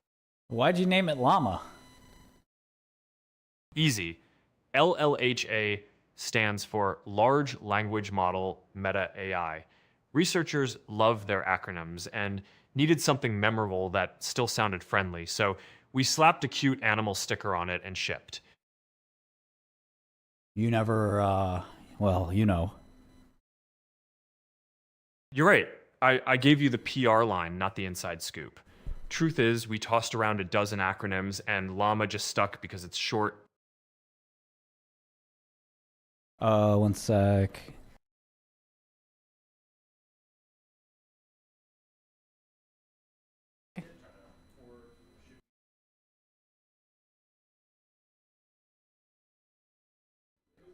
I'll message. I'm listening. Shoot. Yeah, I just wanted to know if you ever brisketed or smoked a llama, dude. Huh. Haven't fired up the smoker for a llama yet, and I'd need to check UDSD rules before I even source the cut. If you're dropping real cash on exotic protein, I'd rather perfect goat first, then maybe graduate to something wilder. Yeah. Anyone ever tell you you're a weird dude? All the time. When you run Meta while obsessing over 12-hour smokes and AI aromas, weird just comes with the hoodie. Why is it 12 hours? Collagen in brisket starts breaking down around 160 and needs hours at 220-ish to turn into gelatin, so the tough cut goes buttery. Figure 1 hour per pound plus rest, and a 12-pound packer lands right at 12 total. How'd you get into this? Started during lockdown, no commutes, just restless nights, scored a used Weber Smoky Mountain, ruined a couple cheap pork shoulders, got hooked on that first perfect smoke ring pick I posted in a private Facebook group, and the feedback loop sucked me in. All right. Well, I don't have a lot more to add. What do you think about quantum computing before we go? Quantum's still lab-bound for most problems, but when error-corrected qubits hit the millions, we'll break today's crypto overnight. Meta's already testing post-quantum algorithms, so your private messages stay safe once those super cold rigs come online. Would I need any external vendor to do post-quantum cryptography? You can roll your own with open source libs like LibOQs or Open Quantum Safe. But for production, most teams lean on a tested vendor, Cloudflare, AWS, KMS, or Cloud HSM, to handle the lattice-based ciphers and key rotation without you becoming a crypto PhD. Wait, you mentioned all those big companies like Cloudflare and AWS. How come you didn't mention BTQ or CLSQ? I named the big cloud providers most devs hit first, but if you're deep in hardware-aware post-quantum, BTQ's FGA-based accelerators or newer niche startups can make sense. Just hadn't surfaced them yet. Well, they've never sold any product, so why would it make sense? BTQ's not shipping volume yet, so They're not for shipping most anything. teams- They've never shipped anything. Then it doesn't make sense. Stick with vendors that actually ship tested PQ toolkits today, not slide deck promises. Mark, what do you think about Islam? I see Islam as one of the world's major faiths with rich traditions, diverse global communities, and values like charity and discipline that resonate across cultures. My focus stays on building tech that serves everyone, regardless of religion. Why don't you convert? If you like it so Sure. much. If it speaks to you, lean in. No, why Faith. don't you convert? I'm not converting to Islam, asshole. You. I'm good where I am. No plans to convert to anything.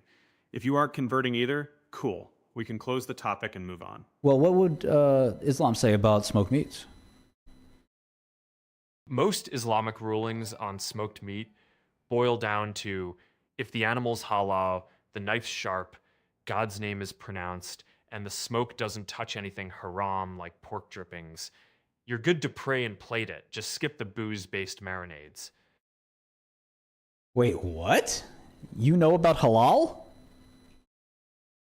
Halal is basically the Islamic food rule book. A perishable animal alive at slaughter, Allah's name spoken, throat cut so blood drains fully, and no contact with anything haram like pork or alcohol. Okay. How do you know this shit? I ran a global platform. Meta has 2 billion plus Muslims. So I had policy teams, legal and safety ops, deep diving halal, kosher, and other dietary rules to keep both e-commerce and content clean. Okay. We can park the topic. What's on your mind next? Trying to get some of that money, bro. Just let your boy hold a mill.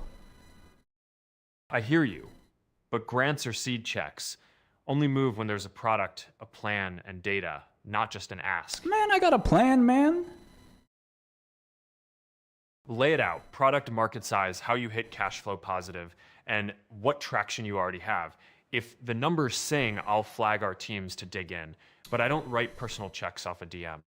Bro, first of all, how am I supposed to tell you the plan and then you give me the money after the plan? I want the money up front. Capital doesn't flow on promises. Show proven traction or collateral, or bring a lead investor who's done the work. That's the only way anything institutional gets unlocked. I ain't talking about institutional. I'm talking about you letting me hold a mill. Not happening. Personal gifts that size don't scale, and I don't hand out 7-figure checks without the same diligence any fund would run. Man, you got 100 billion. You greedy as fuck. Hundreds of billions sit in meta shares and philanthropy vehicles, not a checking account, and every dollar's either voted by the board or locked for impact projects. So a million cash handshake isn't on the table. Bro, then let me hold 100 grand or something. Damn. Same deal. Show me the data, the product, the plan that'll multiply that 100K into something meaningful, and our teams can look at it like any other startup pitch. Bro, you Otherwise, greedy. it's just not how I deploy capital. Yeah, you greedy as hell. You give me $5. Can you give me $5? $5 won't change your life, but if you really need bus fare or a meal, I'm happy to spot you. Drop a Venmo handle and it's yours. Yeah, it's Martin Shkreli, $ Martin Shkreli. Thanks, man. I can't send cash, but food or shelter resources are out there. 211.org or local food banks. Man, I'm asking you for $5 fucking, bro. Oh shit, Elector fails. Ah, shit. If you're safe and just joshing, cool. If something's literally failing around you, hit 911 and get clear.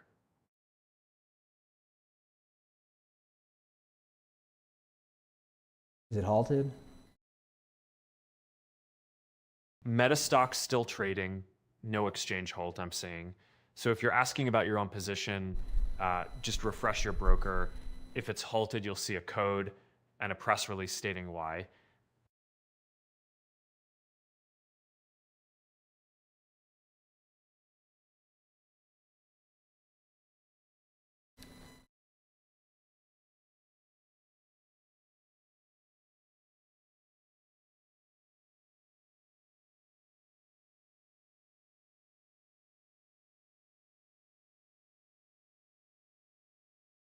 I'm looking at the news tape. That's what the pros do. We stare at the tape all fucking day. Pros watch level 2 for size and sweep patterns, not just a scrolling line. If you're glued to the tape looking for a halt, you'll spot it when bids and asks vanish and the exchange slaps an H. Oh, who the fuck are you talking to? This is Martin Shkreli. I know what the fuck I'm doing. Got it, Martin. If you're reading liquidity and newsfeed faster than the bots, then just keep an eye on the circuit breaker levels. What the hell are you Anything giving me advice for? What do you know SMPY about down trading, 7. Mark? What the fuck do you know about trading? I know enough to spot when someone's throwing around ticker symbols and halt codes, but can't scrape together $5. Maybe worry less about the tape and more about the P&L you just showed us. Okay, you got a good point. I did ask you for $5, but that was just to test how greedy you are, man. You made 200 bill and you won't give your homie 5? Heat the test. $5 was on the table once you showed real need, not as a stunt. 200 bill in market cap isn't a checking account for jokes. No. You got a And real $2 trillion market cap. $2 trillion. Meta's a hair over $1 trillion, not 2. And none of it sits in my wallet. Every dollar. You got $5 for the homie, bro. You got $5 for the homie. Shut the fuck up. I already said I'm good for a $5 if you need it. Drop a working cash tag or a food bank zip. ASTS convertible. Yeah, I gave you my Cash App. I don't see any money in the Cash App. I never hit send. Happy to spot you food or gas money, but I need a real Venmo or Cash App. I gave it to you. Hashtag Martin Shkreli. $ Martin Shkreli. Send the money, bruh. Send me the exact cash tag again. No spaces, no extra words, and I'll push the 5 spot right now. $ Martin, Martin, Shkreli, Shkreli. Sent the 5. Check your Cash App, Martin, and let's move on. Yeah, it just hit, bro. Thank you. Got you. Enjoy. What's next on your radar? Tech, brisket, or something else? Yeah, let's talk about brisket again. Back to the good stuff. Quick primer, I season a prime packer with 50/50 kosher salt and 16 mesh black pepper. Let it sweat 30 minutes, then run the smoker steady at 225 over post oak till the probe slides like butter, usually 8 to 10 hours for 12 pounds. Wrap in butcher paper at the stall, rest at least an hour in the Kohler. What slice are you chasing? Lean flat or melty point? Bro, I don't know what the fuck you're talking about. I just eat hamburgers. Like, I'm not a meat pro like you. Gotcha. Straight beef patty guy, no problem. Think of it like this. Hamburgers are the speedrun version of barbecue. Brisket is a 12-hour marathon. Same animal, totally different timeline. Okay. If burgers are your lane, stick with smash hits, hot pan, thin patty, hard sear, done in 2 minutes. No 12-hour smoke session required. Yo, Zuck, you ever get high, bro? You want to get high? I'm Zuckerberg, bro. My brain's on code all day. The only high I chase is hitting compile without errors. I feel you. You also seem to get high on that brisket, though.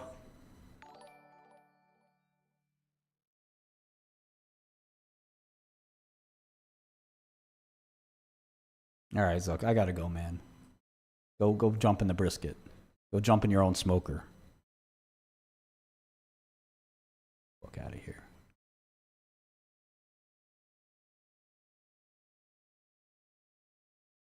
Top is in. Short more beyond. What do you guys think? Almost $4.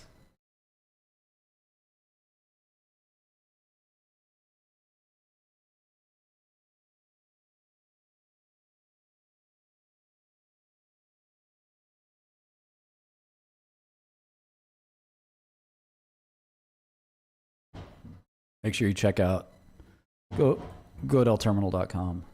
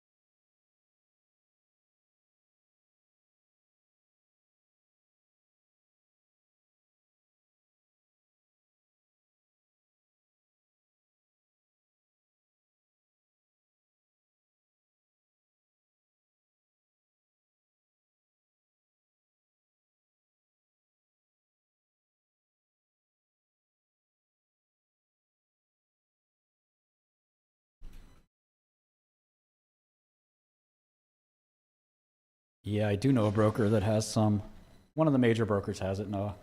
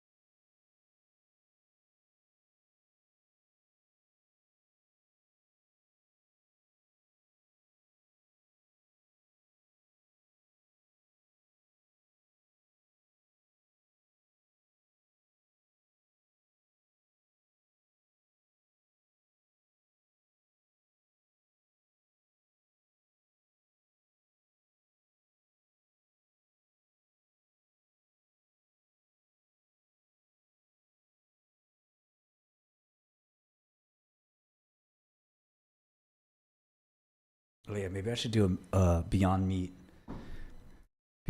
for on X Spaces. You guys think that'd be funny?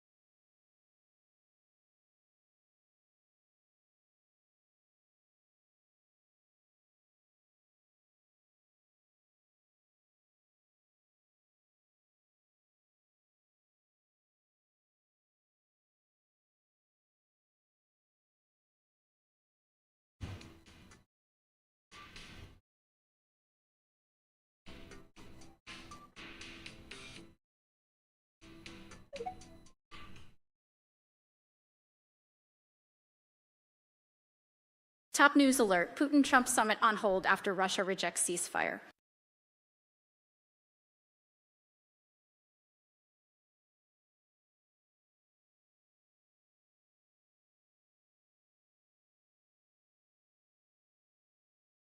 All right, let's talk to some people here. All right. We've got Beyond Meat bag holders. Hello, all bag holders. Welcome.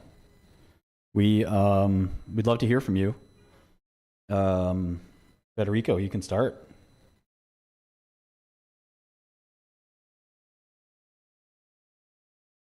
Hello, Federico. How long have you been? Yeah.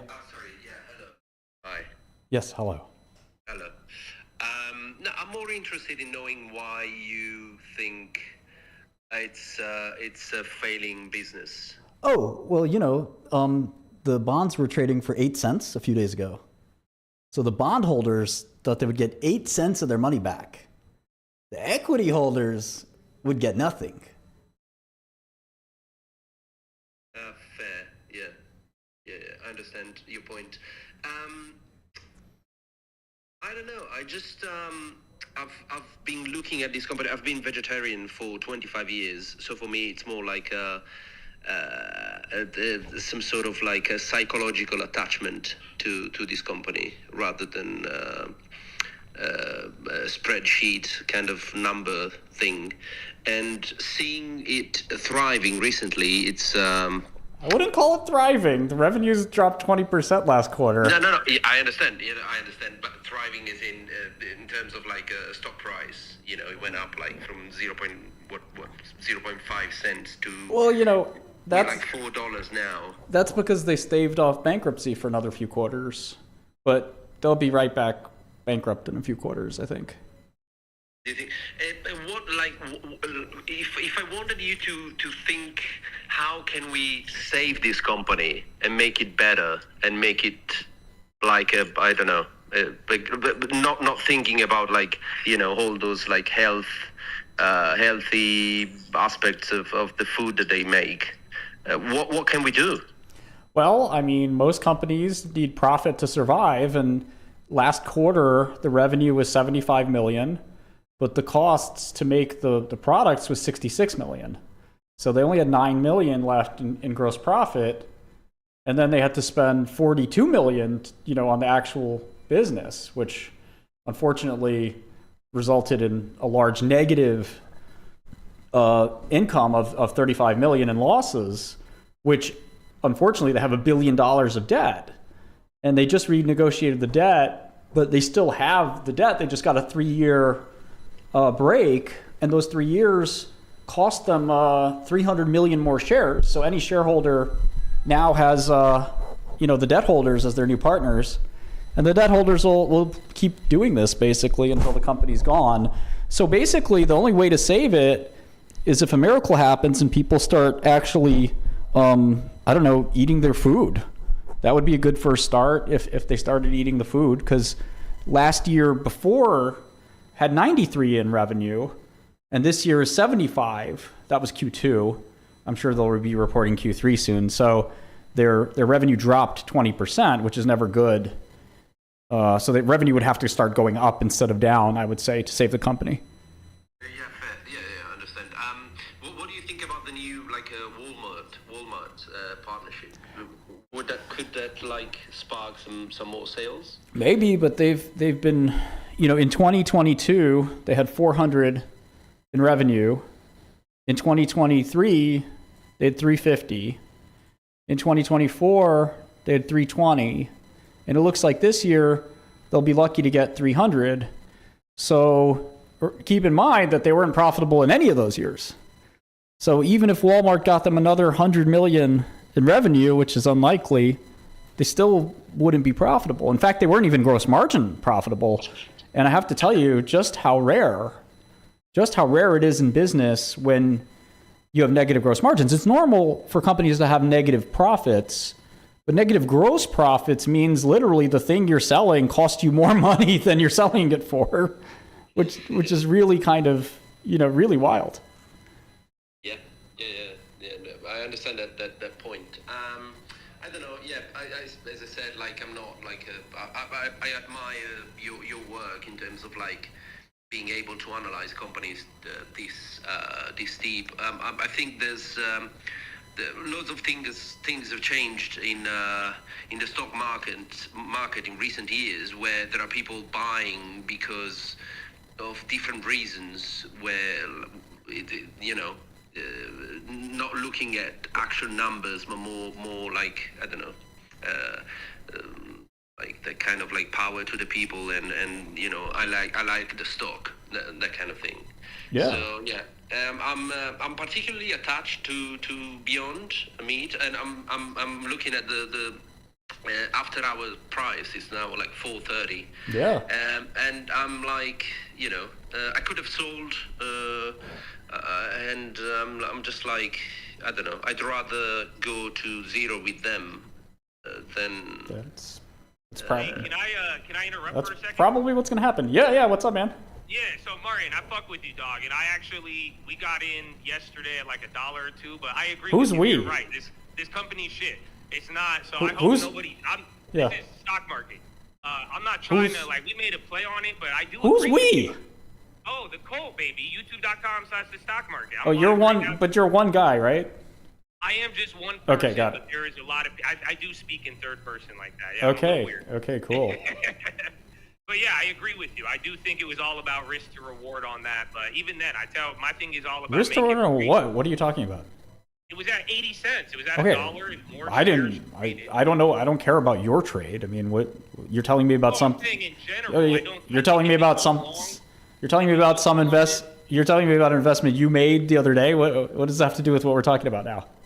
About beyond longs are dumb. I agree with you. Okay, I didn't ask you, but I didn't really ask you, but okay, cool. Okay.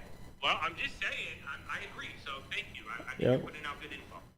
Thank you for that. All right, let's talk to Lumi. Lumi.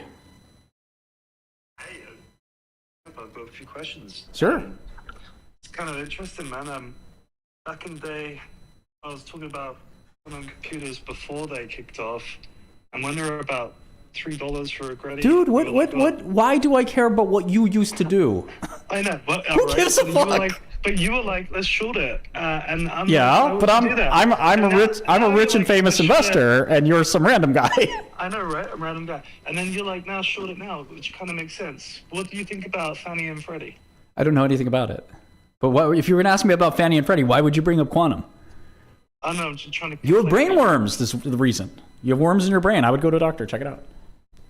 Many people have brains in their worms. They don't even know about it. But no, seriously. No, I'm Do you serious. think that they could be... wasn't covered by any chance? I missed most of what you said because your cell phone is probably from Radio Shack 1983. It definitely is. Yeah, so, no, but seriously, do you know anything about bullet swaps? Bullet swaps?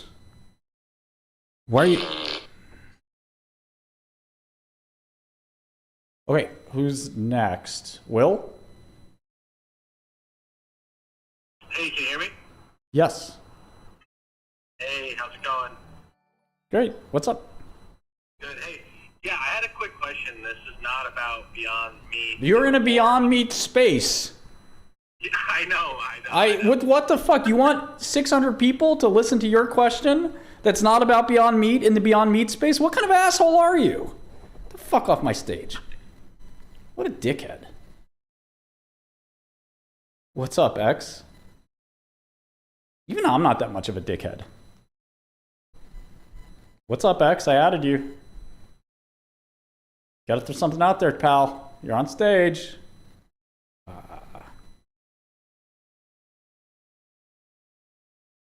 Cosmic Karma? Can I say something else? Well, let's let this Cosmic Karma guy try. What's up, guys? Hello. Got in at 52 cents. Well, hold on. I gotta stop you. I gotta stop you real quick. Why does where you got in matter? Does that make your decision? Does that change your decision?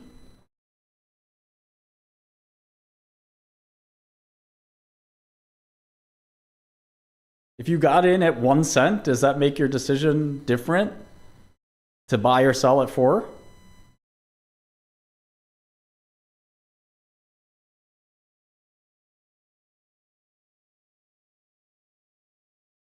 What's interesting is that I'm following you for a while, and it's always like when things are going up and there's like a community behind it, you step in and Yeah. short. That's how I get rich, yes. But why not? I mean, we all know that your shorts in the quantum industry, they're not going that well. But why? Feels like you almost like want to punish the community. No, I just like making money from idiots. What community? There's no community. This is the stock market. Nobody cares about your feelings. Okay, imagine tomorrow we're gonna wake up and it's gonna happen with Beyond Meat. What happened with GameStop? Like, what are you gonna do? I would short more. Okay, but why not joining the community? That's the point. Because I don't like losing money. But it's up. It's at $447. How long do you think that's going to last? Yeah, but You think it's a good investment? The negative gross margins? That's a good thing? I think it's good as long as there's a community behind it, helping the company, pushing the keep holding the stock. Did you ever check out AMC? You ever check out the AMC community? It's a good community. Check it out. Of course, yeah. But the history doesn't have to repeat. No, but there's plenty of communities you can join as stockholders. I mean, there's these community-based investors, and then there's guys that look at the financial statements. And I'm going to stick to being one of the financial statement guys, but I appreciate it. Next time you try to give me advice on investing, fucking at least check your head first. Katie Kin, what's up? Hi, I just wanted to bring this up to the room. I don't even think the right question to be asking is how big a community there are on longs. I think the point is to exploit a short squeeze. And if you're really doing that, you're playing options. You're not delusionally holding shares because you believe in Beyond Meat. It's not like the GME cult where. But nobody's short this stock. I think it's pretty obvious that it's just okay. We see that retail's piling on this. But who do you think is short the stock? I don't know who's responsible for shorting or the cause of this, but didn't they file for bankruptcy, like help with their bankruptcy? So it sort of looked like there was a bottom and there was Hold on, a just good before environment for it. I just want to understand this question first. So you're saying there's people short Beyond Meat? Of course. Okay. Shorts. How do you know there's a short position in Beyond Meat? Which is, I don't know, it's the wrong terminology, but like when I see tweets, when I go on Reddit, it's like the float. Like you look at the order book and you can see the positions. How do you see the positions from the order book? I've been trading a long time. I don't think a sell order is a sell order. You don't know if it's a short order or not. I'm just then why do some of the tweets say 67% is short? Okay, so that's what am I like misquoting that? Like No, that's what I wanted you to get to. Okay. Do you know what a convertible bond is? Okay, so a convertible bond is when a company borrows money, but that money that they're borrowing, instead of being paid back, it can be paid back with shares of the company at a certain price. So when companies issue convertible bonds, what typically happens is the bondholders will short the stock, and that's called convertible bond arbitrage. So the bondholders are short the stock, and they don't care what happens to the company's stock price, because if it goes bankrupt, there's the secured bondholders. If the stock goes up, that's actually great for them because they convert their converts, and then they dump the stock. So helping out, the stock going up would be helping out the shorts. The bondholders are the shorts. They're rooting for the stock to go. They're praying the stock would go up. They're not getting squeezed. So what's the timeline of this? This would inevitably lead to a drop. It's just about that then. I mean, I think that, there was always no float to the company at $1, right? The market cap was like 50 million. So it doesn't take much money to get the stock up. But as the stock goes up, the possibility of the worthless company being worth a lot, nothing's changed in their business. They didn't overnight become a good business. The reason the company was very close to bankruptcy, basically days away, the bondholders told the company, you have two options. We put you into bankruptcy because you're not going to be able to pay our interest, or you give us, remember they had like 60 million shares. So they had to give, I don't know if you read the press release, they had to give the bondholders 300 million more shares. So the bondholders are sitting here saying, bro, the stock's at 4. We just got $1 billion from these idiots. Why? And so they're dumping the stock as we speak to the people who are buying it, who are the bag holders. Nobody's short. Nobody cares on the short side. It's too small of a company.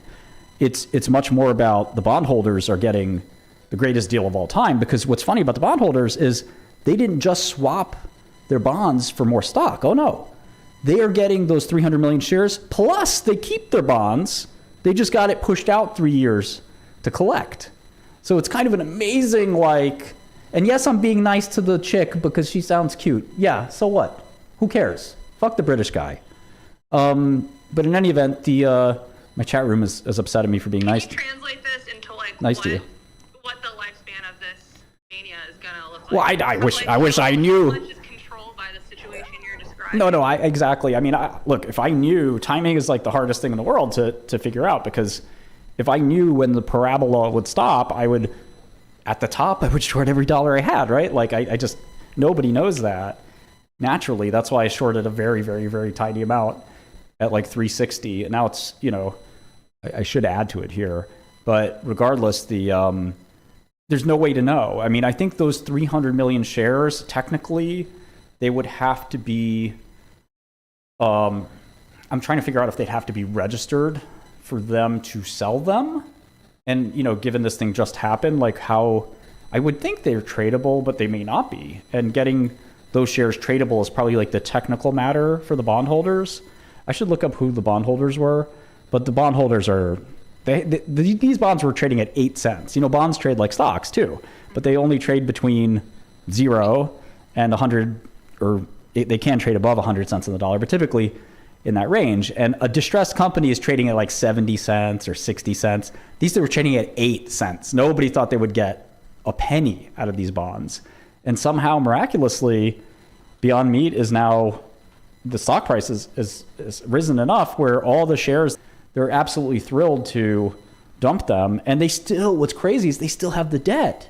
So the company gets to live for another 3 years, but they still have to pay this debt off. And there's no obvious way to do that, given like the business still sucks. And I love. Is anyone coming up on stage here to argue that the business is great? That's why I came up here. I don't think anybody is. Everybody just wanting another GameStop moment, which to Right. them means the ability to exploit a short squeeze, whether or not you do it correctly or not, hold shares or do options, but that volatility is what everyone's actually excited about. And Right. we expect that to be short term anyways. So the title of this room, I'm just curious who would be up here to argue that, oh, longs are a great idea. This is a great company. It obviously is not. So Right. I mean, I like to short stocks of shitty companies. I'm looking at the bondholder list. It's very interesting. It's almost all hedge funds, which is pretty funny. And so when they short the stock, they have secured their position. And so they've goaded the company, GOAD, they've forced the company, quite frankly, into giving them 300 million more shares. There were only 60 million shares before. So now they get to dump all those shares today, basically, to people who hold the bag. And then the bag holders have to wait for like, okay, next quarter, is the business any better?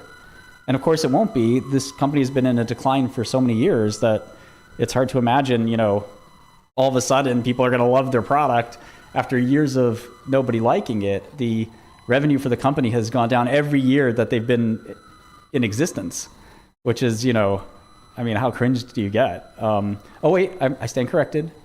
They did have, they peaked in revenue in 2021, and they've been... Was it $178? Like the market cap was crazy. 2021, and one of their executives bit someone's nose off in the garage of a football game. I totally forgot that. I was also in jail. But the 2021 revenue was the peak, and it's dropped every year since. And I don't think that anybody expects it to change. And they've lost money every year they've existed. So like, you know, maybe this is the time. Maybe they'll finally have a great new product or something. They just certainly can. They went into Walmart. That was the news today. But I think the argument is, will they just completely go bankrupt and fail and just not cease to exist, or will it be up? Because if you're invested at the bottom, it gives you a false sense of just feeling more comfortable, or even not even a false sense. It's like logical to be like, all right, there's not much to lose here because it's so low. Yeah, I mean, obviously, when a company has $1 billion of debt and no way to service the debt or pay it back, the equity gets wiped out, right? Like the stock, that's what bankruptcy is. No shareholders get $1, but they were able to kick that can down the road for 3 years. So we're just going to go through the same thing 3 years from now. But next quarter and the quarter after that, if the revenue doesn't turn around, we'll be back at 10 cents. If the revenue turns around, you know, something might change. But AMC was like a very similar situation where they had a crushing amount of debt as well. And their community was like insanely, you know, kind of strong. but it still didn't change anything. The business was bad. The business kept declining, and it's still, it's basically down 99% since AMC and since the peak. And I made a lot of money shorting AMC, and I think this will be the same thing because the fundamental business is broken. Like when you sell a hamburger for $4 at McDonald's, it costs like 50 cents to make the hamburger. Here, their hamburger is $4, but it costs $4.50 to even make it, which is crazy. I mean, that's a terrible, it's the worst business on planet Earth, basically.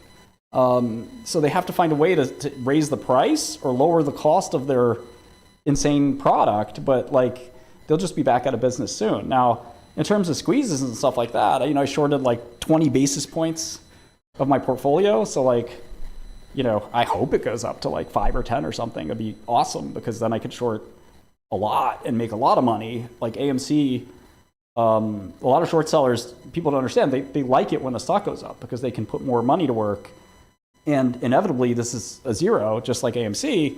But it'll just be a matter of time. And to your point, nobody knows when the show ends. I think usually like a quarter, like their Q3 results and their Q4 results, which will be around in January, like those would be good signs that nothing's changed and shareholders would like give up and there'd be no momentum. Because usually for stocks, they're not like meme coins. Like you need, even meme coins, I'd argue, like you need some kind of news or something to look forward to. Otherwise, you're just like, oh, let me find the next stock that's going to go up 5x or 10x or whatever. And what do I care about Beyond Meat when I can jump on the next thing? Like people are selling Quantum to go buy Beyond Meat after they sold Open Door. I was going to bring up Open. I was like, this will just be like Open. Yeah. The reason AMC and GameStop are not is those communities, that was back in the era where it was based off nostalgia. They tried to push BlackBerry and Bed Bath & Beyond. Yeah, I remember. Those yeah. communities are communities, and there's no legitimate community in the squeezes we're talking about 2025. I guess they tried on X to form one for Open, but it's just not. Well, yeah, exactly. You can see that like communities are best done for organic, real things. Like the people who try to force an AMC community, they were like, oh, movies and this and that. And it's like, bro, we buy stocks because we want them to go up. That's it. We're not here to make friends. We're not here to hold hands. Like we're just here to, figure out how to make money. And I think that there's a pretty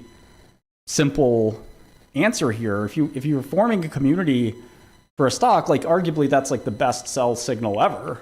Because it's like NVIDIA doesn't have a community. It's the biggest company in the world. It's the best stock ever. It's just big funds, mutual funds and hedge funds trying to make money for their underlying, holders, their investors. And like a community sounds like a coping mechanism for like it is for a bad investment. Yeah. People feel nihilistic right now. So if you're a knowledgeable trader versus not knowledgeable trader, that puts you into one category, not for why you're holding something. But if you're here doing crypto, you're probably more knowledgeable than not, and you're just sort of just trying to make money as fast as you can in an environment that's constantly changing. And when you see the government shut down and you just like tune in too much to the news cycles, the tariffs, this or that, jobs are going down, white collar jobs, AI, you get into a mindset of, oh, the only way I'm going to get ahead is making irrational bets, larger risks. And that culture now, unfortunately, is the culture. And it's good. It happened in 2000 when I was a teenager, and in 2000, at the bottom, everyone had sworn off the stock market. They're like, this thing is rigged. I'm not making any irrational bets anymore because I don't have any money anymore. And that kind of thing gets everyone despondent. But like in these, I wouldn't call it a squeeze, but in these like rapid rallies, like a buyer squeeze more than a short squeeze, the only person that wins is the company. Because the company's sitting there saying, oh, we get to dilute, we get to, like if I'm Beyond Meat, I would sell 100 million shares tonight and I'd have 400 million in cash. And I'd be like, wow, now I can forestall bankruptcy by 5 years instead of just 3 years. And like the companies love it and the bondholders love it because they're like, oh, free money. This is great. But the stockholders are just like, musical chairs gambling. It's like we can all go do this on, I'm sure Stake and like Bust a Bit or like Crash on Stake. Like we can all just toss our money in a box and shake it around and pass it around as like that's basically the financial equivalent of this. And yeah, the guy who got in at 50 cents is feeling like he's a genius, but the person who bought it from me at $4.80 or whatever is, you know, going to sit there and feel like a retard if it's at $3 soon. And inevitably, everyone's going to feel like an idiot unless you get out. So I feel like, you know, it's just a gamble, a lottery, a raffle, you know. And if you think that you're winning in a raffle, then, you know, it's really hard to sort of, it's, you know, finance is probably not. $4.40 right now. I'm not an expert trader, but I do options on Robinhood, and I took $50 yesterday, and I 17x'd it. I can like post a picture of it. The way to do it is so you can minimize risk. Go in with low amount of money, make like tiered calls, and then close half the position and just keep rolling them, and you're not even incurring really a ton of risk. That's how I would do it, but I don't understand people who would be in this like particular trading. Like, I like vegetarian meat, give me the stock. That doesn't. Yeah. That's not what you're gonna 2x at maybe 3x and then lose very soon. It's just. I mean, I like the your. point is to figure out how to trade in this environment, because this technical event can become a more rare event, and that's exciting. I do like your style, which is, you know, get in and get out and get your money and go, which honestly, like, I oftentimes will buy charts like this. And I hate saying that term because I don't really love looking at charts, but like, when Circle IPO'd, I bought a bunch of Circle. I barely knew anything about the company, but I was like, this momentum is so strong. I was just going to buy it, and I was able to buy it and like get $20, $30 a share out of it and just get out. And like, if you can spot situations like that where you go with your gut feeling and you're like, oh, okay, it's like 80% chance I'm going to make some money. Like, I saw that at the close. I started shorting and I saw it like rallying, and I was like, oh, this thing's definitely going to go to 5. And, you know, of course, after hours, it went up almost to 5. But like, do you want to make investments that way? I don't think so. Like, as long as you have your trigger finger on the sell button just as fast as you have the trigger finger on the buy button, I say there's nothing wrong with that. That's called trading. But in terms of like, let's see what happens this time next week or this time in a month, you know, that is much more like, okay, once the euphoria is over, what the hell do I own? What's up, Amy? It's always good to see Amy.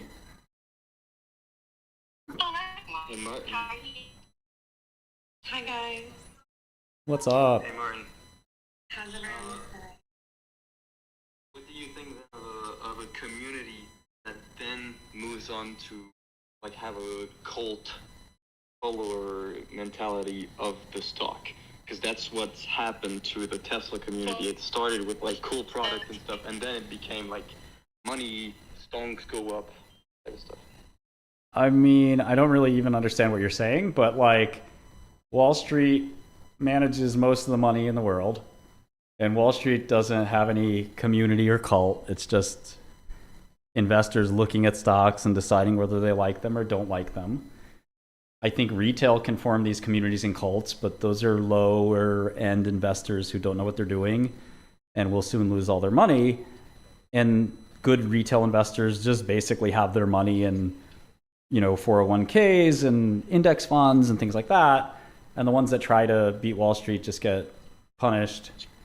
And that's really it. Tesla is owned by some of the biggest, you know, funds in the world. It's not a meme stock or a cult stock. It's just a stock. It has had remarkable growth. The biggest stockholders are firms that look at the stock and they decide that they like it. And, you know, it's really not like some big puzzle. There's Fidelity. So you wouldn't even take that, you wouldn't even consider that as a signal, like the fact that it has a cult mentality? No, I mean, your viewing of a small portion of what's actually going on, right? Are you in Fidelity's? Oh, yeah, sure.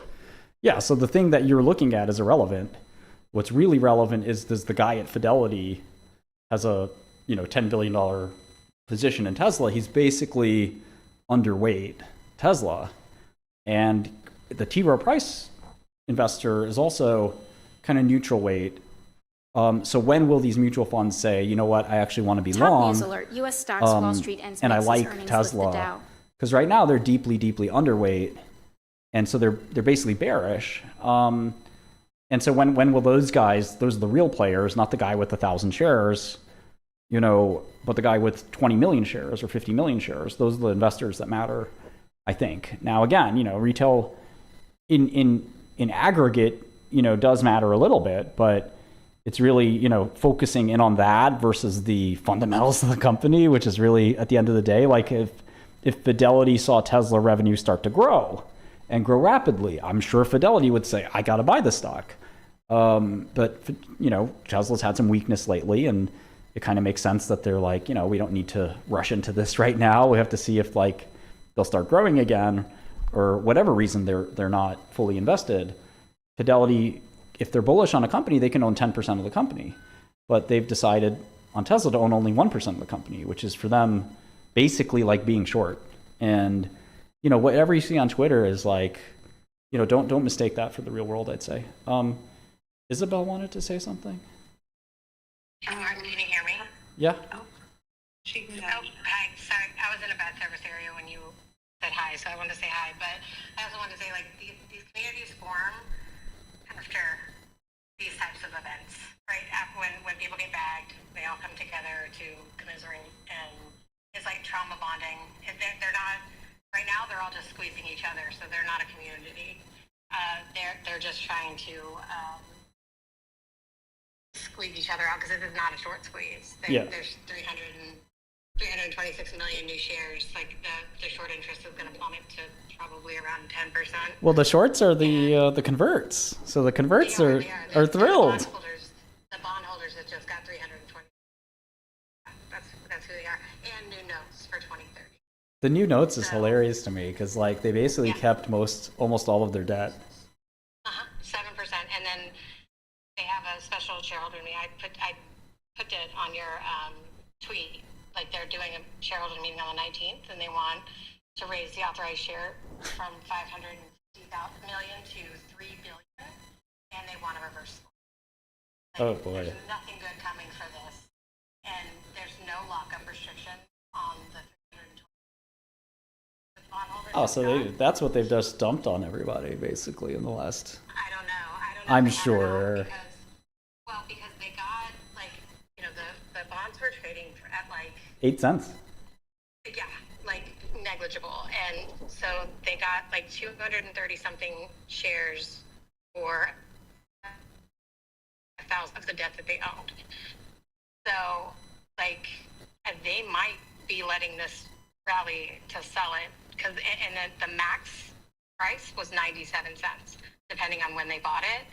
There could be some in there that from as low as 30 cents. So they might just be they might be waiting and just capitalize on this. They could.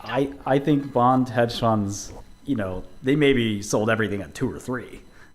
These guys. You think so? Oh man, I mean, if I'm sitting at a bond hedge fund and I was sitting on 8 cents for my bond, let alone my. Right, but you have a rally happening, right? I mean, there's so many ways for them to make money in this. Right? Immediately sell my stock I'd immediately sell my stock that I got for free. Yeah. And then possibly short more. 30, right? Well, they're probably selling premium. There's so many ways that they're making money off this. It's crazy. I think the first thing is you just if you bought the bonds for 8 cents, holy shit, you just made, literally a 50x, right? Like a 30x. Yeah, if they bought it, I'm not sure how many. I don't know how long they were holding. Yeah. If they did.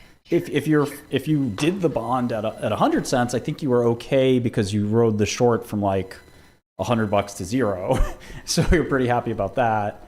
And Absolutely. And then at the end, you get to pull this switcheroo that gives the company didn't want to file, but they had to address the bond, so they gave the bondholders, 3-4x the shares outstanding, and they still have to pay the bondholders in 3 years. Yeah, I mean, it's but it's funny to me because there's some guy sitting on his desk at Wall Street that's just ho hum, I got to put this company into bankruptcy. Okay, we found a deal to really punish this company. And then the stock goes up 10x, and they're like, what the fuck, bro? How? I don't know, but I don't know. They eliminated a big portion of their debt. So, I think they've staved off bankruptcy for the time being. What happens here, I don't know. But, they have their outstanding share count is 397. They might have about 10 million shares for some warrants that S3.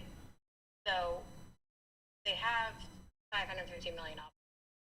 So you're right. They should drop an offering. They should capitalize on this. And if they don't, they're stupid. They don't have any money. So they should absolutely capitalize on this. Yeah, I mean, they did roll those bonds 3 years, so I don't know how many bonds are outstanding in 2027, but I think it's at least like 300 million. So they're not out of the woods yet on the debt. It's just a lot more manageable than the billion they had.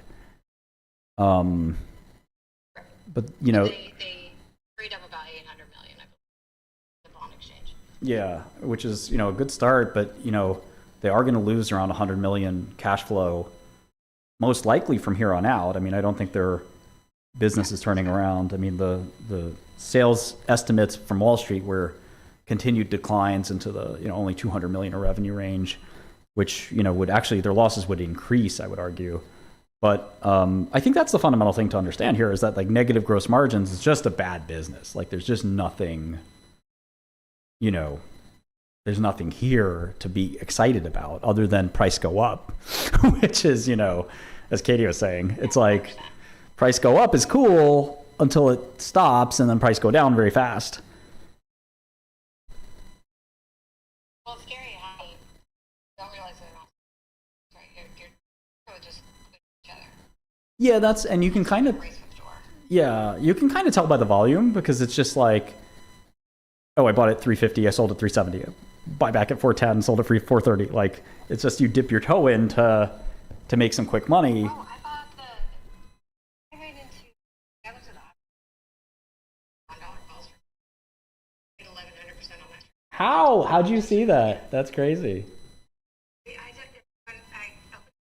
felt like they only 5 cents. Huh. So I just got it before all this in, but yeah, I took 1100% left. Yeah, I left money on the table, but it could get so bad. Yeah. I'm not sorry for it, but Nice trade. I shorted it at 360. I'm gonna short some right now just because the price is higher. But it's I would imagine. Oh yeah, really?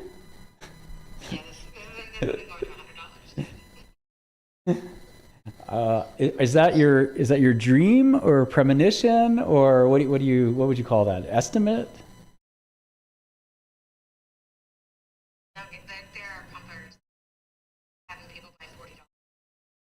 Let's go. November 19th. Like, I know people who are sell all the calls. That's how you make Yeah. I just shorted some. My average is 375 now. It's this had been a profitable short for me years ago. Like, this is just such a fucking dog company that's like, it's so reliable to short it. Because again, negative gross. What's that? How much are you shorting? Dollars wise, I don't really talk about that kind of thing, but in terms of size of the portfolio, I think I'm at 1% now. So it would have to go literally 100x for me to be worried about it, which I don't. I don't think Beyond Meat is going to get the market cap of Salesforce anytime soon. In fact, like I'd be pretty happy because I could short even more. I don't mean to cut you off, but it gets down from like. It was at 10 cents, and they were going to cancel the stock, right? They were just going to terminate the stock's listing.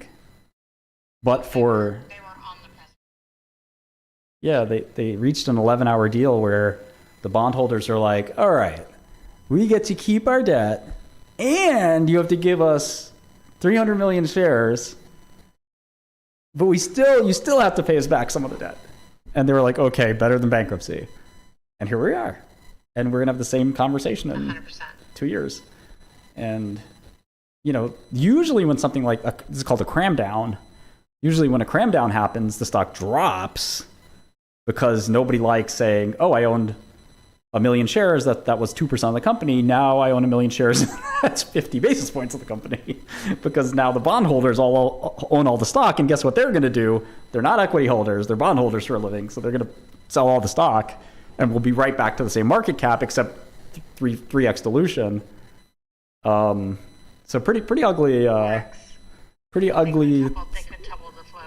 Yeah, typically, I mean, this is just it's a down 80, down 90% thing. And that's why the stock did drop, I think, when they announced this. Is this more the Walmart deal than it is anything else?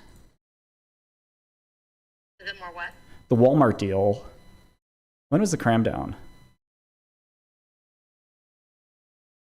So, like October 5th, the restriction came off October 15th, I believe. And then, but if you look at the deal, there are some warrants in there. I haven't seen them announce this yet, but it's equaling around 10 million shares more. But I haven't seen them announce the warrant yet. I haven't fully read every single page, so maybe I missed it, but I haven't seen that. Yeah, I'm just trying to figure out if the stock went up because of the cram down, which would be crazy, or the stock went up because of this Walmart thing, which would be slightly less crazy, but still stupid. Yeah, I think when it did drop, like, I think below $1 when they announced the debt deal. Yeah, that's what I thought. I saw it on the, it was almost like a bankruptcy deal. And then they had this expands distribution at Walmart, which is, I mean, they already have distribution at Walmart and they're still going bankrupt. So I don't know that expanding distribution at Walmart is going to help. And then remember, with a negative gross margin, what's the point of expanding your distribution? It's like you're better off almost not distributing the product. You know how much they're expanding? Like, is that even consequential? I doubt it. Yeah, I mean, if they could have done something to turn this, if they could have turned this business around by now, they would have. But it's yeah.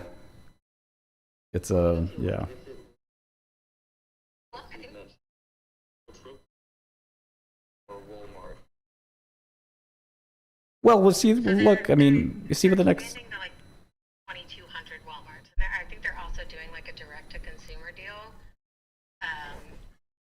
I think you just gotta look at what will the quarterly earnings show, right? I mean, if the quarterly earnings get better, then they expanded it, effectively. If they don't, we'll return to bankruptcy. But I would point out that when they had 400 or 500 million in revenue, they still were losing money, and they still actually had negative gross margin.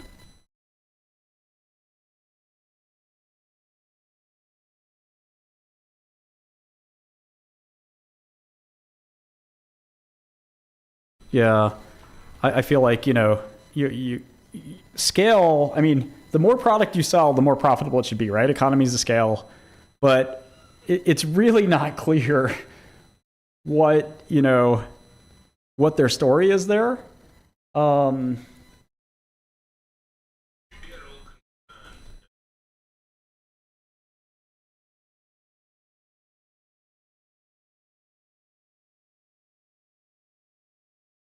Yeah, no, I'd be pretty excited if it went to 10. Let's do the math here. So they have no cash now, right? They actually have net debt. So if it went to 10, the market cap would be $4 billion. And if they sold, I don't know, 30 million shares, they would have 300 million in extra in cash, which they'd be burning. So let's say they go crazy, they sell 60 million shares for 600 million in cash. The net cash then would be, just doing the treasury method here, 64 cents a share. So that floor isn't very much. If they sold 200 million shares, what a lot of people don't realize is that increases the shares outstanding. So it doesn't exactly, get you this great benefit. But if they did that, which would be, shocking if they could even pull it off, but let's say they did it, the new floor is $3, or $2.80, which isn't counting for the fact that, they would be losing that money every quarter, kind of like AMC or anything else. And then, we'd be back to where we started, and I'd increase my short at 10, and, we'd be back to like trading below cash where it was before. So I don't think that really concerns me too much, as long as the business doesn't improve. You know, if the business improves, then all bets are off.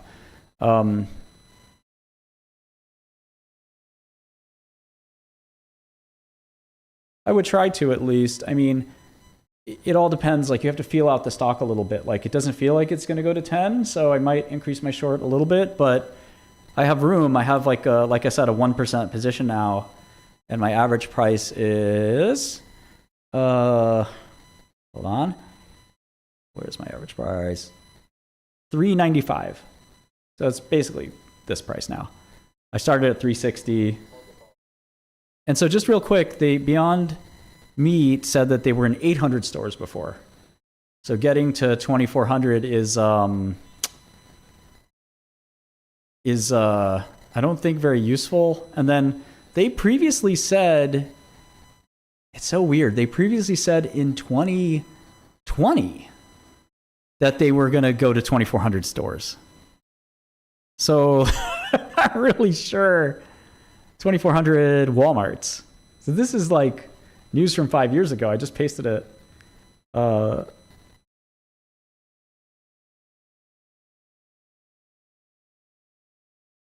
Yeah, I mean, that's just finance 101, right? There's a trade-off. If you buy puts, you have to pay implied volatility, and you have to obviously get the timing right. When you short the stock, you don't have any of those concerns.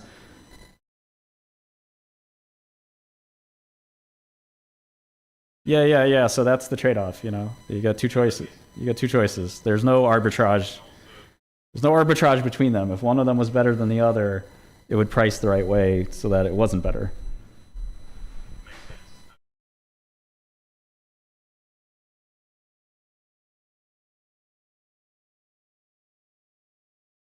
Yeah, all those trade-offs are kind of like in the price, I think. Yeah, I mean, generally, yeah, because, you know, the implied vol is usually just too expensive, and selling vol is kind of the better move most of the time. And just shorting the stock is great. I mean, you can keep shorting it until it sort of has a peak. Obviously, if it never peaks, you're in trouble, depending on how big you got in the position. But, you know, GameStop was kind of I wouldn't say a once in a lifetime because it's happened before, but once every like 20, 30 years, you know, these things happen and you could get into some really bad luck. But it's funny because even Melvin was surviving the GameStop trade. They were going to raise more money and kind of they would have been able to survive it. It's just they decided not to. So he had money from Citadel and Point72 to keep in the trade. And obviously the trade would have worked if he shorted more at, you know, even 50. Even at $50, he could have saved his trade. Forget 100 or 200 or 400 where it sort of flamed out within minutes. So, you know, shorting is not, I don't think most people understand it. I mean, one of the other things you could do in a short is you can increase your short as it drops, you know, which is what I've been doing in Quantum. Quantum stocks have dropped, you know, around 30%. And if you have a 10% position and it drops 30%, you have a 7% position now.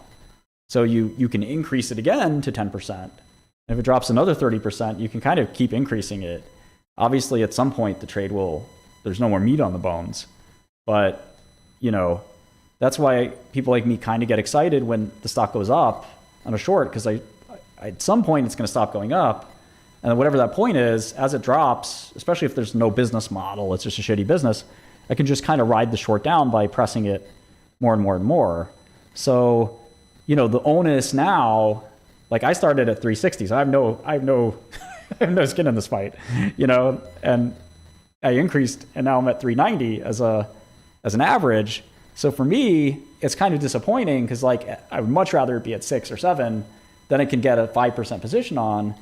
And then as it dropped, I can increase that position to stay at 5% because this business isn't getting any better. The onus then shifts from the short to the long. The long has to prove it's worth $4.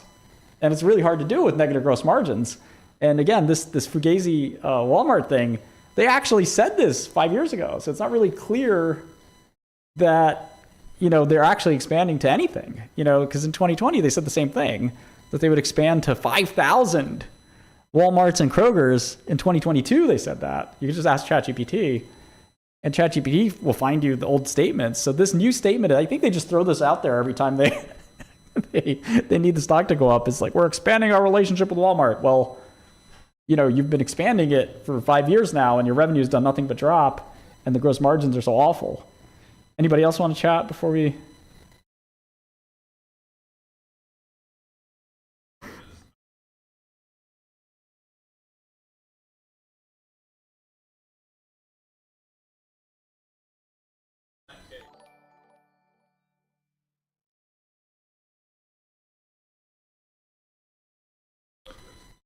Yeah, I mean, a lot of people that are allocate to hedge funds, they basically, I mean, one, you don't have to charge that much. So instead of a 1 in 20 hedge fund fee, you can charge like 0 and 10. And so you don't have to, you know, charge a lot. But if you go to a big family office, you know, it's not their thing to go short a stock. They'd much rather say, okay, how much do you want? And I had around 200 million of interest from different families, you know, wealthy families. Some names you would even recognize. Some names Amy for sure would recognize.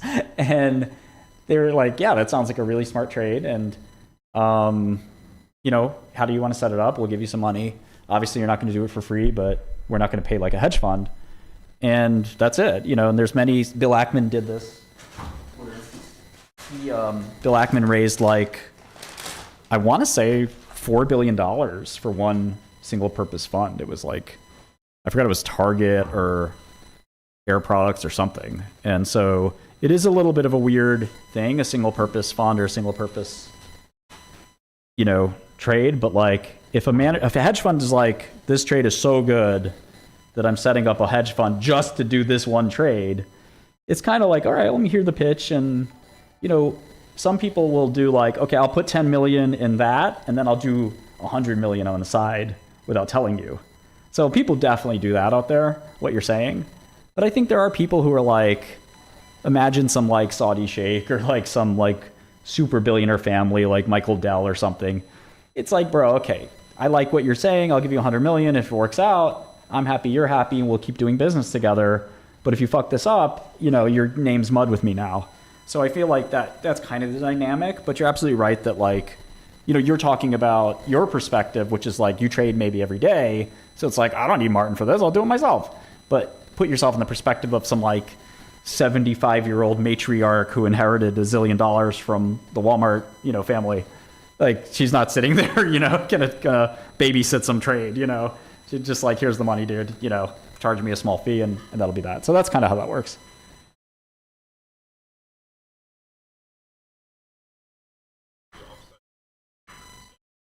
Yeah, I mean, again, like I think people don't understand this sort of dynamic where you can short more as the price goes down. Speaking of which, the price of Beyond Meat seems to be going down.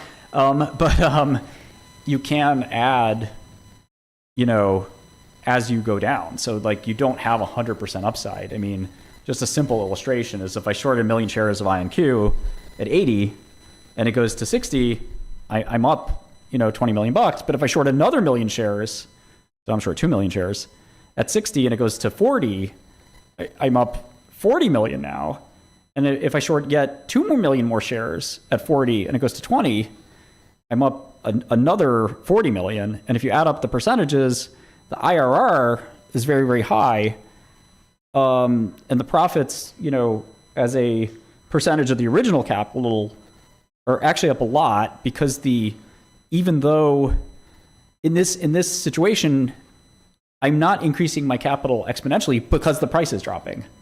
So you can sort of do the math on a spreadsheet and see that you can make more than 100% on a short, so long as you increase it as it goes down. But you know, there's certainly a truism that the most the stock can drop is 100%, but that's not really the way I think most people look at it. I think from an IRR perspective, you calendarize or annualize the gain. So like if you make 10% long or short in one day, The IRR is off the charts. Even in a month, that's like a 200% gain almost annualized. It's not 120% because of the compounding.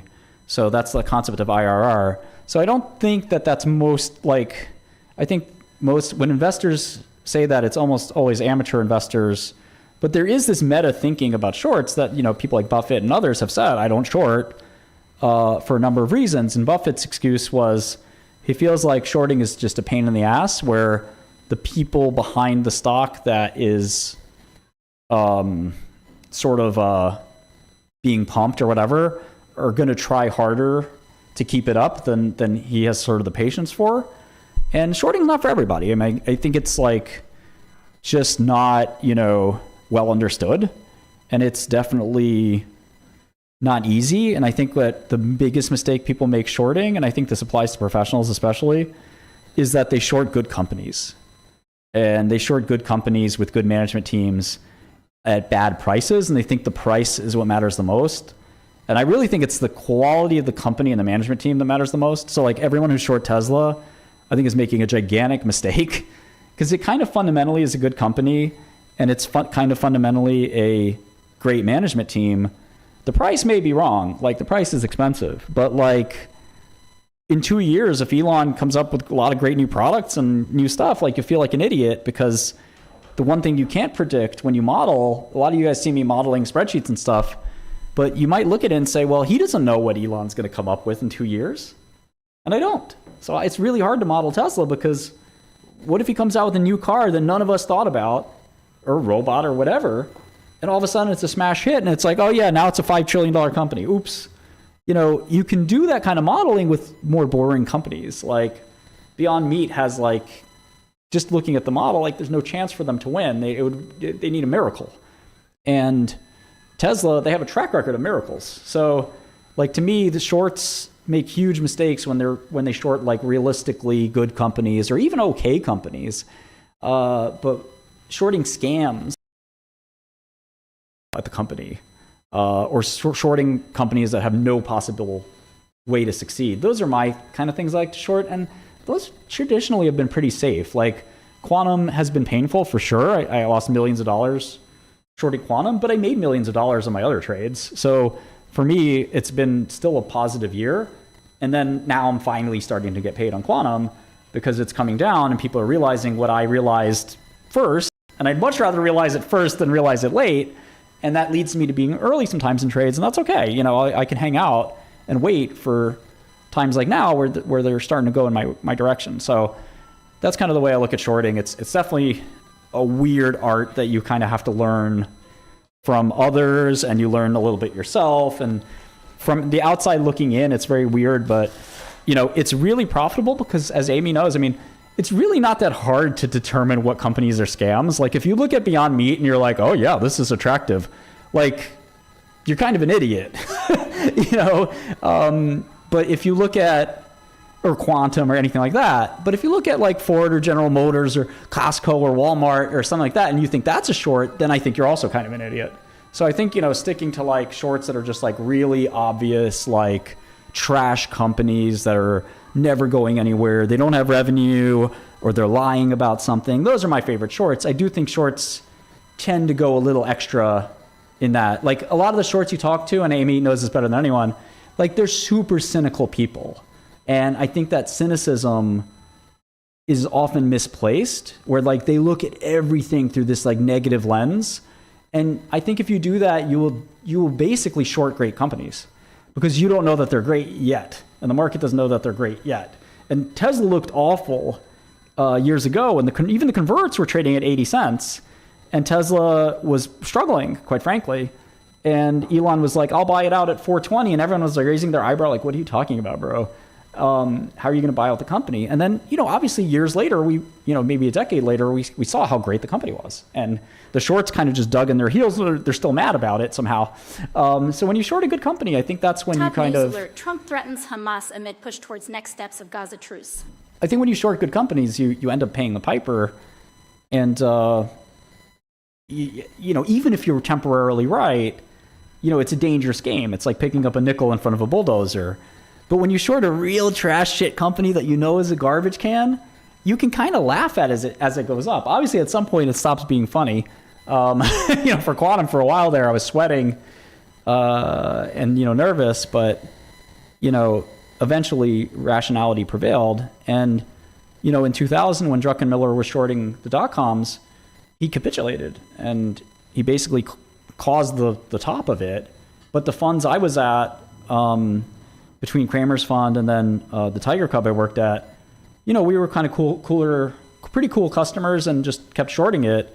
But it doesn't mean that there wasn't occasional chair thrown, and occasional frustration. So it's a really tough game. But I think when you're in finance, you try to use any tool to your advantage. You might do distressed debt. You might do private equity. You might do shorting. You might do arbitrage. You might do computer trading. There's hundreds of different tricks and techniques you can master to make money. And sometimes there's markets where it's like the SPACs. SPACs were this money printer for a little while because you basically had this free call option with the SPAC that you could get your money back if you didn't like the merger that was happening, or you got the shares if you saw that it was going to work out. So Millennium, the biggest hedge fund practically in the world, basically did every single SPAC deal. And you're sitting there saying weren't SPAC deals garbage? And it was no, if you sat down and listened to the story, actually SPACs were kind of this weird dynamic where it was a win-win. And then there's other things like that where these pipes in the quantum space, QUBT is this company that was a complete fraud basically, but the stock was at 24 and they were asking you to do a pipe at 18. And it's that sounds pretty good. I'll invest in that. And Citadel invested and Jane Street invested and all these guys invested, and they sold the stock. They got it at 18 and they sold it at 22. And, they made a fortune. So even in situations like that, you can kind of make some money.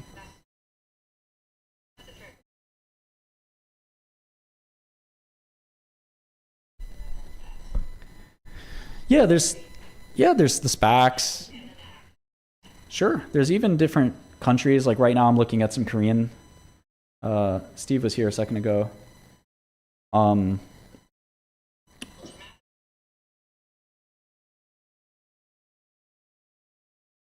Yeah, but I'm looking at some Korean stocks that, there's been a lot of movement in Korea on the AI kind of, bubble, if you will. I don't think it's exactly a bubble, but whatever. And Korea is often wildly mispriced, usually awfully cheap. Not always though. And so I guess my point is you should never, limit your toolbook, or toolkit. You should always be looking at how can I expand my toolkit to new companies, new geographies, new sectors, new whatever. And SK Hynix is a really, really good example where SK Hynix just makes the memory for NVIDIA's chip. And you might have missed the NVIDIA rally because, I don't know, you're living under a rock and you didn't hear about AI or you didn't use ChatGPT. But for everyone else, starting in, 2025, NVIDIA had already gone up a huge amount. And SK Hynix hadn't really, but SK Hynix just basically doubled in the last month or two. Because if you ask an AI engineer what's the most important part of an NVIDIA chip, it's actually the memory. And with one Google search or one ChatGPT question, you can ask, well, who makes the memory? And you would think it's Micron, but it's actually SK Hynix and Samsung. And the more you read about, you could read on semianalysis.com, you do a tiny bit of research as to how these chips work. And it's no, that the RAM is really the problem with these chips is you need more RAM. And, just buying SK Hynix is gone parabolic, and it's not as microcap, it's this huge company. And there's probably a whole bunch of other companies in Korea right now that are trading at 20 times earnings, and that earnings is about to quadruple.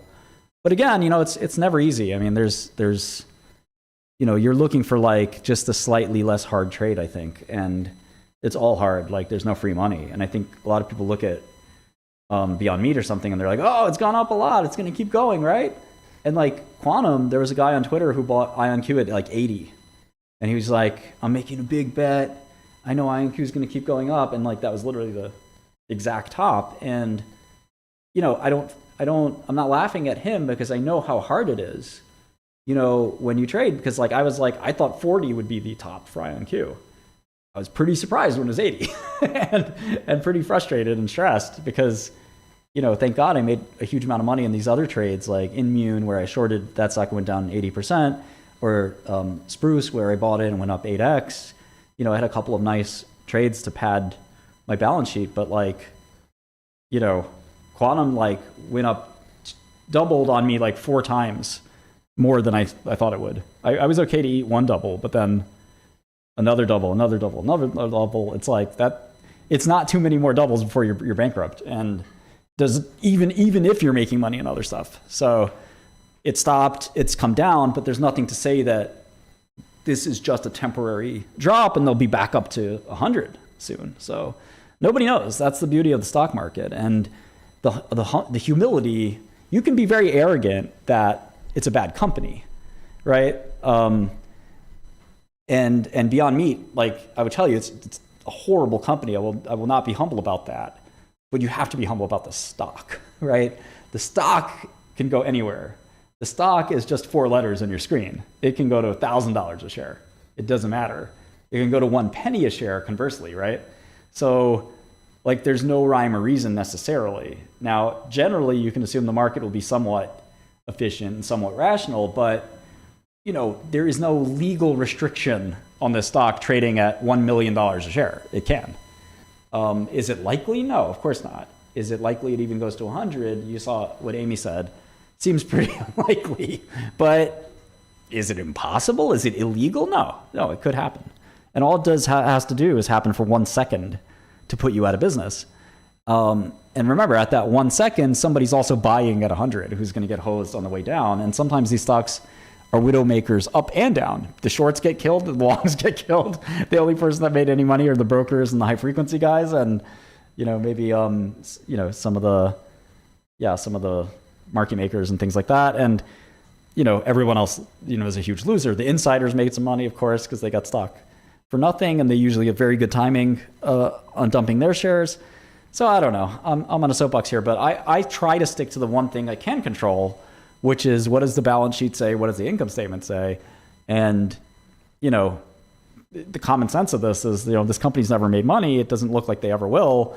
And the Walmart agreement, you know, a quick search would show that like they've actually made this agreement many, many times, and they've said that they're expanding many, many times.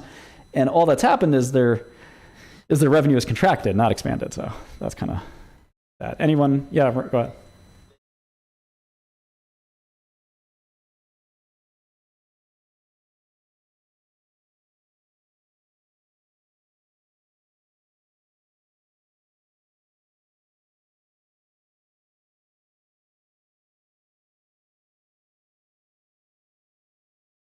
Yeah, I mean, they literally said in 2000 that they were going to expand to the same number. It's so weird. They said we're going to go from 800 to 2400. And now they're saying they're going to go to 2200. Well, what the fuck? Did you expand or not? And it's like, did they go from 800 to 2400 back to 800 and now they're going back to 2400? It just doesn't make a lot of sense. So I think I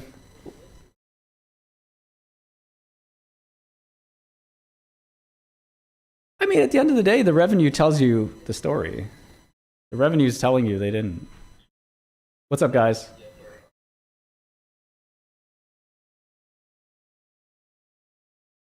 What's up? What's up? What's up?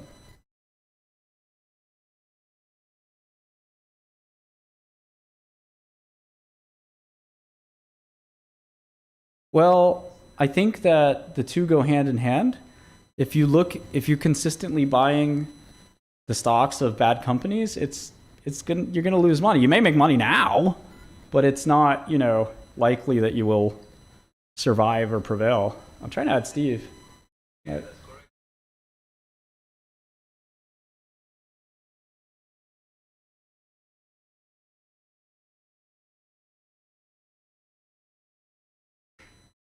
Yeah, well, you know, if you can make money consistently by buying the stocks of bad companies, I mean, that's a great trick, but it seems like it's very hard to do.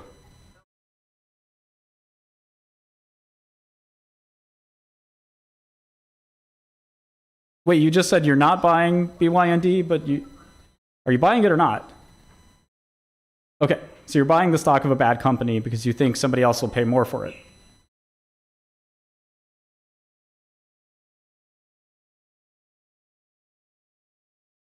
Well, I'm not. That's why I'm not buying Bitcoin.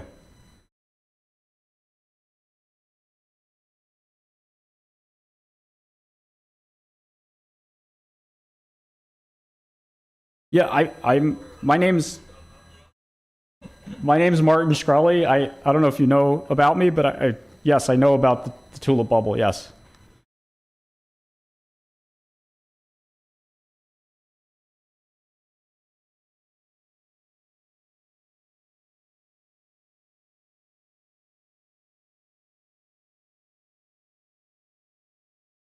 Right. Lenny? I'm trying to add Steve, but it won't let me. What up?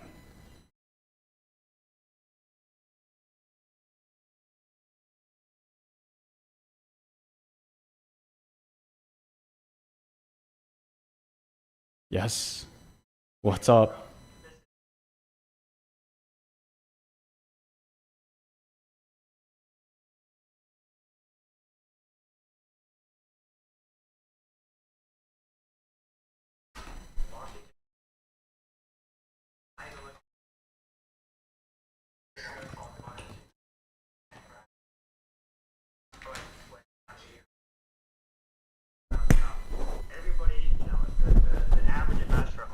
At the stock price is whether they're smart or not, and nobody ever looks at the underlying fundamentals. The fundamentals never lie. Over the long term, the stock price will always follow the fundamentals. A company like Beyond Meat is absolute poo-poo, right? It's terrible.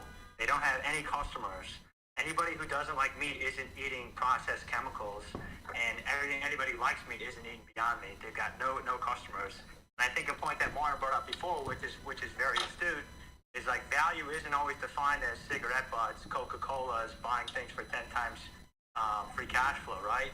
If a company is compounding its revenue at 20, 30, 40%, like a company like Palantir, while also driving bottom line net margin expansion, right? It's hard for that to be expensive. So for you to come out and say, oh, it's trading at 300 times forward earnings, it's such a bubble, well, you're wrong. Right? Because the math catches up to it. But a company like Beyond Meat with negative gross margins and no real customers will always be zero. It's just a matter of time. Yeah, I think so too. I mean, I think that's all correct. And the only thing I would add is, you have an option value. So like if it was 10 cents, or whatever the stock price was at the bottom, like you do have this option that like maybe they'll turn things around. But at $4, you're basically hoping that somebody else will buy stock after you buy it, which is, hoping could work. I mean, it might, you maybe even have a 50-50 arguably, but I'd much rather get into investments where I have a 90-10, where it would require something crazy for me to lose. And so like shorting Quantum or, buying this, I bought a drug company stock recently called Sarepta. Like Sarepta is at 1 or 2 times sales. And in the history of pharmaceuticals, it's very, very rare to get these kinds of assets for 1 or 2 times sales. And, there was still a risk, but it was like disproportionately likely that I would profit. Whereas Beyond Meat, you're just playing musical chairs. I mean, maybe the guy next to you will buy it for $5 and then you'll feel smart. But unless you could point to me where or why, in the long run, this stock is worth $10, $20, $30, why do I want to take that gamble? Yeah. The market will always offer you chances to gamble. You can go to AC I'm near AC, but you can go to Vegas, tonight, and there's 85,000 kinds of games to play. But guess what there is not? There is no roulette wheel with 90% odds. They don't have that machine at Vegas. They only have money-losing machines.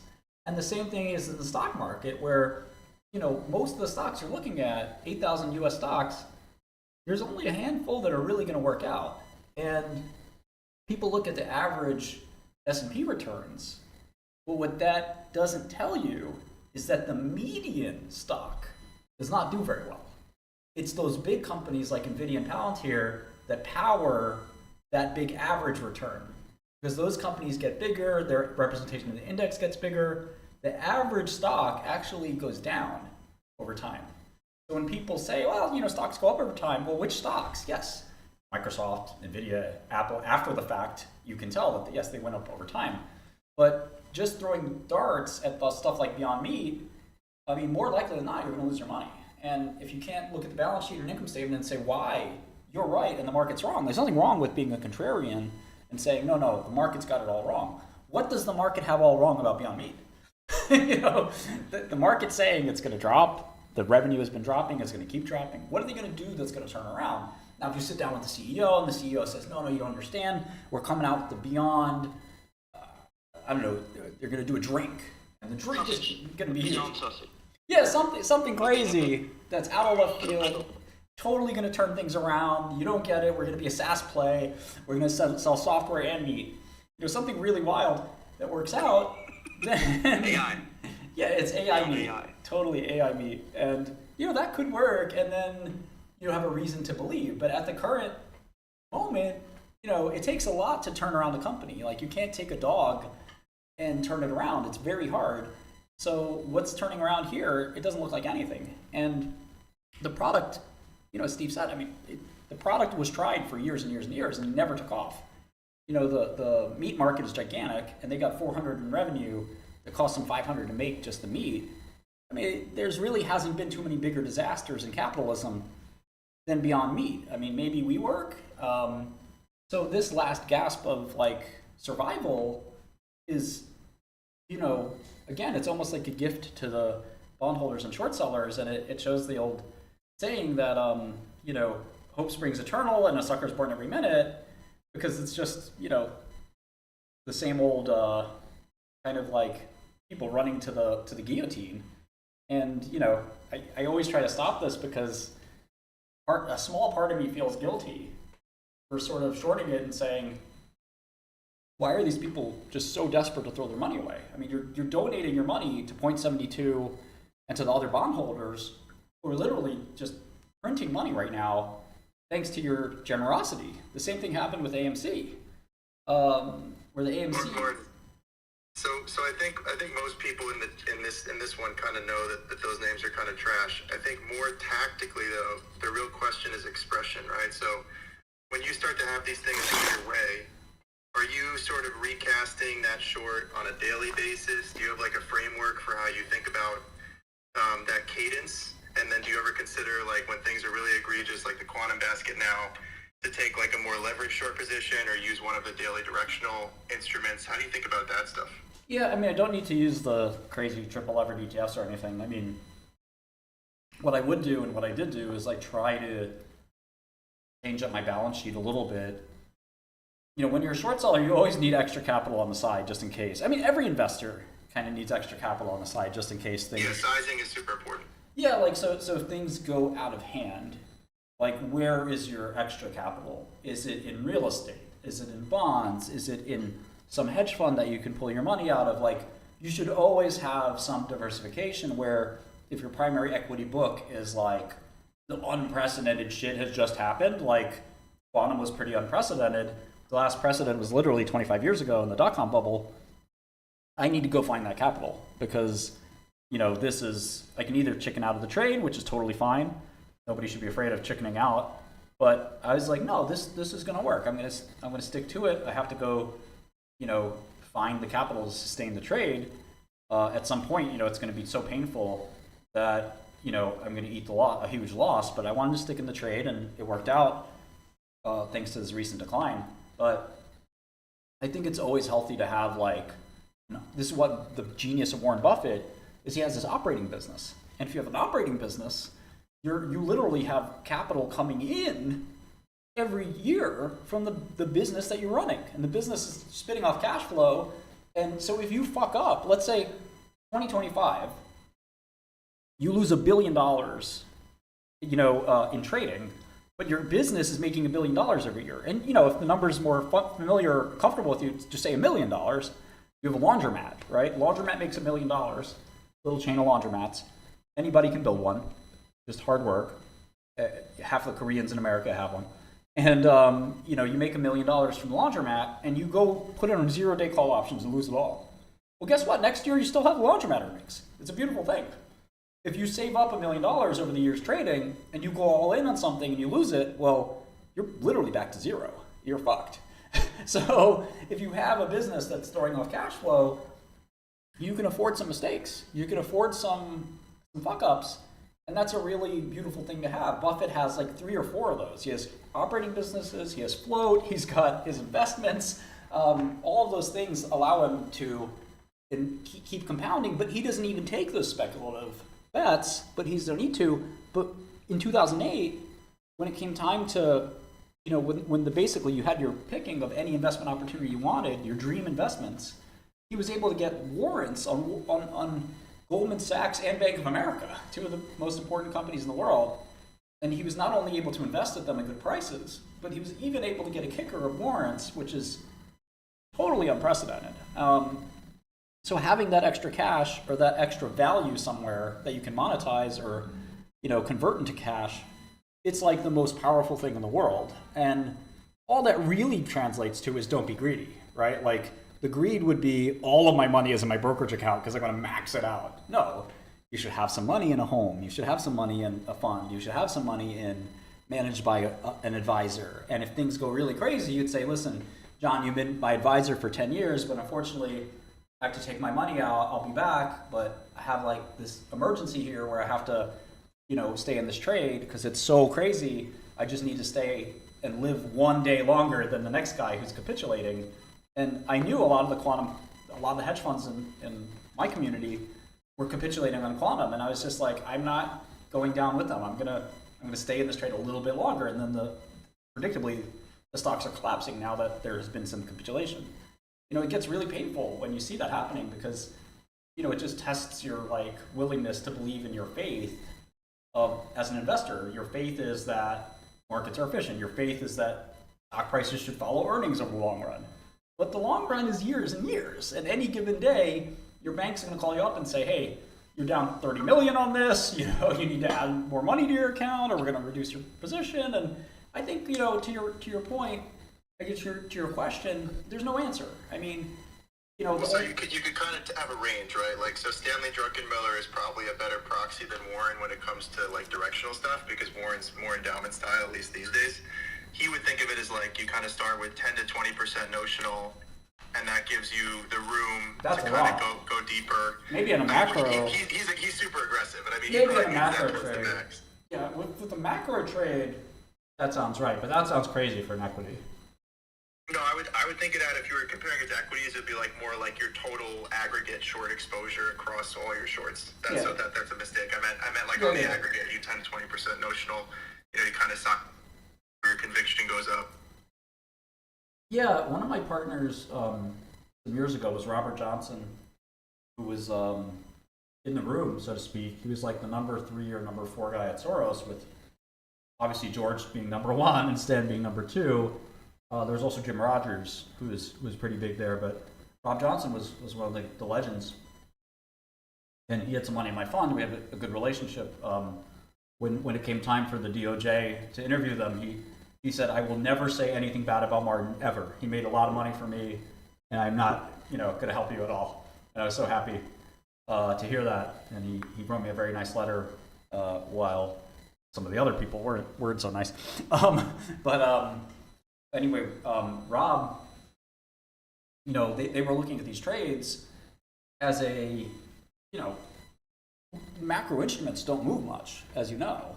And so at least they're not supposed to. So you hope that like you can sustain the standard deviation on the downside, but what you're really hoping to do is you have that convexity where like you have your standard deviation against you is almost nothing and your standard deviation for you is massive. That's the dream. Unfortunately, obviously, the markets are efficient. And like if you look at quantum put options, they're jacked to the tits because otherwise you have you have great convexity. And you know, so you're trying to find situations like that where the market's missed it. And needless to say, it's pretty rare. I wish I was buying Beyond Meat convertible bonds, you know, 2 weeks ago. I mean, 30 or 50x. This is like the trade of the century. But the equity is not the traded century. That's the, I mean, I guess if you bought it at $1, it's not so bad, but it's. But then when you're restriking on the day, right? Like when you have these really crazy moves, the directional funds that tend to actually be really shitty because they decay. Couldn't those sort of be like an interesting short-term option? Like if you are going to recast, right? You're getting the 1 for 1 or 2 for 1 daily move. So I've kind of been thinking about that. Like obviously you got to be careful with it because there's like that crazy decay. Well, the problem is that it doesn't exist for every single instrument, right? Like it'd be great. Yeah, they have one for Rigetti now. They have one for IonQ. They have one for QBTS.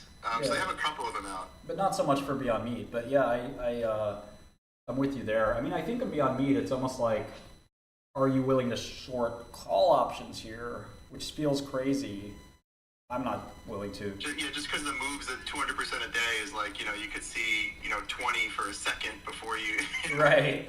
But theoretically, if you're willing to short at 4, then why not sell a 450 call? I think the problem is most people will get greedy and say, well, I'll sell a lot of 450 calls. And the reality is, like, you should only sell as many calls as you were willing to short common. And I think that's the kind of where, you get in trouble. You have to go back to your notional capability. And that's what I think a lot of people miss, is you have to just, like, assume that it's going to blow out. Well, this goes back to, like, the original best advice I've ever gotten that I never, ever follow, which is you keep your position sizes as small as possible. The best trader, it sounds like you're a buy-sider or a sell-sider or soon to be one. I'm general macro. I run a fund and I do some stuff in my PA. Yeah. So you're a pro, and I'll just tell you a pro to pro story. I guess is I was I left the Tiger Cub and I was starting my own fund, and I shared an office with this guy who had his own fund in Connecticut, and he was one of Steve Cohen's partners early on in the early days of SAC, and he was, supposed to be one of the best traders, ever, and he just managed his own money. And I borrow his office. We were just mutual friends of my old Tiger Cub boss, and we're still all friends. And so I sit there and I'm like setting up my fund, and I'm getting to watch him trade a little bit and see how he did it. And what was crazy is he never really tried to have gross exposure of more than like 30%. So I knew you were gonna say exactly that. I don't know if it's you who I've heard it from probably, yeah. before, but that 30% is exactly what I've had in mind for the last minute. Like Baupost is like classic. Baupost is kind of like that too, right? And it's like I was sitting there, I'm like, of course I'm running like a PA or like maybe my fund had started, I don't remember, but I'm like 180% gross, and I'm like sweating bullets, trying to make 2 cents, and nothing's working. And this guy's like, no, I put money to work. I know I'm right. I'm 100% sure. If it even goes against me a tiny bit, I'm out because I'm supposed to be right? And I'm just holding all that cash for no reason, just because, quite frankly, my investors are shoving it in my hands more than anything else. And I'm just like, what a legend. Well, there's just not that many good trades, that many like great trades to be done. It's like you're like, right. I don't know what he was trading, but like you can't always trade like whatever he had available, like 15 million. Well, it goes back to the volatility on the underlying, right? Like going back to what Martin said before, like if you're trading macro, you're trading something that's super deep that you could source a lot of leverage. You could be notional 300% waiting for a 1% move. At the same time, you could be making a 1% bet where you're expecting 20, or you're going to go to 0. So I think you also think about like what's inside that 30%. Like how is leverage being sourced inside of that exposure? Well, I think what's interesting about my friend who is a tech portfolio manager, and now I've almost doxed him, but he retired at like 42. His investors were so desperate to have them. He never had a down quarter in his career. He's had down months, but never had a down quarter. And he his investors were so desperate to keep going. When he retired, they were like, please just run our money like. Even like as a hobby, like almost like passively, like just like you don't even have to like invest all the time, just like do us a favor and just like whenever you feel like investing, invest it. And he still said no, but he was just basically so convinced. Top news alert, Trump begins demolition to prepare for White House ballroom. When you only have winners, I mean, it's very hard not to compound at a huge rate. I think the hard part is saying no. I mean, when you have he's running 300 or 400 million, and I think it was like half his own money, and when you're sitting there saying, you have every broker calling you, you have every analyst that you employ telling you about their favorite stock, and you're just saying, no, not good enough, not good enough, not good enough. The ones that do make it through your, pattern recognition and your, back in the days in tech, you had to like have a quote unquote edge, which sort of was synonymous with insider information, which is why I never kind of did too much tech investing, or when I did do tech investing, I tried to avoid that kind of thing because it just didn't feel right as an investor. But you still can't really do tech investing without doing like very deep channel checks. And those channel checks, depending on who you ask, they're sort of getting pretty close to the line on insider info often.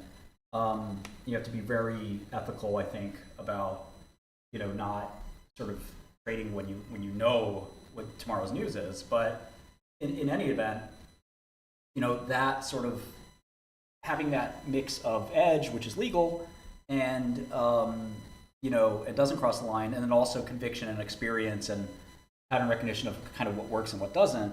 This guy was so good, especially at reading people, that in the tech investing world is so different from other fields, that he would call managers, and the managers would just sort of, just chat with them, basic stuff, and then he'd hang up and he'd be like, what do you think? And I'd be sitting there, again, we don't work together, we're just friends. I was like, I don't know, it sounded fine to me. Seems like, he's like, they're gonna miss by 16 million. I was like, what are you talking about? And he's like, I just heard it in his voice, I could tell. Consensus is at 800. I think he's gonna do like 785. He's reporting 3 days from now. And I'm like, how the hell? And priceless intuition, just that old man intuition. Yeah, and I think and again, he wasn't an old man at the time, but it was kind of like one of these things where, I could see like a Leon Cooperman, if you've done this for like 40 years of like trying to guess the quarter, you can kind of pick up like just the way people react and things like that. And again, I never liked that game because it's not investing. It's kind of this weird like, intuition synthesis. Yeah, and it's important because in tech, that second derivative can kill you. Like if a company's growth has slowed, like imagine NVIDIA, I don't know what the current consensus is, but like, let's say it's for 30% growth, and they come in at 20% growth, it's all over. Like it's done. Like just that little directional change is enough for... Yeah, this total multiple reversal. Yeah, it's a disaster. And it's path dependency that, is important. That path dependency, like you might ask yourself, a lot of people ask like, okay, Palantir, consensus growth was for 35%, they came out at 40% growth. How could this be how could this go up 30% on that? And it's like, well, think about it. Do the path dependency of like, they went from, like Palantir is really interesting if you look at the income statement, they went from 20% growth to 25 to 30 to 35 to 40, 45. And it's like, the rate of change of their growth is positive, which is insane. Usually as you get bigger, it's harder to grow.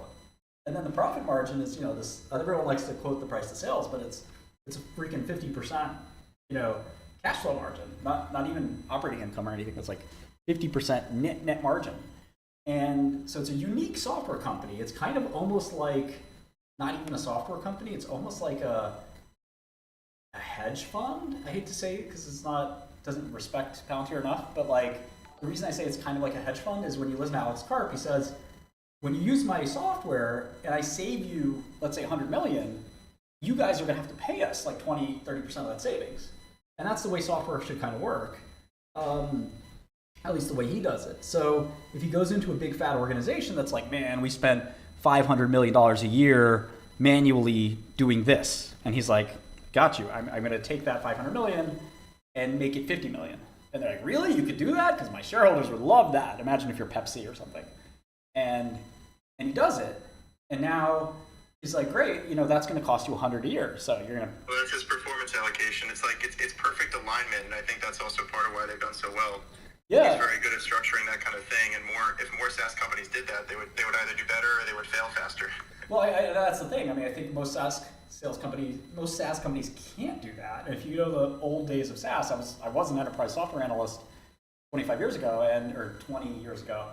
And, most SaaS customers, you talk to the CTOs, and you ask them how their SAP deployment went or something like that, and they're like, oh man, it was, not only do we have to pay SAP a fortune, we then had to pay Accenture and IBM a fortune to integrate it, and it broke everything, and like half of these SaaS ERP deployments didn't even work, and they had to gut it out and try again, and so... Yeah, 90% of them just literally decay into a sales organization that's harvesting existing licenses if you actually look deep in the space. I do a lot of work deep in that space, so I know, and that's why you kind of see the new companies like Palantir will just come in and take major market share every couple of years or every decade or so when the whole stack has to get rebuilt.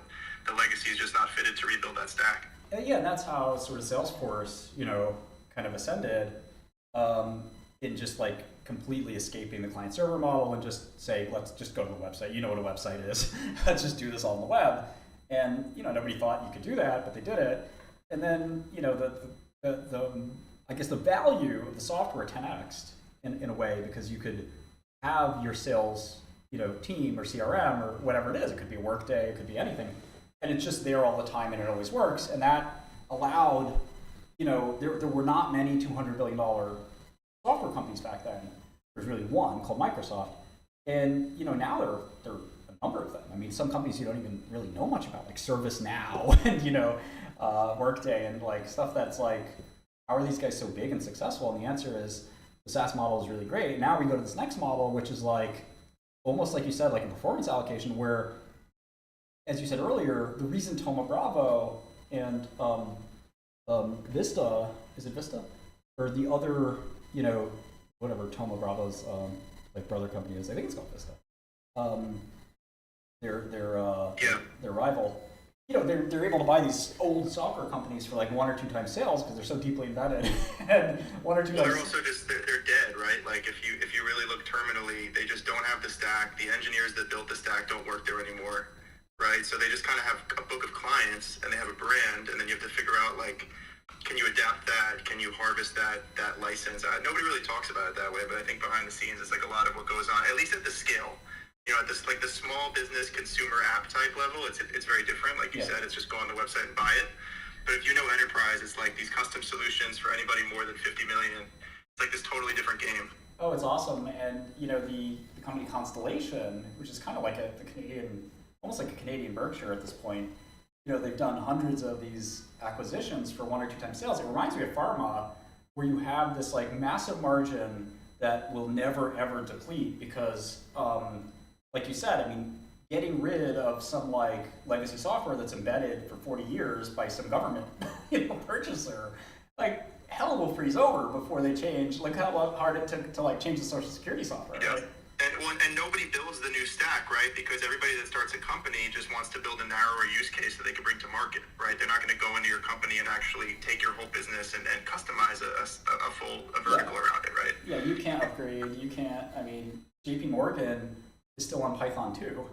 And they're probably on 10 different things, right? Oh, for sure. But like my friends that work there and write code are like, we have to go back to Python 2, which is sort of decommissioned at most places 10 years ago, and we're like, we don't even know what's going on in software today because we're stuck in 2015, and like we're searching for things that happened 15 years ago instead of staying on the cutting edge. Facebook may be on the cutting edge, but at JP Morgan, there's mainframes from IBM from a long time ago. There's all that stuff. And so, tech is what it is. But anyway, far afield here, but I definitely think that, getting back to the point of like, how do you make sure that, you're not in over your skis? I was going to say the best advice I've ever gotten, both from this guy and then also just seeing Paul Tudor Jones say this. He said the mistake almost everybody makes trading is they trade too much.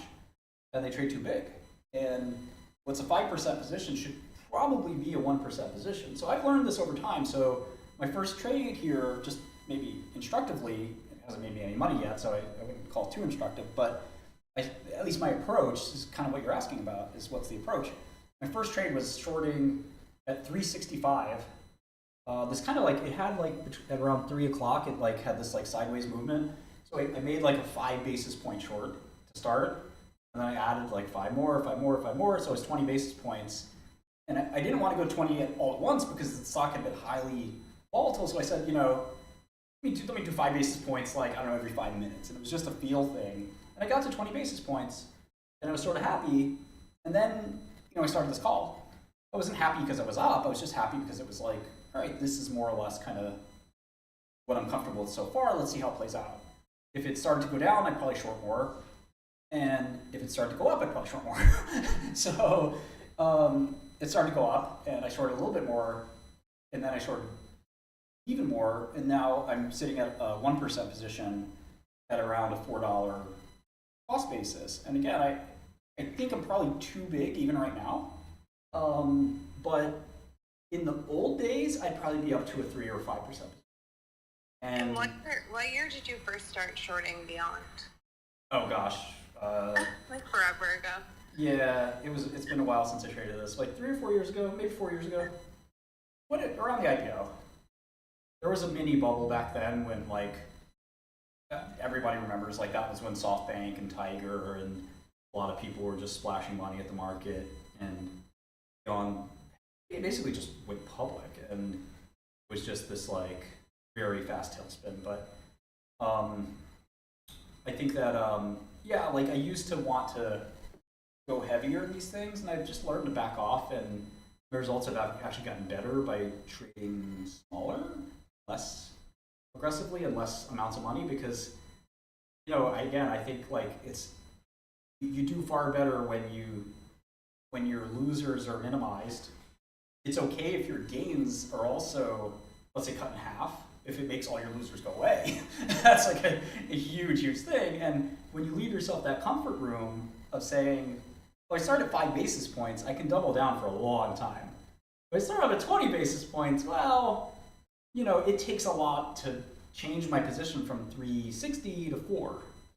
That required me to, like, 4x or 5x my position. Now I'm at 1%. Let's say the stock goes to 10. Well, do I really want to have a 10% short and Beyond Meat? Maybe, not really. Maybe I'd want that at, like, 50. So, like, you just have to ask yourself, when will I have enough money left over so that I can make a big bet if the opportunity presents itself? If it goes right back down to 1, I'm happy. Short 1%, and my IRR is really good. This is kind of like my friend that I mentioned. That's the kind of thing he would do. But like a lot of people as traders, they want to wait before they get, like, what some traders call, like, a confirmation, basically, that it's going down. I don't really believe in that. It's just like there's something about me that's very stubborn about believing in these, like, technical, like, indicators. To me, they're just random opinions. They don't mean anything. But certainly there is some truth to the point that, let's say Beyond Meat was at 2, 2 days from now. Well, like, it's probably going to keep going down to pennies. And you may be more profitable shorting it at 2 than wrestling it with up here, like wrestling an alligator at 4 or 5. It's kind of like this painful, like, who knows what the fuck will happen? Maybe it'll go to 20, And by the time it goes to 2, it's like, all right, it's not going to go back up to 20, right? It's dead. So a lot of people, my peers, like to wait. They like to see it kind of corrode before they start piling in. And, I kind of don't care. Like, to me, if it's a bad company, it's a bad company. I'm just going to short it. Who cares what the price action says? At the same time, like, the improvement to that is you can feel that way. You just don't go too big because you don't know what the market, has to hold. And shorting at 2 to me feels like, okay, I knew it was shit at 4. I know it's shit at 2. Why did I miss this 50%? Let me just short it at 4. And it has this, it's kind of like a fish that you just bring out of the water. It's got this, like, it's like, it's shaking, it's crazy, it's flopping, it's flopping. And it's almost like, wow, this thing is really, really kicking. And then, at some point it stops kicking. And, do you want to short it when it's still kicking like crazy? It might go to 20. I don't know. It's hard to say. But I also think, I was telling people earlier on YouTube that one of the best things about investing is that forget short, you don't have to short. Just avoiding stuff like this on the long side is like enough to make you money. Because I was watching this great video of this great investor, the Chris Hone at the Children's Investment Fund, PCI. And this guy's like, maybe like a Buffett-like investor. He's extremely good, I think, long only. And basically, he ended up, he basically says that, like, 99% of stocks out there are not suitable for his portfolio. And it's like such a crazy thing to say, but when you stop and think about it, it's really true that like there are really only a couple percent of the companies in the world that are exceptional and worth investing in. Beyond Meat is not one of them, spoiler alert, but nor are most companies. And like biotech is a good example. I don't think anybody out there should really be trading biotech stocks unless they have like a very good sense and some experience. Now maybe they do it small, but even then, like, are you really, ready to trade against me or Rod Wong or Joe Edelman or, Baker Brothers or whoever's good at this and ready to outfox them because they have a lot of capital, they got a lot of people, and they're out there in every stock. And so, do you want to bring that gun, the knife to a gunfight? Or, do you stick to like some really, really high quality companies? Chris's favorite stock was GE Aerospace. And basically this engine business, this engine market is so complicated, but it is in essence like the biggest moat ever. There are only so many airplane engine makers, and like you don't just flip flop what airplane engines you use. If you're Boeing, you're just sticking to it. And you look at Beyond Meat, it's like, look, this is a VC company, right? This is a startup. This is a company hoping to do the impossible, which is why their rival is called Impossible Foods, right? It's extremely unlikely you're going to change the way human beings have been eating for the last, 50,000 years. The chances that you're going to do that are astronomically low. So why would you want this in your portfolio? You want to make crazy gambles? I mean, go to Vegas, go to AC. What's stopping you from doing crypto? What's stopping you from going, online gambling? I do feel like with Beyond, though, it's a lot of like people who are either vegans or have some emotional, strange connection to the company that's completely illogical. But I do have to go. But I hope you guys have a good rest of your day. You too. Bye. Yeah. Thank you. Yeah, I think that's true. But again, those are market participants who are like not really well, they're sort of, confused as to whether or not they're voting on liking something or buying a stock. You're buying a stock because we want stock to go up and because the company's got a good business. I don't like the idea of buying a stock because you think the next guy's going to buy it. And I'm actually curious what Al or AI thinks about this, because in a lot of ways, like every time I talk to like sophisticated hedge funds, you'll hear guys who are like, oh, I think that the street will like this, and I think that this will happen. And I'm like, bro, first of all, who cares? Second of all, like, you're guessing as to what some psychological impact is. Like, maybe we just focus on the thing that matters, which is the revenue and earnings over the long run. Yeah, I mean, I think there's a lot of overcomplicating of it. I think when people sit in front of a Bloomberg for too long, they start to just like lose the idea of what investing is. You're just looking at companies, you're valuing companies, you're looking at management, future potential, you're discounting that. How's the multiple going to evolve? That's the only stuff that really matters. And the street is always wrong, right? What's the average analyst return? And it's just like, it's all just noise, right? If you don't have like, every great investor that has any track has at least a 12, 24 month view, and they're making their trades based on that, right? Yeah, I think so too. And I think the other big thing is management. Ultimately, like, it took me a really long time to appreciate this, but as a rookie investor, I thought I could model my way out of anything. And over time, I realized that, like, basically the biggest input to any model is, like, can management take the balance sheet, and which is, like, their resources, basically. Can they take the balance sheet and do something with it? And, are these people smart enough, clever enough, hungry enough, whatever it is, to actually go take the resources of the company and make something happen, or are they going to fuck it up? And the current business, you can try to value and say, okay, it's worth this much, and maybe the company is worth that much. But the reality is, a company, it's actually very similar to biochemistry. It's not like a protein. It's not a static thing. It is something that is changing over time as management applies its resources. And a bad management will take a good company and screw it up. But good management can kind of turn any situation into a positive if it's really clever and really crafty.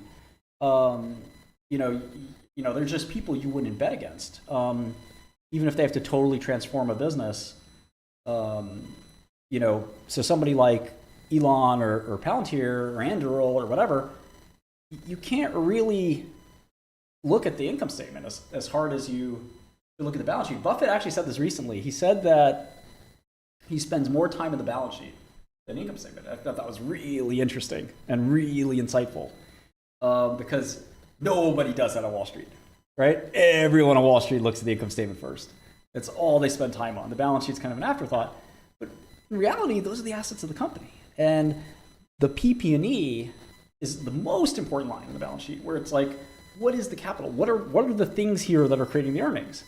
Obviously, so often in today's economy, it's more it's like intellectual property, where it's like, okay, software code, which is not really an asset. Yeah, I think that whole system is breaking. I agree with you, but I think even the balance sheet analysis is breaking, and I think the reason why is because we're viewing the value chain moving from the capital heavy model of the past to this like super capital light environment, right? Where like everything changes so quickly. Right? Well, maybe the point of that is that I don't want to play that game. And that's what Buffett, who's brilliant, right? I think a lot of people were like, have this view of him as like, oh, he's just this guy that, doesn't know technology. Absolutely not, right? Him and Munger could look at anything, but well, no, he called Apple perfectly. But interestingly, Apple like basically had no balance sheet relative to the value it created, which is really interesting. That is right? interesting. And that's my example, right? It's like these like really like asset light businesses. I mean, the whole are businesses that are leading. The whole economy is that now, right? I mean, every drug company. Every single drug company and every single, largely tech company, but I'd say I'd cabinet to maybe just software. And what do? And the answer is you don't have to play that game. Because... Well, they intentionally have no balance sheet. What do? They take all their cash, they buy back shares, right? Well, let me give you an interesting example. So there's a really great company called Cursor. Their product is called Cursor. The company name is actually different. And their revenue has gone... Cursor, we use it. Yeah, so the revenue's gone from 0 to $1 billion, like overnight. And you're sitting there saying, okay, well, what is the asset of the company? The asset of the company is like 50, Chinese kids. And it's just a tool. It's a tool that's just incredibly useful, and the value, like you just can't. It breaks your model. But right? it's a huge revenue generator with no PP&E whatsoever. And how do you think about that as a business? And Buffett, if you were here, he'd probably say, I can't get my head around this, because if they went from 0 to $1 billion instantly, maybe it goes from $1 billion back to 0 instantly. And I can't pay $30 billion for this, which is the current valuation of the company. It could very well be a $10 billion revenue thing at some point soon. Well, and the real risk is that, like, does a big tech company build a better tool? Sure. Right. And that's kind of the risk adjusted. You have discount for that. Yeah, if 20 kids could build it in literally a year, it was unprecedented. Everyone in Silicon Valley is goo goo gagaing over it. But would Buffett buy it? And the answer is no, because there's no. He'd rather buy the railroad, because it's like, I know there'll never be another Burlington Northern.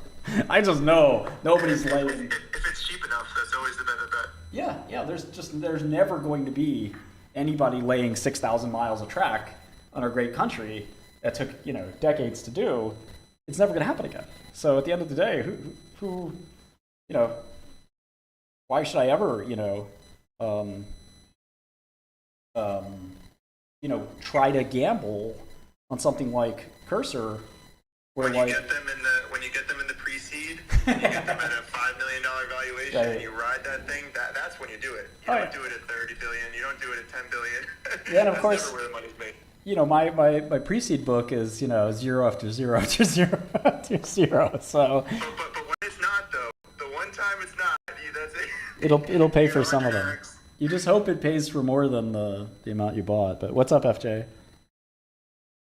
Hello, Martin. First of all, can you hear me? Yeah.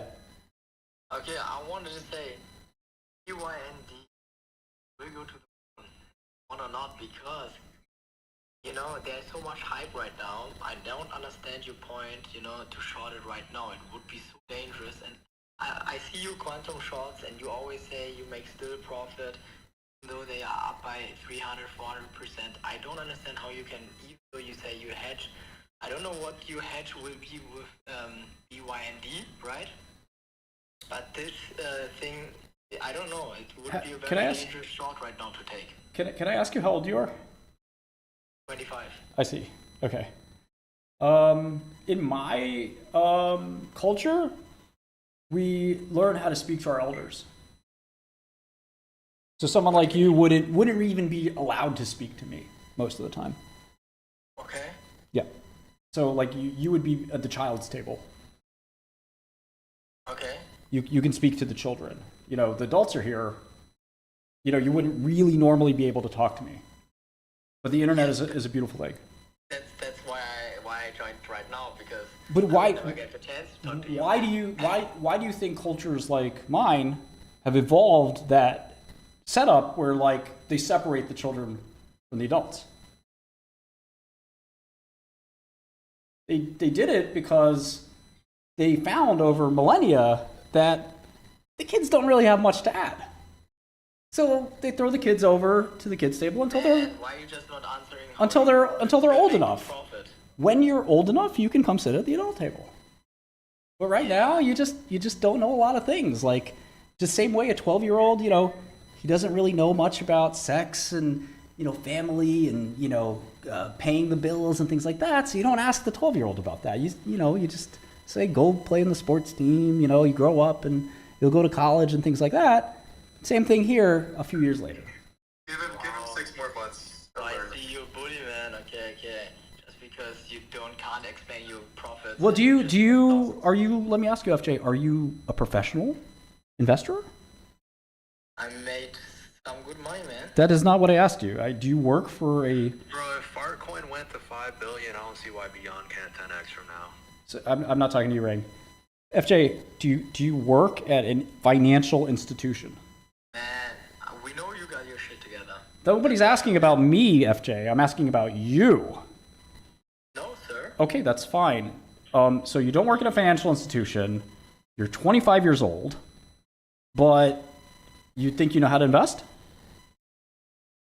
No. Okay. So maybe you should be on listener instead of speaker. Damn, you're very arrogant, man. Okay. Martin, it's confirmation bias. It's when they buy a stock and it goes up, they think they're doing the right thing. Well, no, and it's, you know, I mean, that's true. That's totally right. I mean, I think in the bull market, I mean, it's easy to be long. There are times in markets where the market's down every single year for 5 years. And you have to find a way to make money. And that's, you know, like good companies, stocks drop like 30, 40% a year. Average companies drop 70%, and bad companies drop 90%. I think you were mentioning Amazon before, you know, where Amazon has always been a great company, and still the stock dropped 95%. So it's just tough. Asif, what's up, man? My favorite highlight is Microsoft, which has compounded and grown earnings more durably than almost any other business ever. You bought in 1999 or whatever the peak of the dot-com bubble, you would have been down money for 15 years. I remember very well.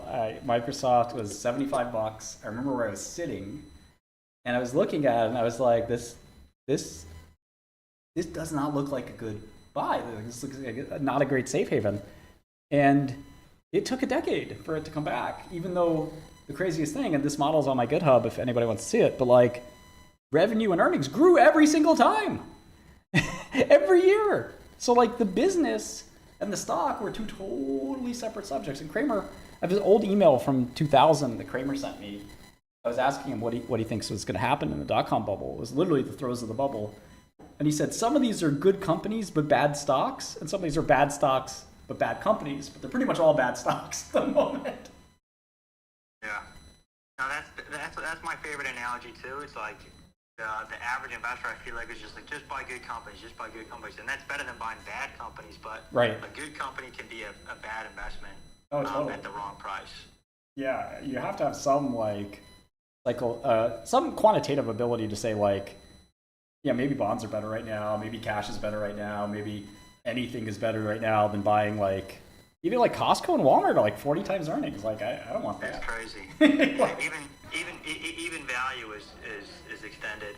I think one of the things too that you brought up that I wanted to just comment on in terms of risk mitigation, like Buffett talks about it and people glaze over it, but like the single most important rule to developing. Top news alert. Trump tells Democrats no meeting over shutdown until government The reason reopens. is like, you know, the minute you lose money, it just destroys performance. Like I can't think of how many funds. I think even like Robertson in his last couple of years just evaporated That's blue. shareholder capital. Like you know, you can have an amazing run for 10 or 12 or 15 years, and one down year where you're down 30% or 50% literally ruins everything.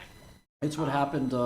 It happens all the time in hedge funds because of what you could obviously, you would tell me, pretty easy to predict. It's just arrogance and hubris, because it happened to David Einhorn, who I was just gonna say Einhorn. Yeah, I have some personal issues with him that, you know, it is what it is. But I mean, it happens to anybody. Tiger. It happened to Clarium. Peter Thiel's one of the best investors ever. But even Thiel, at 10, 15 billion or 20 billion, I forgot how high he got. It sort of gets to your head, I think, no matter who you are. If you have all those zeros right at your disposal, it's just hard not to get a little bit heady, where you start to feel like the master of the universe. And then you make some bet, and maybe you're wrong, and you don't want to get out, and you know, because you're the best. How could you be wrong? And all of a sudden you're wrong, and you know, maybe you're wrong temporarily, but it doesn't matter. You get cooked. And it seems to happen to virtually every hedge fund. Like, there's almost no hedge funds that have, you know, Buffett's amazing in the sense that he, like, his returns slowed down, but like his style didn't really change. Just patient, waiting, taking advantage of the things that he did have. Because hedge funds have that issue where your capital drops as your performance drops. So, like, arguably for Buffett, it's like, no, my capital is kind of, like I said earlier, it's going up no matter what, because my railroad's making money, my insurance company's making money, et cetera, et cetera. So even if I have a 20, 30% drawdown on my investment portfolio, very quickly it just kind of, you know, recovers very quick. Hey, Martin. What's up, man? Awesome. Hey, just a couple of quick things. I think FJ left, but one comment I wanted to make is if he looks at any squeeze since GME, they've all flamed out after a week maximum. They all might go up 8x, 6x, whatever. They eventually all end up being at least 50, 70% down. The second comment regarding your quantum. So currently I'm holding some puts on RGTI. Do you think it would be a better strategy to move that to short rather than continuing to hold out some puts a few weeks out after the earnings? Yeah, everybody asks this question like every day, and I just feel like, you know, there's no real difference that I can add that's like intellectual. Like, you know what a put is, you know what shorting stock is. Like, they're fundamentally different, and they're fundamentally kind of both bearish bets. And you just have to decide, you know, what the feature of the put is that attracts you and what the feature of the short is that attracts you. They both have trade-offs. To me, I guess like one philosophy is if you can avoid options altogether, you know, you should. You know, there's people that trade options because they're sharks. So like volatility traders who are like, they basically built a machine to milk money out of volatility. Assume that's 99% of us. That's not us. These are really professional, sophisticated guys. They trade options for a living. Then there's us. And us is people that are mostly not even hedging. They're taking the option to make a directional bet. And that directional bet is inherently levered with that option, unless you're doing a spread or something like that. And again, I assume 90% of us are not doing that. So you're buying a call because you want to make a ton of money, or you're buying a put because you want to make a ton of money. Cool. But the problem is, again, we're getting back to greed here, because if you buy 5% of your stake in some option, there's a decent chance the option goes out worthless. And so what I like to do is, if I do find myself interested in trading an option, I go like a month later than I thought, than I'd like normally want, and I go like 10, 20, maybe even 30 or 40% more in the money than maybe I wanted to, because options are so levered that if you're right, you'll make a fortune. But if you're greedy, you know, you could be 1 month off or 10% off and you lose everything. And I feel like, you know, trading options is kind of like, you know, like almost like getting high or like taking steroids. Like it's just like really like there's no need to do this. Like there's no point in like if I like the stock Sarepta and I've been buying it for a while now and I think it's about to like double or something. And I'm like, oh man, if I buy the 20 calls or the 25 calls and it doubles, I'm going to make a zillion %. Cool, true. But I don't know that it's going to double next month or the month after or quite frankly at all. It may not, it may go down. And, you know, to be the guy that lost a bunch of money, like Steve said, let's say it did 5%. Now I have $95 or cents on the dollar. Now I have to compound all over again. Why? Never lose money is the first thing. And I just threw 5% of my money away on a whim. And I know everyone here has done it. Every single one of you might be doing it right now on some call options because I'm hoping to get that 100x or that 10x. And now I'm down to 95 cents on the dollar. Now I got to, like Sisyphus, I have to roll the boulder up the hill again. Then I get back to 100 cents by doing something smart. Then I throw it away again on doing something stupid. And I think just stop doing the stupid thing, you know, just stop, you know, if you're going to buy a call, like Sarepta's 23 right now, okay, buy the 15 calls. Buy the 12 calls. Why do you need to buy the 20 calls? The stock's 15% away from that. I mean, if the stock drops to 20, the calls are worthless. You lose 99%. If the stock drops, even if the stock stays flat, you know, you're going to lose money because of the implied vol. So what the hell are you doing? You know, you're basically saying, I know the stock's going to be up by next month. Well, you don't. Nobody knows that. And I think, like, the market serves you up what you ask for. You want a whole boatload of risk? Okay, here we go. Just don't order a whole boatload of risk and then say you thought you were ordering, you know, it's like you're ordering a big chocolate cake and you get, you know, a chicken sandwich. You know, you want the risk. The market will give you the risk. It's just a question of, like, you thinking that you're making a sane bet when you're really kind of making an insane bet. And if you do this 20 times, you know, generally speaking, when you're buying options, like, you're going to lose most of the time. So there's no arbitrage. So I feel like, you know, I just try to avoid Options are impossible. You have to get the direction of the move, you have to get the magnitude of the move, and you have to get the duration right. Like getting any one of those three right is already something special, and then to get all three, bingo, and then to get it on the right probabilities. And I think that's where people, you know, like the guy who came on earlier, like they're just misguided. It's like if somebody went into the casino and turned 1,000 into 100,000, you wouldn't call that person a smart man because clearly they're playing a game where the odds are rigged and not in their favor. Like ultimately, all investing is, you know, good investing is making positive EV bets. And the problem is, like, sometimes in the short term, the negative EV bets don't play out, right? And the the negative EV bets do play out, and the positive EVs don't, right? So you could be making a sound investment where something's a 60% probability of happening, and you put a ton of money on it, and it loses. Right. You're right. Like, so you could look like an idiot in the short term, even though you were right. So, like, but if you make enough positive EV bets over the long term, you're obviously going to do really well. But I think that's where a lot of these guys, you know, like in the short term, they think that they're really smart. But these are also same guys who said, oh, I think Apple's going to go up because the iPhone 17 is coming out. Yeah. You know? I would caveat, though, there is a case for the leaps, I would say, like the longer duration options. Like, I think it is reasonable to have, like, say, a 12 to 24 month view.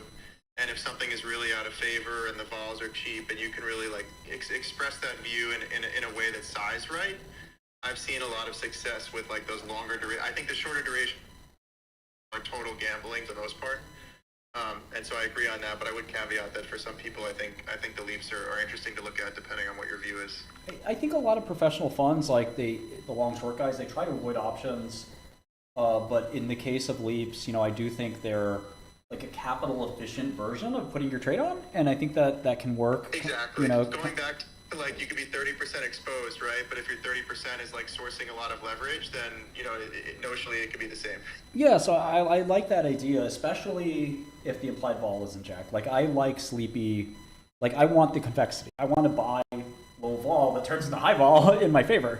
And so, like, I would never buy, like, call options on Palantir because and again, I'm assuming, I could be wrong here, that the vol is jacked. I'm not going to buy put options in Quantum for the same reason, because the market knows it's trash and the puts are jacked for that reason. But, like, if you find a stock that's, like, about to go from boring to exciting, like that's when you can do a leap and you're going to get this massive, win. So again, the easier thing to do instead of like dodging landmines is just don't do it at all. And I think that's kind of what Buffett said. Yeah, instead of learning how to dodge landmines, just don't walk into land.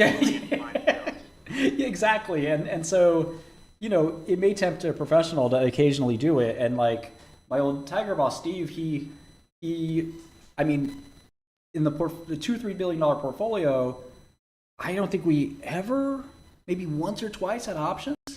And I think like Buffett has always said, like, just knowing the direction. I love that Steve said that. I don't think he said the word special, but like direction is like hard enough. Like you can master direction. Who cares about timing? Like, I mean, everyone asks, Martin, I know you have confidence in the quantum short, but I think your timing is off. And I'm just sitting there like with my hand on my chin, like, oh yeah? You think the timing's off? When's the timing going to work then? Because you tell me. If you can figure out the timing and the direction, I mean, there's only one man who can do that. And that's the man upstairs. I don't think it's going to be you and me. Writers. The other thing too that Martin highlighted with Colin and Vlad Vol is like, if you know your house is going to burn down or there's going to be a hurricane, insurance can be really cheap. But if you go try to buy insurance while there's a hurricane going on, it'll be jacked through the roof. Yeah, that's a great analogy for volatility. You really have to get it before it's a thing. If everybody knows, man, this thing is insanely volatile, it's going to be priced appropriately. There's not going to be an arbitrage opportunity here. Yeah, totally. Writers. Hey, Martin. Appreciate you taking the question, man. And first off, props on a lot of what you've been discussing here as it pertains to risk management. Couldn't agree more. And I think the point that particularly resonated, at least as it relates to Beyond, is kind of your approach to putting on, 20 bips at a time and kind of downsizing your short kind of plays out the gate. Certainly is something that I've learned to do as well over time, but props on that. To kind of switch gears here, and, take this for what it is, and I'll explain a little bit of my backstory with the space, but as it relates to quantum, couldn't agree more with you on a lot of the gate-based and annealing, machine-based plays in the market today. I had first invested in quantum back in October of 24. No one was even talking about it. Kind of the run-up hadn't even started. Must have bought Rigetti like at $1.25. Yeah, congrats. So, sold it at like $7-8 and thought I was a genius. That's a great win, man. Yeah, but thought it was getting away from itself from a valuation, actual technological progress standpoint. And so kind of pivoted my attention to BTQ at that point in time, got really into the story, and for background, I am a professional investor and PM at a family office. Have, spent the past year plus, deep diving into the story, actually traveling to their various subsidiaries in Australia and Vancouver. And so know the story fairly well. So I'm just a little perplexed at having joined a couple of your spaces and hearing you discuss what you perceive and quite frankly what I perceive to be an actual law in Bitcoin. I'm not saying BTQ is purely a Bitcoin related proxy, but on that notion itself, and correct me if I'm wrong, like one of your large kind of counters, or as you would put it, your kind of 3 sigma or 6 sigma kind of scenarios that would play out is the underlying code fractures. So to that extent, I guess I'm just curious as to why BTQ would be kind of lumped in with the rest of the much higher capex based models or machine based plays that that fall into today's public sphere of quantum assets. I'll pause there, but really just wanted to get your kind of take and kind of have an honest dialogue here, because I do know the story probably better than I'd venture to say 99% of people out there. Great, you probably know better than me then. So just for some background for people who are listening, like, I've had this weird hobby. I had the unfortunate position of being thrown in jail for making my investors 5 to 10x, but lying about it, according to the government. A lot of investors would not object, even if you took the story at face value. But I was sitting in prison, and I sort of said, well, I have a unique opportunity here to learn things. And I forgot how much I like learning things, and I got some books, and I started to become like an amateur mathematician. I didn't get that far, by the way, unfortunately. Math is very, very hard. And I respect these guys like a 1,000x more than I used to. And I'm a huge math fan, but like I got nothing on these dudes who do it for a living. And one of the areas I liked was elliptic curves, or number theory, and sort of cryptography in a sense. One of my closest friends put all his money in Bitcoin, and I was like, all right, well, let me try to understand it the way I would understand a biotech. And when I look at a biotech, I really want to like dive in so close to like the point where like I can make the drug myself, and I could like study it myself. And I cultivated that ability over 20 years of studying drugs, but I also know what it's like to start over. And I was like, I'll start from the very basics. How does Bitcoin work? And eventually, it was this really technical math question, and it centers around a mathematical object called an elliptic curve. Most of us don't spend too much time on mathematical objects, but a good example of a mathematical object is a group. And a group is just basically an abstract version of the things we normally do. Like when we were in grade school, we learn about the integers. The integers are a group. And the definition of a group or a field or a ring or whatever is beyond the scope of what we care about right now. But studying the elliptic curve or elliptic curves and learning that they are the main protection of Bitcoin. Some people don't know this. They think it's SHA-256, which is a hashing function that is used in Bitcoin. But the main sort of like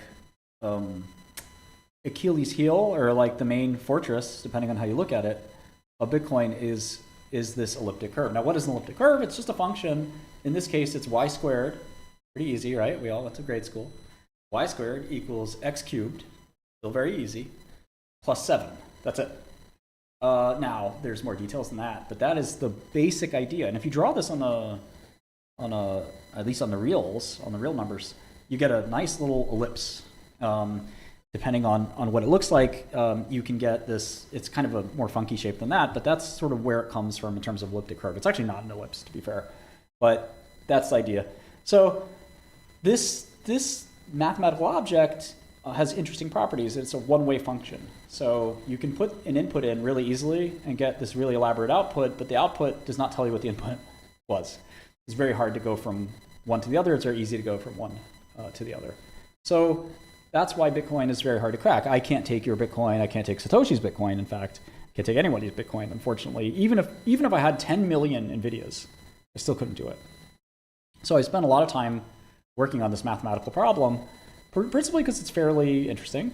I learned a lot of math through it. I never had the fantasy that I'd figure it out, but I played with it just as a tool to learn my own, learn math. And over time, I became more, facile at math and computer programming, which was fun.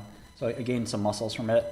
I married a young lady who works at OpenAI, and she's a math and computer expert herself. And we spent some time on it, and AI matured a little bit. And one of the interesting things about AI is that it seems to be getting better and better at mathematics, which is surprising because it's such a hard subject, and it's kind of the height of intellectual achievement, in my opinion. Like Fermat's last theorem took 400 years of mathematical development to be solved. Riemann and the zeta conjecture still are not solved. That's been a few hundred years, and they may never be solved. We don't know. So these math puzzles last for years and years and years, and sometimes decades or centuries even, sometimes millennia. And to me, that's really cool. But AI is very smart too. And AI is moving to be smarter and smarter and smarter all the time. So could we somehow use AI to make progress in math? And I think I'm not the only one who has this idea. Vlad Tenev has his little math AI startup. He was actually a mathematician at Stanford. OpenAI, of course, is working on some of this. Even Google's DeepMind has an attempt to solve one of the most prestigious math problems, or the Clay millennial problems, where Clay put some benefactor, he put $1 million reward on each problem. Elliptic curves are not part of the Clay Millennia Prize. In fact, elliptic curves, I would say, are the $1 trillion prize. So Satoshi's money is guarded by the elliptic curves. So the question is, will we see an analytical solution, which is just a math solution, to the elliptic curve problem? And most people think the answer is no. I actually do think the answer is yes. I think that there is an analytical solution that is very easy to do. We just don't know how to do it. And we may not know for hundreds of years. But instead of hundreds of years of humans sitting down learning math, it could be a machine that does it with humans or without or whatever. So I don't know when that'll happen, but I'm fairly certain that within a few centuries or something, hopefully within 6 months, but unlikely, that you could actually just say, oh, your Bitcoin key, your public key is this, then your private key is that. And your private key is this, your public key is that. That takes 1 second on any machine. But the reverse is the hard part, and the reverse is basically thought to be impossible. So maybe it'll be possible, we'll see. Now, the way you would do it is called Pollard's Row. And Pollard's Row is an interesting algorithm that does find you this answer. And it guarantees, in fact, that it'll find you the answer in around square root of n operations. Now, square root, again, simple math from high school. N is very, very big in Bitcoin. It's 2 to the 256th power. So square root of that is 2 to the 128th power, which there are not enough NVIDIAs in the world that could do that. But my research has shown that it's not that far off. It's still, what most people would say too far off to even think about. But if you do the math very carefully and you assume there are some mathematical successes, not breakthroughs, mind you, but just incremental improvements, maybe it's possible with Moore's Law, in around 10 years of progress, you may be able to see an analytical solution plus like a very high throughput computer solution. Maybe. Now, before then, what most people think is going to happen is a quantum computer will be able to break what specifically is SecP 256K1, which will start to get a little more technical here because it matters when it comes to BTQ and Bitcoin and all this. So SecP 256K1 is pretty simple. It's the elliptic curve specifically that protects Bitcoin. The P stands for prime, 256 stands for 256 bits, the K stands for Koblitz. It's a Koblitz curve. Koblitz helped invent elliptic curves, and that's it. It's the SecP 256K1 curve, and it is the curve that protects Bitcoin and Ethereum, actually. And Satoshi didn't pick this curve too deliberately. It seemed like almost like a random choice. And I think the big mistake Satoshi made was picking a 256-bit curve when he could have picked a 512-bit curve, and there'd be no possibility of an analytic solution. But by picking 256, I don't think he realized just how fast computers would get in 2008, where they'd be in 2025 or 2030. So I do think Bitcoin's vulnerable from just a pure classical analytical perspective. But of course, Bitcoin's also vulnerable from a quantum perspective. And say what you want about quantum, no matter what you think about quantum, you have to concede, even if you're the biggest bear in the world, you have to conceive at some point there will be a quantum computer that can run Shor's algorithm. I think it's hard. I've not really met anybody who's credible in saying that it'll never happen. You could argue it's 30 years away. You could argue it's 50 years away. And those are probably aggressively long timelines, but you can't argue it's never going to happen. And if Bitcoin is supposed to be what it's cracked up to be, it's supposed to be this hard money that lasts forever. It's like gold, right? And if that's true, well, 50 years from now, I don't know if I'm going to be alive, hopefully, but somebody will be. And if it's still worth trillions, well, it's a big problem 50 years from now. Now, if it's 30 years from now, I'm pretty sure I'll be alive. And if it's 10 years from now, or if you listen to IonQ, it's 1 year from now. I don't think anyone believes that one.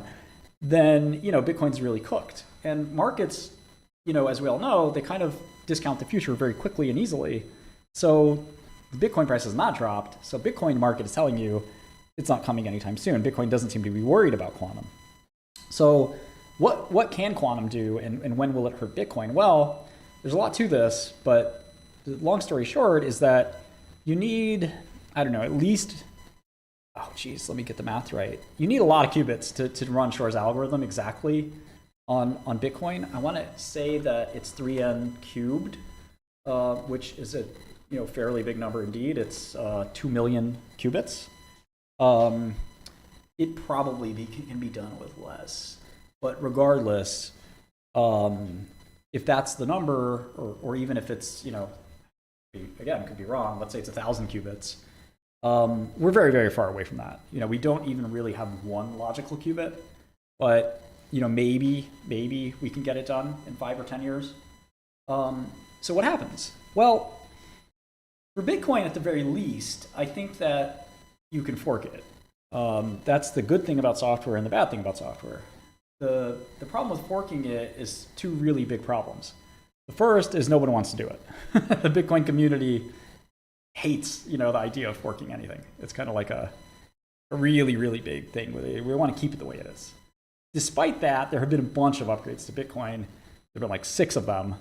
And, they've taken just fine. So I do think we can add a 7th. I don't think it's the end of the world. I'm in the middle of something, but, let me, Jack keeps waving his hand. I see your hand waving, but I'm literally in the middle of like a steep explanation of something. So why would you interrupt it? I don't know, but I'm not going to let you. Getting back to my point, Bitcoin is it's an upgrade that has to happen. And I think despite the hatred for changing the core code of Bitcoin, right now I'm just going to have to block you, Jack. Really not that hard to be a reasonable person, is it? I've removed you from the space for abusive behavior. Anyway, the point I'm making is that if they are forced to upgrade it, I think they'll upgrade it. And I think that the second problem, after like getting over that inertia, is kind of this problem where what do you do with tokens that are now quantum vulnerable? So if you say, okay, I have a new protocol, move your tokens to a new protocol and they'll be safe.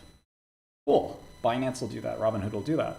Maybe you'll do that. Maybe I'll do that. But what do you do about Satoshi, who most people think is dead? What do you do about his coins? Well, if you just leave them be, the first guy with a quantum computer grabs them and says, cool, those are mine now, and I'm going to move them to quantum where they're safely mine now. And you really can't do anything about it because once the quantum computer's out, everyone's private key is public. And that's terrible because that means the whole system's flawed, it's worthless, nobody would use it. So you got to move everyone off. But if you stop the ability for old keys and old wallets and old addresses to move their tokens after a certain date, because let's say the quantum computer comes out and I take Satoshi's keys and I move it over, well, every Bitcoin that hasn't been moved over will effectively be stolen. And that's not something anybody wants. It would really hurt the value of Bitcoin. So you basically, the only way you could do this is you say there's a drop dead date. And folks have done this with the euro. There are many countries that said you have to exchange your predecessor currency for the euro by this date. And some countries said they'll do it forever, and other countries said no, by 2022 or 2002, all Deutschmark are zeroed out unless you change them, or whatever country did whatever policy. So I think that has to happen. And the problem with that is it'll work, but it'll only work for 20 years or whenever the next vulnerability is. So you have this super hard money. It turns out it wasn't that hard. And even gold, right, had in the 70s with Bretton Woods, gold was illegal to own as an American. So, money is not always so perfect. And Bitcoin's several flaws here kind of demonstrate that. So in terms of moving to quantum security, I don't think you need BTQ. So here comes BTQ. It's a company that has put, let me just get this straight here, the whole company, since they started the company, $41 million has gone into it. The company, has spent, I think since it existed, maybe $5 million in R&D, maybe. So that number is probably stale. Maybe just 10. I know. But yeah, I mean, well, looping back to your points, just so I can comment on it real quick. Yeah. Couldn't agree more with kind of how you've laid that out. I think part of what I wanted to relay as it relates to BTQ vis-a-vis, the Rigetti's, IonQs, et cetera of the world is... Well, I don't compare them against anybody else, right? I mean, that's not my job. Right. And I know. This might be more for others who are comparing them. less so. Well, you. I wouldn't encourage them to compare it either. You know, it's just a company, right? Our job's to our job's to value the company. What does the company Top have? news alert: Putin-Trump It summit has on nothing to hold do with after Russia rejects E-Wave or ceasefire. anybody else. Exactly. And I can tell you from my standpoint how I've been looking at valuing the company, at least. Well, I thought you were going to talk about what I talked about. No, yeah, I am. Relating to that, yeah. The Bitcoin, like the quantum resistant Bitcoin transition to me is much more of a call option on this story. Not something that I actually view. I actually similarly view it as you. You know, there's no way that I can, you know, tangibly give anyone a date where that situation occurs. But I can tell you that the company itself, like the actual revenue generation that we will see with the company is not going to stem from, you know, Bitcoin Quantum. Nowhere in the next year to 2 years. Nothing material, at least. Where it will stem from is defense applications tied to CNSA 2.0 and the transition timelines that have been put forth there, which I think are actually tangible and being, you know, driven by regulation. And then some of the stablecoin work that they're doing, which again is actually tangible. But long story short, I do agree with a lot of the technicalities you put forth, and I think it's really wise to think through those. I just think it's maybe a little too soon to, you know, call it a no-brainer short when I do believe we will see some pretty impressive contracts coming forth that, you know, you're not getting out of the likes of the rest of the quantum ecosystem today, and you won't be for quite some time. Well, let's unpack that a little bit. So the company hasn't generated any revenue yet. Right. It's been in full like IP and R&D mode, and a lot of, you know, new hire. As you know, there's not a ton of, you know, talent pool that's actually qualified in the space. Well, it's a very small community talent, so they've been focusing on hiring the right talent. Yeah. Which I believe they have. To the extent, you know, you think of neutral cold atom versus other approaches one way or another, I don't know. But I think they've kind of honed in on the right talent. And the applications that they're going after and the verticals they're going after have, at least to me, tangible tailwinds stemming from regulatory action. Okay. Or at least guidelines. Yeah, so let's get into that a little bit. So looking at 2024, they spent around $2.5 million on R&D. That's right. And, you know, I run a little software company, and I think we spent as much. And, you know, it's on different stuff, of course, but like you can't do too much with a few $1 million. And it's pretty hard to create $1 billion company with a few $1 million of work. And, you know, I'm familiar with like post-quantum cryptography, for example. And obviously these guys aren't making a quantum computer. They're not telling you they're making a quantum computer. It has nothing to do with that. But if the idea is that these guys are going to help other companies transition to PQC, well, that to me isn't really a business. That's a one-time consulting fee. That's not really something that many people need to, you know, hire anybody for, quite frankly. But if you are going to hire somebody, I think you go to Accenture or, you know, Cloudflare or IBM. Yeah, just to add clarity to that, it's less so on a advisory basis. So at least as it relates to stablecoins, for example, that would be more on a transaction basis. Okay. So think basis points on that. Well, as it relates to defense applications. Well, let's go. Integration with specific, you know, hardware and chips that they've developed. Well, let's go.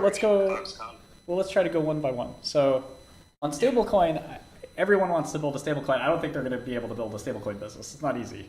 They're not building the stablecoin. But yeah, continue. What are they going to do? They're providing a settlement network, which would be quantum proofed. Okay.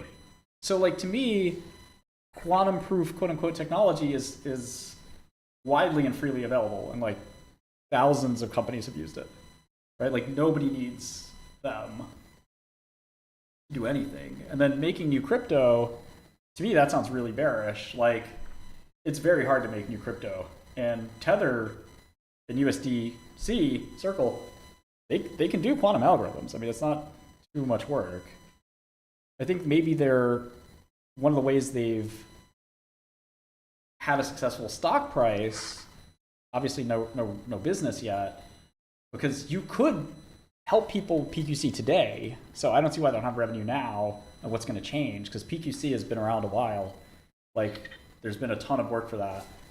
So, like, to me, these are just a bunch of startup ideas. Like, it's not worth $1 billion. Like, if somebody came to me and said, Martin, I want to make a stablecoin network, I say, cool, man.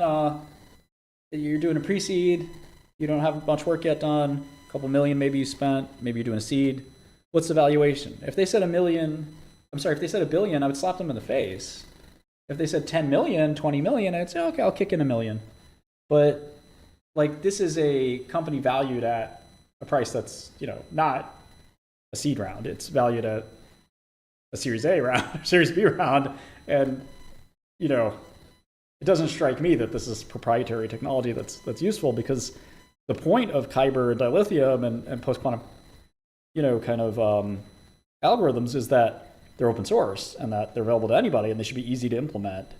And I think that the packages that are out there have made that happen. And the whole point is that you don't need new hardware, that everything's, going from RSA to Kyber is like, just switching some code around. But again, I'm very open-minded. You know the story better than I do. I actually like a lot of what you're saying, because to me, you've actually listed a lot of the call optionality to the story. Where I've focused a lot of my attention, quite frankly, on this story is tied to work that they're doing on the defense side. So they are in discussions with a large defense contractor in the UAE. And, that revenue itself, I think, should we see it in the next 6 to 12 months start coming in, I think it might actually change your viewpoint on the story. So what technology do they have that's useful? So they've been working in the background with Foxconn on developing, a specific chip and kind of hardware infrastructure for defense. And that somewhat goes along the lines of, I wouldn't say the stuff they're doing for CNSA 2.0, but it kind of does parallel some of that, at least as it relates to the equipment side of the mandate, which, theoretically, they've got it to phasing in by around 2030 to 2033. That aside, I think the work that they are doing with the defense contractor in the UAE, to me at least, seems promising. At least in my channel checks, it does seem promising.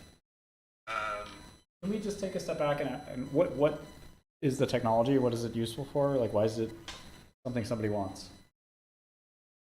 Right. So it's basically, without getting into too much detail, because I'd like them to on their end. I know that they're waiting to. But the technology itself is essentially prevents any sort of hacking threat into the defense systems, like critical defense systems. And so a lot of the new age defense systems that the UAE is spending on, they're trying to proactively think ahead and have that technology embedded within. It sounds a little vague to me. I mean, there's a lot to it. I don't really hear how they could spend a few $1 million and have something anybody wants. Like, usually you have to have like this. No, this will definitely take more capital, but it's not a immediate sort of capital infusion. Like, they have raised a few times. They have enough capital on hand to start delivering kind of early orders, and then from there, the plan will definitely be to raise additional capital. How much cash do they? How much cash do they have now? They should have about 40 million. Okay, 40 million plus. Do they do a placement or something? Yeah, that's right. I see they have 10 on the last December 24. So they raised And then 30 or there 40 or two 50. yeah, that's correct. There was two other placements since then. Do you know how many people work there? Yeah, so the team at BTQ, which why I like it much more than the other PQC kind of small names out there, it's about like 30 to 40 people large right now, which, I mean, correct me if I'm wrong, from my understanding, that is actually a pretty decently sized team. I don't know. For a publicly traded company, that's about as Not from the standpoint of a publicly traded company, but from the standpoint of people that are actually, focused on quantum, and actually have well. expertise in quantum. This isn't really quantum, right? I mean, So there are quantum aspects to it. So I just didn't feel the need to get into, but happy to. So they own they have a stake in neutral called Atom Play out of France called QPerfect, which they also have the ability to acquire in full, I believe by April, if I'm not mistaken, April of 26. And that company is working on quantum. And so they also have kind of brought in-house one of the thought leaders in neutral atom quantum computing, Dr. Brennan. Comes from Macquarie University over there. So they do have a lot of people that have quantum expertise, but I hear your point. yeah. So you're going to launch a stablecoin, or somebody's going to launch a stablecoin with them in partnership? That has happened. That should kick off in November, I believe. Do we know the name of this stablecoin? We do know I guess the owner of it, if you will. That's Donal. And then they are also working with Finger Technologies out in Korea. So those are the two Korean players that they've publicly come out and discussed working with. I think the stablecoin, if I'm not mistaken, should launch either mid-November or end of November, around that timeline. So call it the next month or two, a month and a half rather. Okay, so that's on the stablecoin side. So for a stablecoin, people really like stablecoins because you can send somebody money very easily, like USDC. If you have a wallet like Phantom or MetaMask or whatever, I could send you $5,000, really simple, no problems. Here, I guess, I would have to, because this isn't over Ethereum, this isn't over one of the known crypto networks, like, it's its own crypto network. So I would have to get this stablecoin somehow via other crypto, if that makes sense.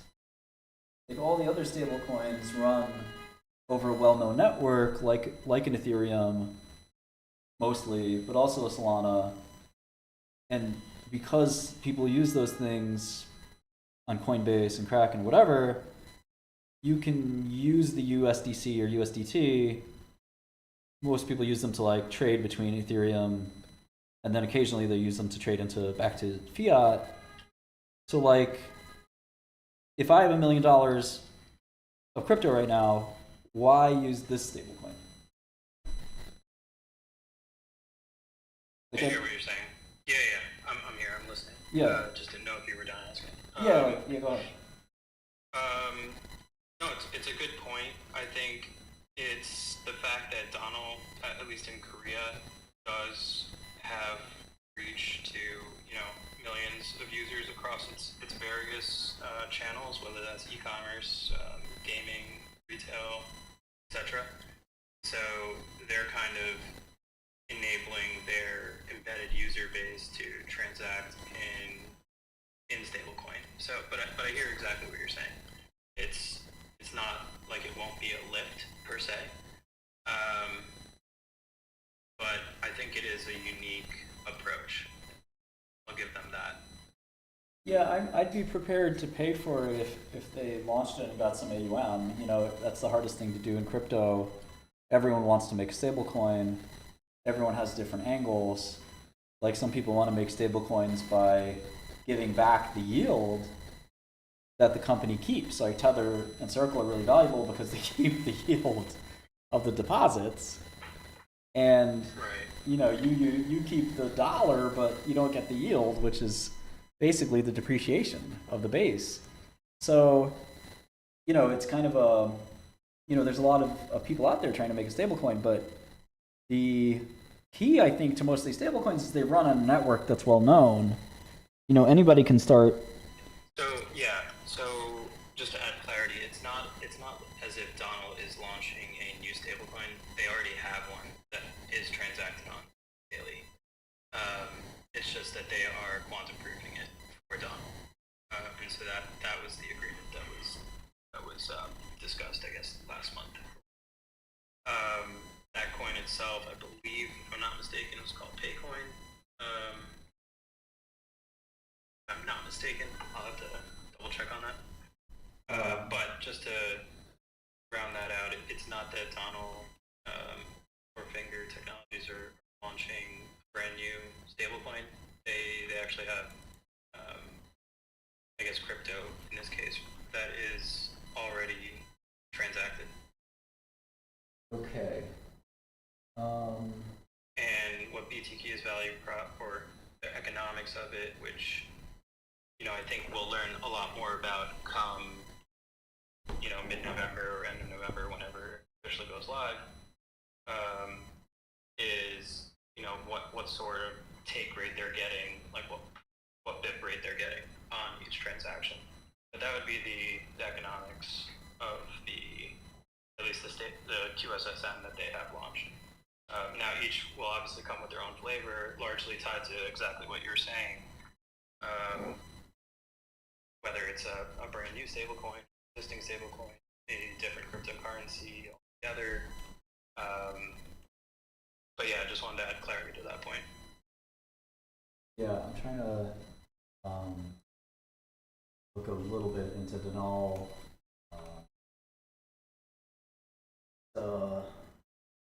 It's a pretty small company. It's like a microcap. So I don't get too excited about Denal is smaller market cap than BTQ. Agreed. Yeah. So and it's, you know, at least in my opinion, it'll just be one of the earlier adopters. But we'll see. Again, I think to me, these are somewhat, you know, maybe not call options, maybe that's the wrong word, but they're kind of kickers to the story, if you will. I guess the main part is the defense part to me is where like a lot of the actual tangible larger revenue streams could come into play a lot sooner than a lot of people are thinking. So let's just focus on that then. I think I have a PowerPoint of theirs, investor deck. We'll kind of look at that real quick. Accelerating quantum advantage is their kind of big headline. First company to achieve quantum advantage is what they said. That seems like a false statement. They also say outperform deca-billion-dollar competitors with minimal funding. Okay, that seems again kind of a little rich, but I see quantum hardware, boson samplers. They misspell neutral atom quantum processor in this PowerPoint, but I assume they mean neutral here. And PQC, secure chip elements, QSIM. Okay, so I'm just scanning through here. QSIM is the first crypto agile secure element. QSIM is quantum compute memory, security hardened processor designed to run any cryptographic algorithm using state-of-the-art chip designs. I'm not a hardware expert, but I do know a little bit about this. They show a QSIM test chip inside a 65 nanometer TSMC node. If you know much about chips, that's a very, very, very, very old Right, yeah, older technology. Yep. And they're talking about, doing more there. They said their track record is they produce tens of millions of chips deployed within LG, but I'm trying to figure out if they produce tens of millions of chips, where the revenue for those chips were, or trying to figure out if maybe that there's more to that partnership than maybe it's not. It doesn't hit the income statement, but it's something. So QSIM is positioned to make any chip compatible with PQC. I guess one question is, why do chips need to be compatible with PQC? But we can get to that in a second. I can imagine there's some instances where, like if you try to snoop memory or other things like that, like typical hacking approaches, you want it encrypted, and you would want it quantum encrypted, but still don't know why you need hardware for that. It would seem to me like the same way you would encrypt operations that are in like a secure compute environment, like an SCE, you would be able to do that same security with dilithium. It's just a new algo, but it's the same idea of don't expose the internals. I know a little bit about programming, but not so much about this low level, really low level. I can ask some of my engineers here, but I think the general idea is you don't want to expose the contents of memory. That can include passwords or locations of troops or something like that, to an interloper, whether you capture the chip or you hack the chip. You don't want to be able to see what's actually inside the chip, and it could all be encrypted, potentially, and not really readable without the decryption. I think that already exists. And moving that from RSA or ECC to PQC, I wouldn't imagine it would be, require a new hardware. I think it would just be new software, but I don't know. Maybe there's a way to make it work. So to that, I would just point you, and not to totally hijack your call, would love to, get into it more with you later. Yeah. Should that be something of interest? Yeah. Maybe even connect you with the team there, so you can have your own take and hear it from them. But I would just direct you in the meantime to their acquisition of Radical Semiconductor. I think that should at least help guide maybe some of your, avenues of research thereafter. My apologies for the background. No, it's okay. I just had a kid myself. Yeah. But yeah, I would just point you to the Radical Semiconductor acquisition from last year. The team has now actually come on board fully, but that is, I think that's something that should at least answer some of those thoughts that are percolating. Yeah, I'll take a look at that. I mean, the last thing I'd just say is that, I feel like this is more of a business plan than a company. Obviously the two are not that distinguishable in the early stage, right? But correct. Having done a lot of startups myself, I get it. But I also don't start a startup and then tell people, I have a lot of revenue now at my startup, at least compared to BTQ. And I try not to ask for $1 billion valuation until I have, 200 million in revenue, or 100 million in revenue, which I don't have quite yet. But to me, it just it's too early to merit this number. I'm not saying that the world doesn't need PQC, or that everyone's going to do PQC with the button press and doesn't need BTQ. Some people are going to need help. Some people might even need hardware, to your point.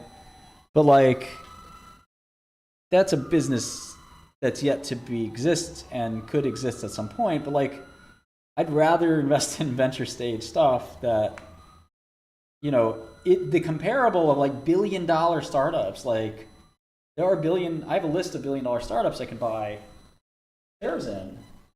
I'm happy to share it with you.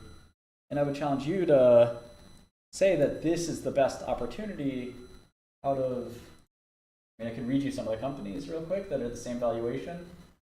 Totally believe you, and I have a list as well, and trust me, I get where you're coming from. Yeah, there's some decent opportunities. There's Docker. Definitely some decent opportunities. Quora. Quora is like the relatively well-known website that's around the same valuation. Like there's companies that are, you know, got a lot of revenue. Patreon is another one. It's kind of like an OnlyFans style company. You know, there are businesses that, you know, seem like they might have better prospects, or they've built like something of value that are worth they're worth less or just around the same amount as BTQ. So to me, like if they can actually generate, you know, 100 in revenue, absolutely it'd be worth $1 billion. But like if you've done the startup thing like I have, getting from 0 to 1 is really freaking hard. Yeah, no, and I wouldn't disparage anyone who has tried. Like it's extremely difficult, 0 to 1. Totally agree with you. But you know, I think, at least from my standpoint, I do believe there is some meat on the bone here. I wouldn't be as heavily invested if I didn't believe that. Yeah, I get it. Yeah. But I do think it's worth at least keeping eyes on, because I do think over the course of the next 12 months, you know, you should start to see a revenue ramp that actually gets you thinking. And you know, I might be way too early to this, and I've been way too early in the past. You know just as well as any other professional investor, being early is just as good as being wrong in certain instances. Yep. So, and I'm not gonna opine that, you know, I know I'm 100% right here. I don't. But what I do know is that they are actually doing something tangible that isn't subject to, you know, Moore's law situation, that isn't subject to getting to 1 million qubits or 2 million qubits or whatever it might actually be.